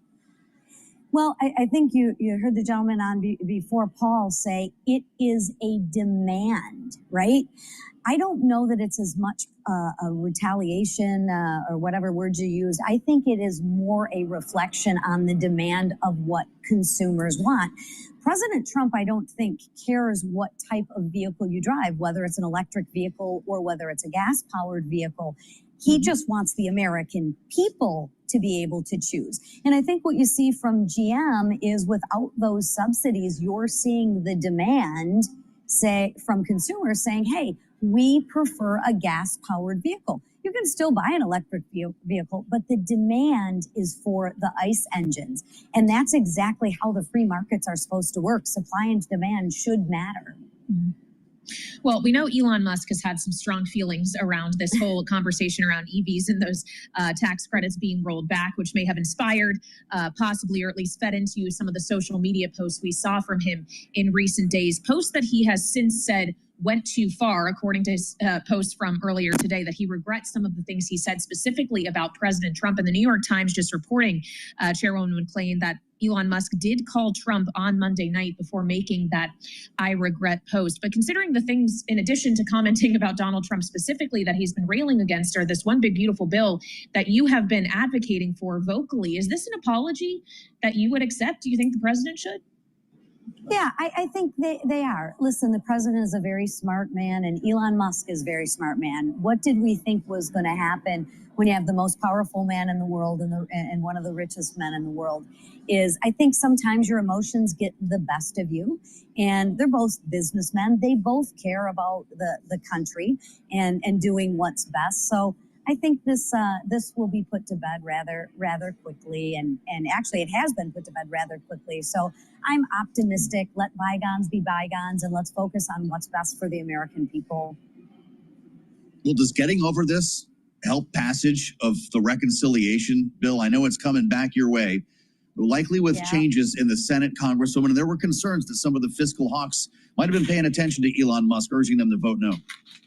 Yeah, well, I think it doesn't hurt. Does it help? I think every little bit helps, right? And at the end of the day, I think we're going to get it back. I know the Senate is going to put their fingerprints on it. They've already told us they're going to put their fingerprints on it. My hope is that they don't change it too dramatically, because we have a very thin margin, and we worked for almost a year and had our family fights, family squabbles, family disagreements on this to put the best, most conservative package on the floor. So again, I'm optimistic that we'll get this done, hopefully by July 4th. Well, and when we consider those Senate changes, we understand that Chairman Crapo in the Senate, who leads the Finance Committee, of course, is going to be briefing Republican senators about the changes he's looking to make this afternoon. Which one do you fear most that you've heard rumor of that could diminish the chances of it repassing in the House? I hope they don't touch SALT too much. And the reason why I say that is because the SALT caucus, which we have here in the House and they don't have in the Senate for obvious reasons, they've been pretty dug in. And I'm not here to say they're right. I'm not here to say they're wrong. But they've been pretty dug in. And that was one of our biggest issues in the House. That just can't be touched. That would be the biggest... that'll be the biggest problem if they touch SALT, I believe. And Medicaid, obviously, which I don't think they're going to. We've got our eyes on the New York, New Jersey, California delegations. Congresswoman, it's great to have you. And thanks again for being with us live from Capitol Hill. Lisa McClain is chairwoman of the House Republican Conference. And a great update there, real-time information, Kaylee. She picked SALT. Isn't that something as the answer? This is what's keeping them up at night right now. Yeah, which is why the details of whatever Chairman Crapo has to say about the changes they're looking at are so important, considering senators, including the majority leader, John Thune, have not been shy about saying that the Senate doesn't care at all about SALT, at least on GOP side. We've come around all together again from Matt Miller. I hope that he was listening to that. With Kaylee Lyons, I'm Joe Matthew. We're going to bring in Anna Wong coming up next, but first we want to check the markets. Let's get up to speed on Wall Street right now with the help of Charlie Pellet in New York. Hi, thank you very much. Here's what's going on. CPI Wednesday, choppy trading right now. We got the Dow, the S&P, they both remain higher. NASDAQ just dipping lower right now. NASDAQ down 7, little change there, down under 0.1%. The S&P 500 index holding on to a 4.2% point gain right now. The S&P up under 0.1%. Dow Industrials up 177 on the Dow, a gain there of 0.4%. Our Mag 7 index, though, down 0.3%. 10-year 4.41%, the 2-year right now at 3.93%, a fourth month of surprisingly benign inflation driving bond yields down. Spot gold, little change, 33.23 the ounce, down less than 0.1%, while crude is now surging 3.1%. West Texas Intermediate crude back above $67 a barrel, 67.05. Repeating an earlier headline, Elon Musk called President Trump Monday night before that regret post. That, according to the New York Times. You'll recall in that post on X, Musk expressed regret over his recent post about President Trump, saying, quote, "They went too far." And just getting word that the U.S. Embassy in Iraq is preparing for an ordered departure. This is according to Reuters, which says the embassy in Iraq is facing heightened security risks. Again, developing story that we are keeping an eye on. Recapping, S&P up now by 1 point. Balance of power continues now. Back we go to Washington. Once again, your hosts, Joe Matthew and Kaylee Limes. All right, Charlie Pellet in New York, looking at the market reaction to today's CPI data. Thank you so much. That data, of course, coming in cool for the fourth consecutive month, with underlying U.S. inflation rising just 0.1% in May. That was less than estimates as we look at that data at 8:30 a.m. and then the testimony that began at 10 a.m. and, by the way, is still going with the Treasury Secretary Scott Bessent. This is something he seems to be pretty proud of today. He called this data specifically fantastic. So this isn't Biden data anymore. I guess not. I guess that's right, though. He had the wind at his back when he walked into the Ways and Means Committee room. A good story to tell from the White House. Let's see if Anna Wong agrees. Bloomberg Economics chief U.S. economist joins us now live. Anna, is that the full story? Because the headline reads pretty well for this White House. Well, so I think you can certainly see it glass half full like Bessent does. But what the signal is telling us from today's report is that consumers are beginning to see their income prospect dwindle. And that's why they're pulling back on traveling, on booking hotels, and on, buying cars. Typically in a slowdown, economic slowdown environment, those two categories, cars and travel, are exactly the stuff that people first pull back on. So I think what this soft data is telling us that the economy is slowing. Well, so Anna, to expand on that a little further, are you suggesting basically that the data is not so much telling us that companies and businesses aren't passing on higher costs due to tariffs, but that they can't exercise that pricing power, that consumers are not going to be particularly tolerant of it? So what exactly it is what I that was saying the a couple firms weeks actually ago. have been passing main through destruction. some tariffs. We noticed that appliances and some of the more tariff-exposed categories have been seeing a pickup in inflation, but more than offsetting that is this deflation in many travels sectors such as airfares and hotels. So I think now is a good time to travel and book hotels if one has slack in their budget. But otherwise, I think this tariff pass-through that everybody has been waiting for is actually happening. And my team does scrape online prices. And those online prices are showing that in the next couple of months, home appliances like your toasters, microwaves are going to see a significant price increase. Yeah, and people aren't going to buy it. Anna, we're watching testimony continue with the Treasury Secretary, Scott Bessent, now approaching hour 4. Before the House Ways and Means Committee. I don't know if this man ever sleeps. He's going to be talking later before the Senate as well. And speaking to what he has described as the economic benefits and the growth engine that would be this reconciliation bill, the president's big, beautiful bill, if passed. Listen to what he said about cutting red tape, and we'll have you weigh in. The One Big Beautiful Bill will also incentivize unprecedented investment in U.S. manufacturing. The legislation will provide 100% expensing for new factories, as well as existing factories that expand operations and support Made in America. It will streamline burdensome permitting processes that often stand in the way of new manufacturing projects. And when you combine the cutting of red tape, the permitting reform, along with the incentives. This is the kind of thing that the CBO, to the detriment of the White House, doesn't include in its scoring. Is he correct about what comes next? I think there are some evidence to suggest that American firms are increasingly thinking about onshoring some manufacturing activities. ISM Manufacturing releases survey results twice every year, and it shows that many of the metallic firms and even apparel firms are thinking about increasing operations in the U.S. So surely there are some evidence pointing to that, and also the deregulation on energy prices will lower costs. But at the same time, we're seeing 50% tariffs on steel and aluminum, which are key inputs in building factories in the U.S. So what is the net impact? I think that's harder to quantify.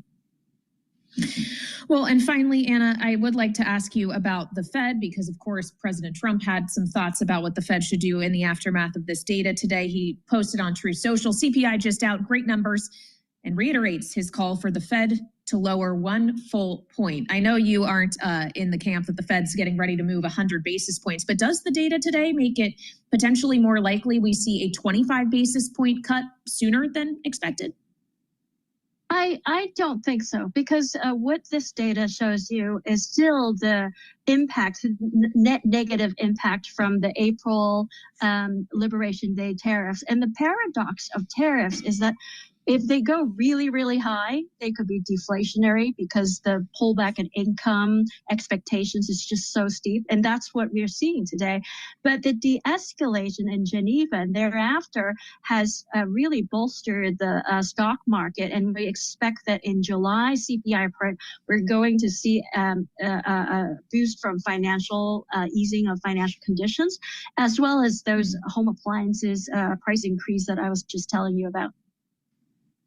All right, Anna Wong, we appreciate it as always. Our chief U.S. economist for Bloomberg Economics joining us here on Balance of Power. Thank you so much. And Joe, as we wrap up this hour of Balance of Power, we should note the Treasury Secretary is still going at it in the House Ways and Means Committee, about to hit 4 hours after his late night, early morning trip back from London trade negotiations. And when we come back to air later today at 5 p.m., he's still going to be testifying just in the other chamber because he has the Senate next. Yeah, you'd think maybe they'd give him like a day off or something after that, but he had to leave the talks last evening to get on a plane. He said goodbye to Anne-Marie Hordern in London and showed up this morning in Washington. So we'll keep tabs if he makes more news on this. Of course, President is watching as well here, and we'll have more on the late edition. That starts at 5 p.m. Eastern. Yep, we'll get more takes on this economic data from the White House with Stephen Myron of the Council of Economic Advisors. And the Energy Secretary, Chris Wright, will weigh in on oil prices as well. We have a big show coming up. So we'll see you then when we reconvene at 5 p.m. In the meantime, Bloomberg Business Week Daily is straight ahead right here on Bloomberg TV. Please go to my store, the-studio-reykjavik.com, and get the great supplements that I have. But before we start talking about those great supplements, let's discuss the update in the market. The S&P 500 is at 6,038. VIX is trading at 1647. Euro is trading at 140. I'm sorry, Euro is trading at 1.14. The Japanese yen is trading at 144.54. BITO is trading at 21.88. Oil is trading at 67.28. And natural gas is trading at 3.5. All right, let me give you my take on what's going on with oil right now. So oil has been steadily increasing the last 2 trading sessions. So now we have a resistance level at about 68.50, I think it is. Yeah, 68.50 is going to be the resistance level. It's trading at 67.30. Now that resistance level at 68.50 is a pretty strong resistance level. So I suspect that this oil is going to start dropping here as it's approaching 68. Now, about a few trading sessions ago, maybe 3 trading sessions ago, I was saying that there was a trading range that was going to start moving upward. I figured that the trading range would be around the 65 handle to about the 62 handle. Now, with this big move upward, which seems to be coinciding with the equity market, this big move upward, I would say the trading range now is going to be at the 68 level to 68 handle to as low as the 65 handle. So I've upped my range target here for oil. Now, in terms of nat gas, I still have this trading range of about 3.5 to about 3.7. And right now it's near the bottom of that range. Intraday, it went as low as 3.45. With that said, please go to my store, the-studio-reykjavik.com, and get the C60. C60 is a very potent antioxidant. You can get it in MCT coconut oil, avocado oil, and in extra virgin olive oil. So C60 will soak up free radicals. And by soaking up free radicals, you're reducing the stress in the cell and helping the mitochondria in your cell. That means you're going to have more ATP for that cell to perform its function. The cell, those cells and the tissues within your organs are going to perform better. And therefore, your organs are going to perform better. In addition, it helps with the immune system and it helps with the neurons. By soaking up free radicals in the neuron, you're reducing stress in the neuron. The neuron will be healthier. It'll have more energy because it has more ATP and that the mitochondria is healthier. So it'll be able to create the neurotransmitters for the electric feed to other neurons takes place. When cells are stressed, sometimes the myelin sheath will start to degrade. That's bad for neurons, and then your thinking starts to decline. The actual electrical signal starts to decline. But if you have healthy neurons, have lots of ATP, lots of neurotransmitters, and the myelin sheath is healthy, then the neurons are going to fire properly, and you'll think quicker. And with those neurons firing properly, you'll have this positive neuroplasticity, so you will be able to have better memory and think quicker. So that's really important. And C60 will soak up those free radicals in your bloodstream. And by soaking up free radicals in the bloodstream, you're reducing oxidized LDL. And when you reduce oxidized LDL, you're reducing plaque formation. So super important. So take C60, take a teaspoon a day, preferably on an empty stomach. And when you do that, you're going to soak up those free radicals. And you do that on a continuous basis, you're going to actually see your health improve. Your endocrine system, your immune system, your organs, your memory, your neurons. And you'll have noticeable differences. The way you feel and the way you see your body. You'll notice that your body is slowing down its aging. Now, if you look at the things that can gauge aging, such as methylation of genes, such as telomere length, increases of oxidation, free radical buildup. When someone's aging, they're building up lots of free radicals. All right. So you want to mitigate that. You want to have those cells as healthy as possible. And when you slow down the aging process by soaking up those free radicals and reducing stress, you're reducing that methylation process on the cell. As you age, you increase your methylation and certain genes turn off. When you're in your 60s, 70s, 80s, you have a different epigenetic profile than when you were in your teens or you're in 20s or 30s. You can slow down that methylation process by reducing stress on cells, reducing inflammation, soaking up those free radicals, and keeping that mitochondria healthy, and then doing other anti-aging routines like working out and getting enough sleep. All these things slow down that methylation process. So it's really important to take C60, take a teaspoon a day, every day, and just look at yourself 1 year later. You're going to notice that you look younger. In addition, you're going to feel younger. But you get the max benefit when you stack it with other stuff like ubiquinol and NAD plus and clarity factor, resveratrol, boomer boost, the lignans and the ashwagandha. That's just the reason why stacking is so important. So take a teaspoon a day on an empty stomach every day. In addition, when you get your normal checkups, watch those numbers. you know, your calcium screening, your blood work, your lipid profile, all these things are important. You're going to notice that when you follow an anti-aging protocol, that you're going to notice your numbers are improving over time. And you can target certain areas of your body that you may need improvement on, such as bone density or maybe cardiovascular health. So it's really important to also get tests that will give you biofeedback on how your body is performing as you're tweaking the protocol. So please go to my store, the-studio-reykjavik.com, get the C60, take it every day. I've been taking C60 since 2016. So please go to my store, the-studio-reykjavik.com. You can get it in a 2-ounce, a 4-ounce, or an 8-ounce configuration. It is cheaper to get the higher ounce configuration. Again, you can get it in MCT coconut oil, avocado oil, or extra virgin olive oil. C60 needs to be in an oil because it's lipid soluble so you can absorb it properly. Another great supplement I have is heirloom barley.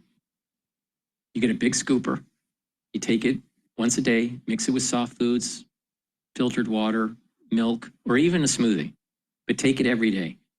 And by taking it every day, you're going to notice that inflammation is going to go down. You're soaking up free radicals via superoxide dismutase, and you are detoxifying your body. It's a great way to get healthy. Please go to my store and get the heirloom barley. It stacks really well with the Boomer Boost. You can also get Gladiator barley. You get all the benefits of Gladiator barley from the heirloom barley, but Gladiator barley has one added benefit, and that helps with building muscle. So please go to my store, the-studio-reykjavik.com. For June and July and onward, go higher. Well, Mike, you mentioned the presidential administration, and this morning, Vice President J.D. Vance joined President Trump in urging the Federal Reserve to lower interest rates. And now we have U.S. Treasury Secretary Scott Bessent being floated as a potential Fed chair replacement. Now, we've got the Fed decision next Wednesday, coming up next week. What's the latest on rate cut expectations, and what's the energy like right now in Washington? There's no rate cut expectation, certainly not for next week, and probably not for July as well, because, again, this is a 1-month thing. Tomorrow we'll get PP. We definitely just ended up getting a little bit of a spike in the VIX index at 17, and the S&P 500 is now trading at 6,019. The S&P 500 is down 19 points right now. And this president can only appoint 2 members unless somebody dies or resigns before the end of his term. So he can't really change the composition of the board, and the board is going to stick to the Fed's strong belief in keeping prices under control. So I don't think anybody's going to be able to come in and wave a wand and cut rates by a full percentage point. It wouldn't make any sense. Now, if the economy slows down, or even if the economy grows at a reasonable pace and inflation continues to go down, we could see rate cuts. That's the Chris Waller argument, the good news rate cut, as he calls it, by the end of the year. But the Fed's going to wait as long as possible to make sure that they're not reacting in the wrong direction too early. On that note, you read a lot of notes from economists on Wall Street elsewhere, as I do. Is there a consensus forming, as you see it, for when it's going to be long enough, when you think the Fed is likely to move? The consensus is December, basically, at this point. Although the markets go back and forth, I don't put any stock in the Fed funds futures trading now, because every headline, every speech, every tweet from the White House moves those around. It's more dynamic than it used to be. Yeah, I don't think it tells you a whole lot. But the consensus of people who watch it is basically the Fed can wait until December under current conditions because they feel they're tight. So if inflation still hasn't gotten to 2%, they're in a pretty good place. If the economy slows down a lot, unemployment goes up, then they might have to cut rates sooner. But the question is really less about when they would move, but it's when they would have enough information to make a decision to move. And that probably doesn't come maybe until September, once we get the June and July numbers, and we see more of the effect of tariffs. And of course, the president's reciprocal tariffs we don't know until July 9th is the deadline, is when the delay comes off. So even if we get some kind of new tariffs, then we still aren't going to have an effect for a couple of months. Mm-hmm. Mike, super quickly, in about 20 seconds or less, how would you describe the U.S. consumer right now?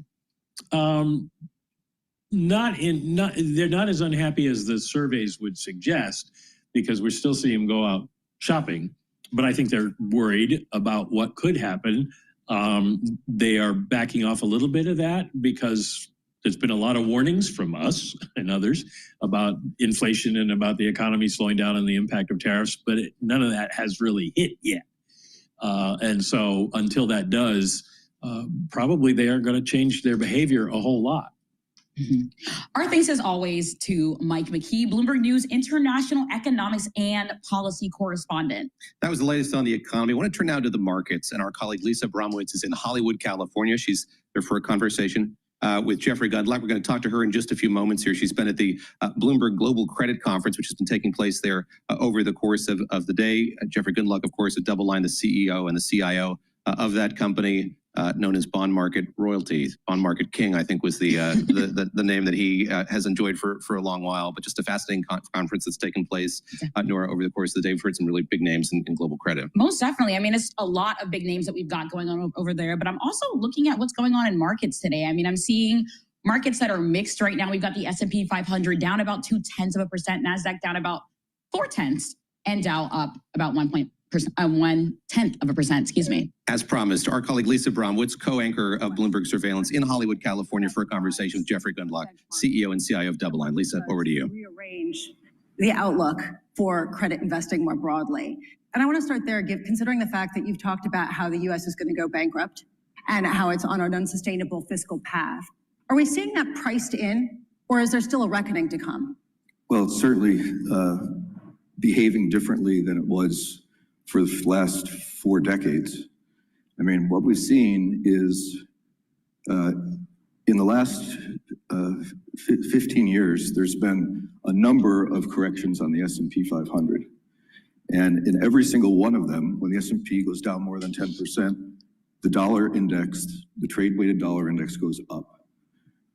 This time, the dollar went down when the S&P 500 went down almost 20%. That's strange. Things are behaving differently. Usually when the Fed starts cutting interest rates, rates across the yield curve go down. The 10-year Treasury almost always goes up immediately following the first Fed rate cut, and then it keeps rallying for a while. This time, the 10-year yield went up, and the yield curve is steepening. So I think what we have is a recognition that the interest expense for the United States is untenable if we continue running a $2.1 trillion budget deficit and we continue to have sticky interest rates.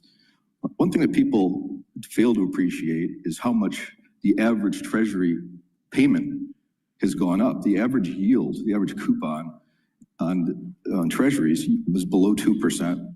The entire Treasury market, all 30-odd billion of it, you average it all together. Some of them are old, they were issued with higher interest rates, but it was below 2%. Now it's pushing 4%. And as long as bonds are maturing, and there's trillions and trillions of dollars of them maturing, a lot of them were issued back in, 2009, 2008, these other time periods. Even if you just issued them in 2019, some of these are starting to come due. And they were issued with coupons of 0.25%. And now it's 4.25%. So it's 400 basis points higher. So this problem continues to build, and there's an awareness now that the long-term Treasury bond is not a legitimate flight to quality asset. It's not responding to lower interest rates. It's not really responding to an inflation rate, which is now 2.5%, probably going to go higher on the inflation rate because the ones that are rolling off from a year ago, I mean, the cumulative, I think, headline CPI that came out today, it was 0.18, but the one that was rolling off, I think, was 0.1. And if you do the next 2 months, those 3 months together, that quarter, the cumulative rise from a year ago was 0.1. So we're likely seeing the low point in near-term inflation. So yeah, I think the reckoning is coming, is that we have to somehow figure out how we're going to deal with $37 trillion. I mean, we're actually going to hit the 37 trillion number for real. It's still 36.95 trillion, but it's going up quickly. So yeah, there's going to have to be some pretty creative thinking, and the market's starting to believe that. So the previous group talked about capital flows, and one of the reasons that the U.S. is underperforming at this point is so much money came into the United States since, say, 2015 or so, or 2005. And there was a net investment position. Foreigners were investing more in the U.S. than the U.S. was investing outside the country, to the tune of $3 trillion. That was about 15, 17 years ago. It's now over $25 trillion is the net investment position. And the dollar is falling. So it's not inconceivable that some of that $25 trillion that came in over just a couple of, not even 2 decades, could go out. And so this is a moment where finally you have the setup where non-US investment, even if you're a dollar-based investor, you should be thinking about increasing your allocations to non-dollar investments. And it's already working. It's already working. So there's so much to unpack there. I want to talk Don't about bet the against idea America. that there could be this 25 trillion or some of it that moves Say away from 5 you. trillion. Right, exactly, whatever it is, Yeah. 3 trillion. You're getting trillions of dollars moving out of US assets. Yeah. How high or what kind of behavior do you have to see in the 30-year bond to like it again, given the fact that you've been very vocal I've been about thinking shorting about it? this for a long time, and I've come to the idea that as the Fed eases, and when the economy really does weaken more, the Treasury rate will continue to go up at the long end. And so for now, we're very uninvolved in the long-term Treasury bond. But there will come a moment where you have to pivot, because there's going to be a response. And I've got many ideas of what that response might be, but one of the leading candidates would be quantitative easing. So you get to a point where the rate is so uncomfortably high. What is that number? I'm going to guess 6%, where they say, this is going to be something that we're going to be running a $5 trillion budget deficit with all this bond issuance when we go into a recession. And so they'll pivot. I believe this is a sensible idea. There's other ideas too, but the leading candidate is they will announce quantitative easing on buying long-term treasuries. And when they do, you have to very quickly, and hopefully you do it the day before they announce it, but we don't have access to the day before stuff. That's for the primary broker dealers. But you would need to buy long-term treasuries as much as you possibly could, because when that gets announced, it'll be just like when they announced buying corporate bonds in COVID, where all of a sudden the corporate bond market went from down 20 points to right back to where it started in just a matter of a few days. You could get a 20-point rally on the long bond if they announced that they're buying the long bond, because that would be a 100 basis point drop. You said that if the Fed were to cut rates, that might cause a sell-off in 30-year treasuries. It's already happening. They started cutting rates September of 2023, and the long bond has gone up in yield significantly since then, 100 basis points. And you think that will happen again? Why not? I mean, it's a paradigm. Please go to my store, studio-reykjavik.com, and get the lozenges and the drops. Have some at work or at home. You never know when you need them. If you have an irritation in your throat, take them right away. You can get the elderberry zinc lozenges in a 21 count. Get a few bags for your household. Or you can get the smaller version, which is the drops, in 3 different flavors. You can get it in blueberry, honey and lemon, and in cherry.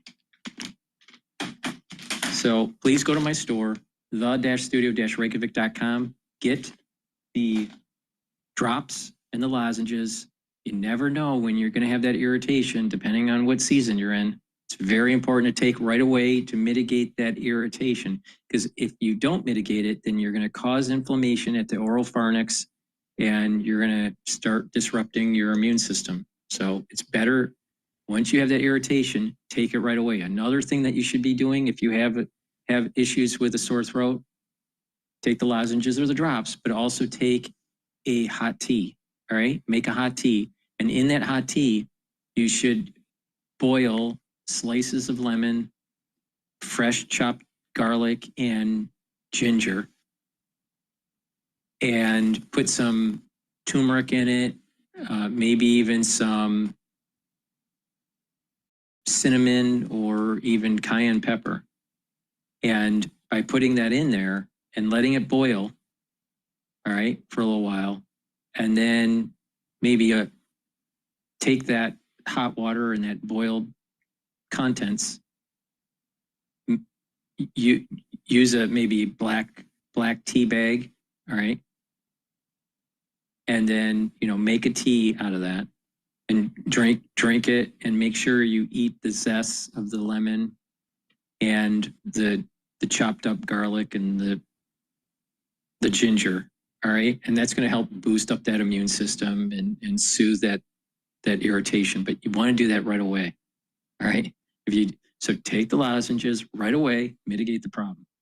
But if you're starting to feel like it's catching on here and it's starting to fester, make sure you make that tea. Should have been thinking more cautiously. Well, it's more overvalued today because the S&P 500 is down 1 or 2%, and earnings estimates have been cut significantly. So if you look at the forward PE, it's higher now than it was at the all-time high back in February or early March. So what are you sort of anticipating? What kind of? I anticipate a great buying opportunity. I don't know when it's going to happen, but it's getting close. I feel that the environment feels a lot like 1999 relative to AI is just map over .com for AI. I also think it feels a lot like 2006, 2007. It's funny. One of the hardest things to do in the investment business is to learn and fully appreciate how long everything takes to happen. It takes forever for the problems to actually show up. It takes forever to the defaults to finally arrive. But the people anticipate changes with great enthusiasm. So AI, of course, was embraced with great enthusiasm.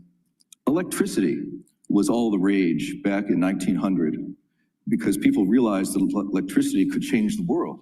And I think we can all agree electricity changed the world in ways that are bigger than AI will change the world, in my opinion. Electricity is amazing.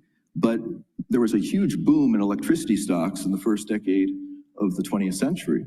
But electricity stocks boomed so much that their relative performance peaked versus the stock market excluding electricity stocks in 1911. If you own electricity stocks, you've been underperforming the non-electricity stocks since 1911. That's a long time. And that's what happens. That happened with the dot-coms too. That was the 1999 thing.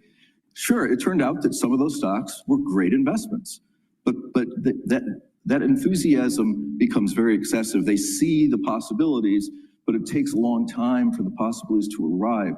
It's taking a long time for the tariffs to arrive. So do you think that the tech stocks that have been outperforming are going to lag behind in terms of the 99 performance and sort of the corollary of all of the credit investments tied to the AI build out also? Yeah, it's a momentum trade, and momentum trades always overshoot on the upside. And then once the momentum's broken, the latecomers decide that their first loss is their best loss, and it turns into a seller's market. You talk about 2006, 2007, that's a credit event. Mm-hmm. And when we took that poll that my colleague Danny was pointing to, private credit seemed to be the spot where people expect defaults to really pick up. Yeah. Do you agree? Do you think that that's sort of the epicenter of some of the risk? Sure. The private credit is analogous to private credit today is analogous to the CDO market in the mid part of the OOs, where there's just tremendous issuance. There's tremendous acceptance. There's all kinds of, I was listening briefly to kind of the private credit panel here, and there's a lot of there's a lot of phraseology that I heard that reminded me of CDO panels in 2006, 2007. Just complexity, illiquidity, I don't know, very large, tensions between investor classes. These things, private credit is extremely heavily invested in. Harvard University, who has a $53 billion endowment, supposedly, they had to come to the bond market twice because they didn't have enough money. They have $53 billion and they can't pay for repairs. They can't pay for operating expenses. They came to the bond market looking for $2.5 billion. I think they got $1.5 billion. And then they came back again. And I think it was last week, it was announced that Harvard is thinking about selling some of their private equity interests at a discount, obviously, because when you're a forced seller, you're not going to get your cost. And so there's a lot of overinvestment. When I speak to RIAs, people that manage kind of higher net worth retail money, for the past 3-4 years, one of the very first questions, without exception, what about private credit? And I say, are you heavily invested in private credit? Yes, and everybody is. And I say, so, what's the argument? And I was giving a speech down in Texas, and the woman before me was from a fund that's very heavily involved in private credit. And she basically gave a sales pitch for private credit, and basically a 3-pointed sales pitch, none of which of the points really sell me. The first is that it's less volatile. It's a Sharpe ratio argument. So, and we all know it's only because they don't mark them to market. I mean, everybody knows that. So it's just like private equity. It's S&P 500 goes from 100 to 50. They mark their private equity down 20 points. And then they both recover over time. They both go up to 100. So look at that. They have the same return, but the S&P had double the volatility and then some. That argument is not valid. They aren't marked to market. So, the next argument is somewhat valid. Historical performance. Private credit had some very good years. It was quite cheap, 5 or 7 years ago. And you use a historical argument that the performance is good, and it's true. But as we all know, as they say in the disclaimers at the commercials, past performance is no guarantee of future results. And public credit, I think, has outperformed private credit for a few quarters at least now. So it's already changing. So I think that there's a lot of overinvestment in private credit, and the liquidity is not very good. And I just don't think the excess reward is anything close to what it used to be. So I would view that as a place where there would be forced selling. Harvard could turn into a forced seller. And Harvard, they at least used to have the best reputation.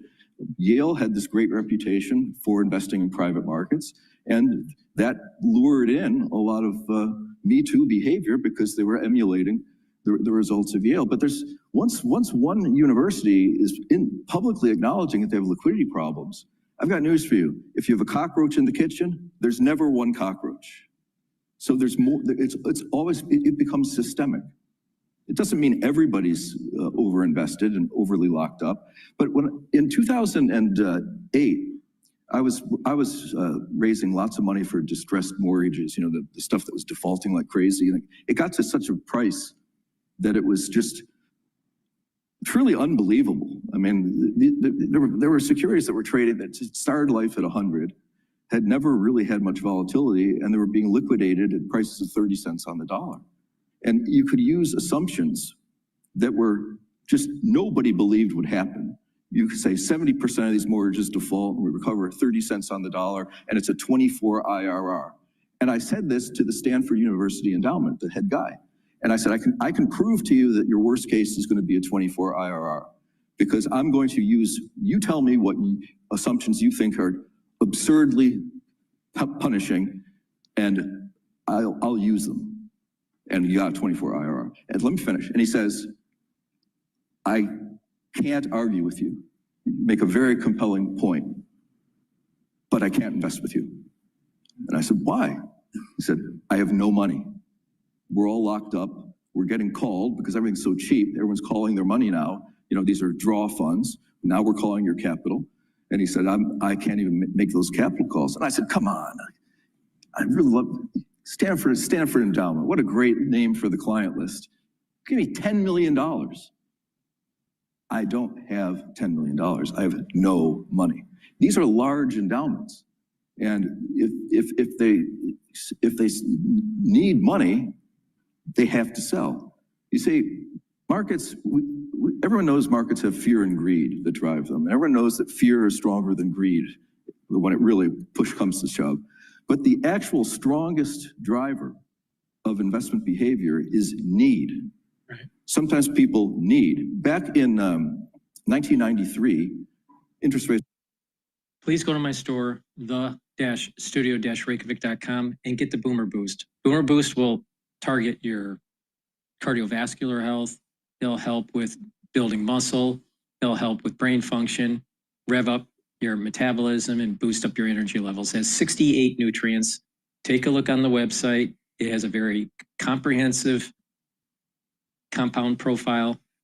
You get a big scooper. Take it once a day, either for your breakfast or for your lunch. Mix it with soft foods, filtered water, milk.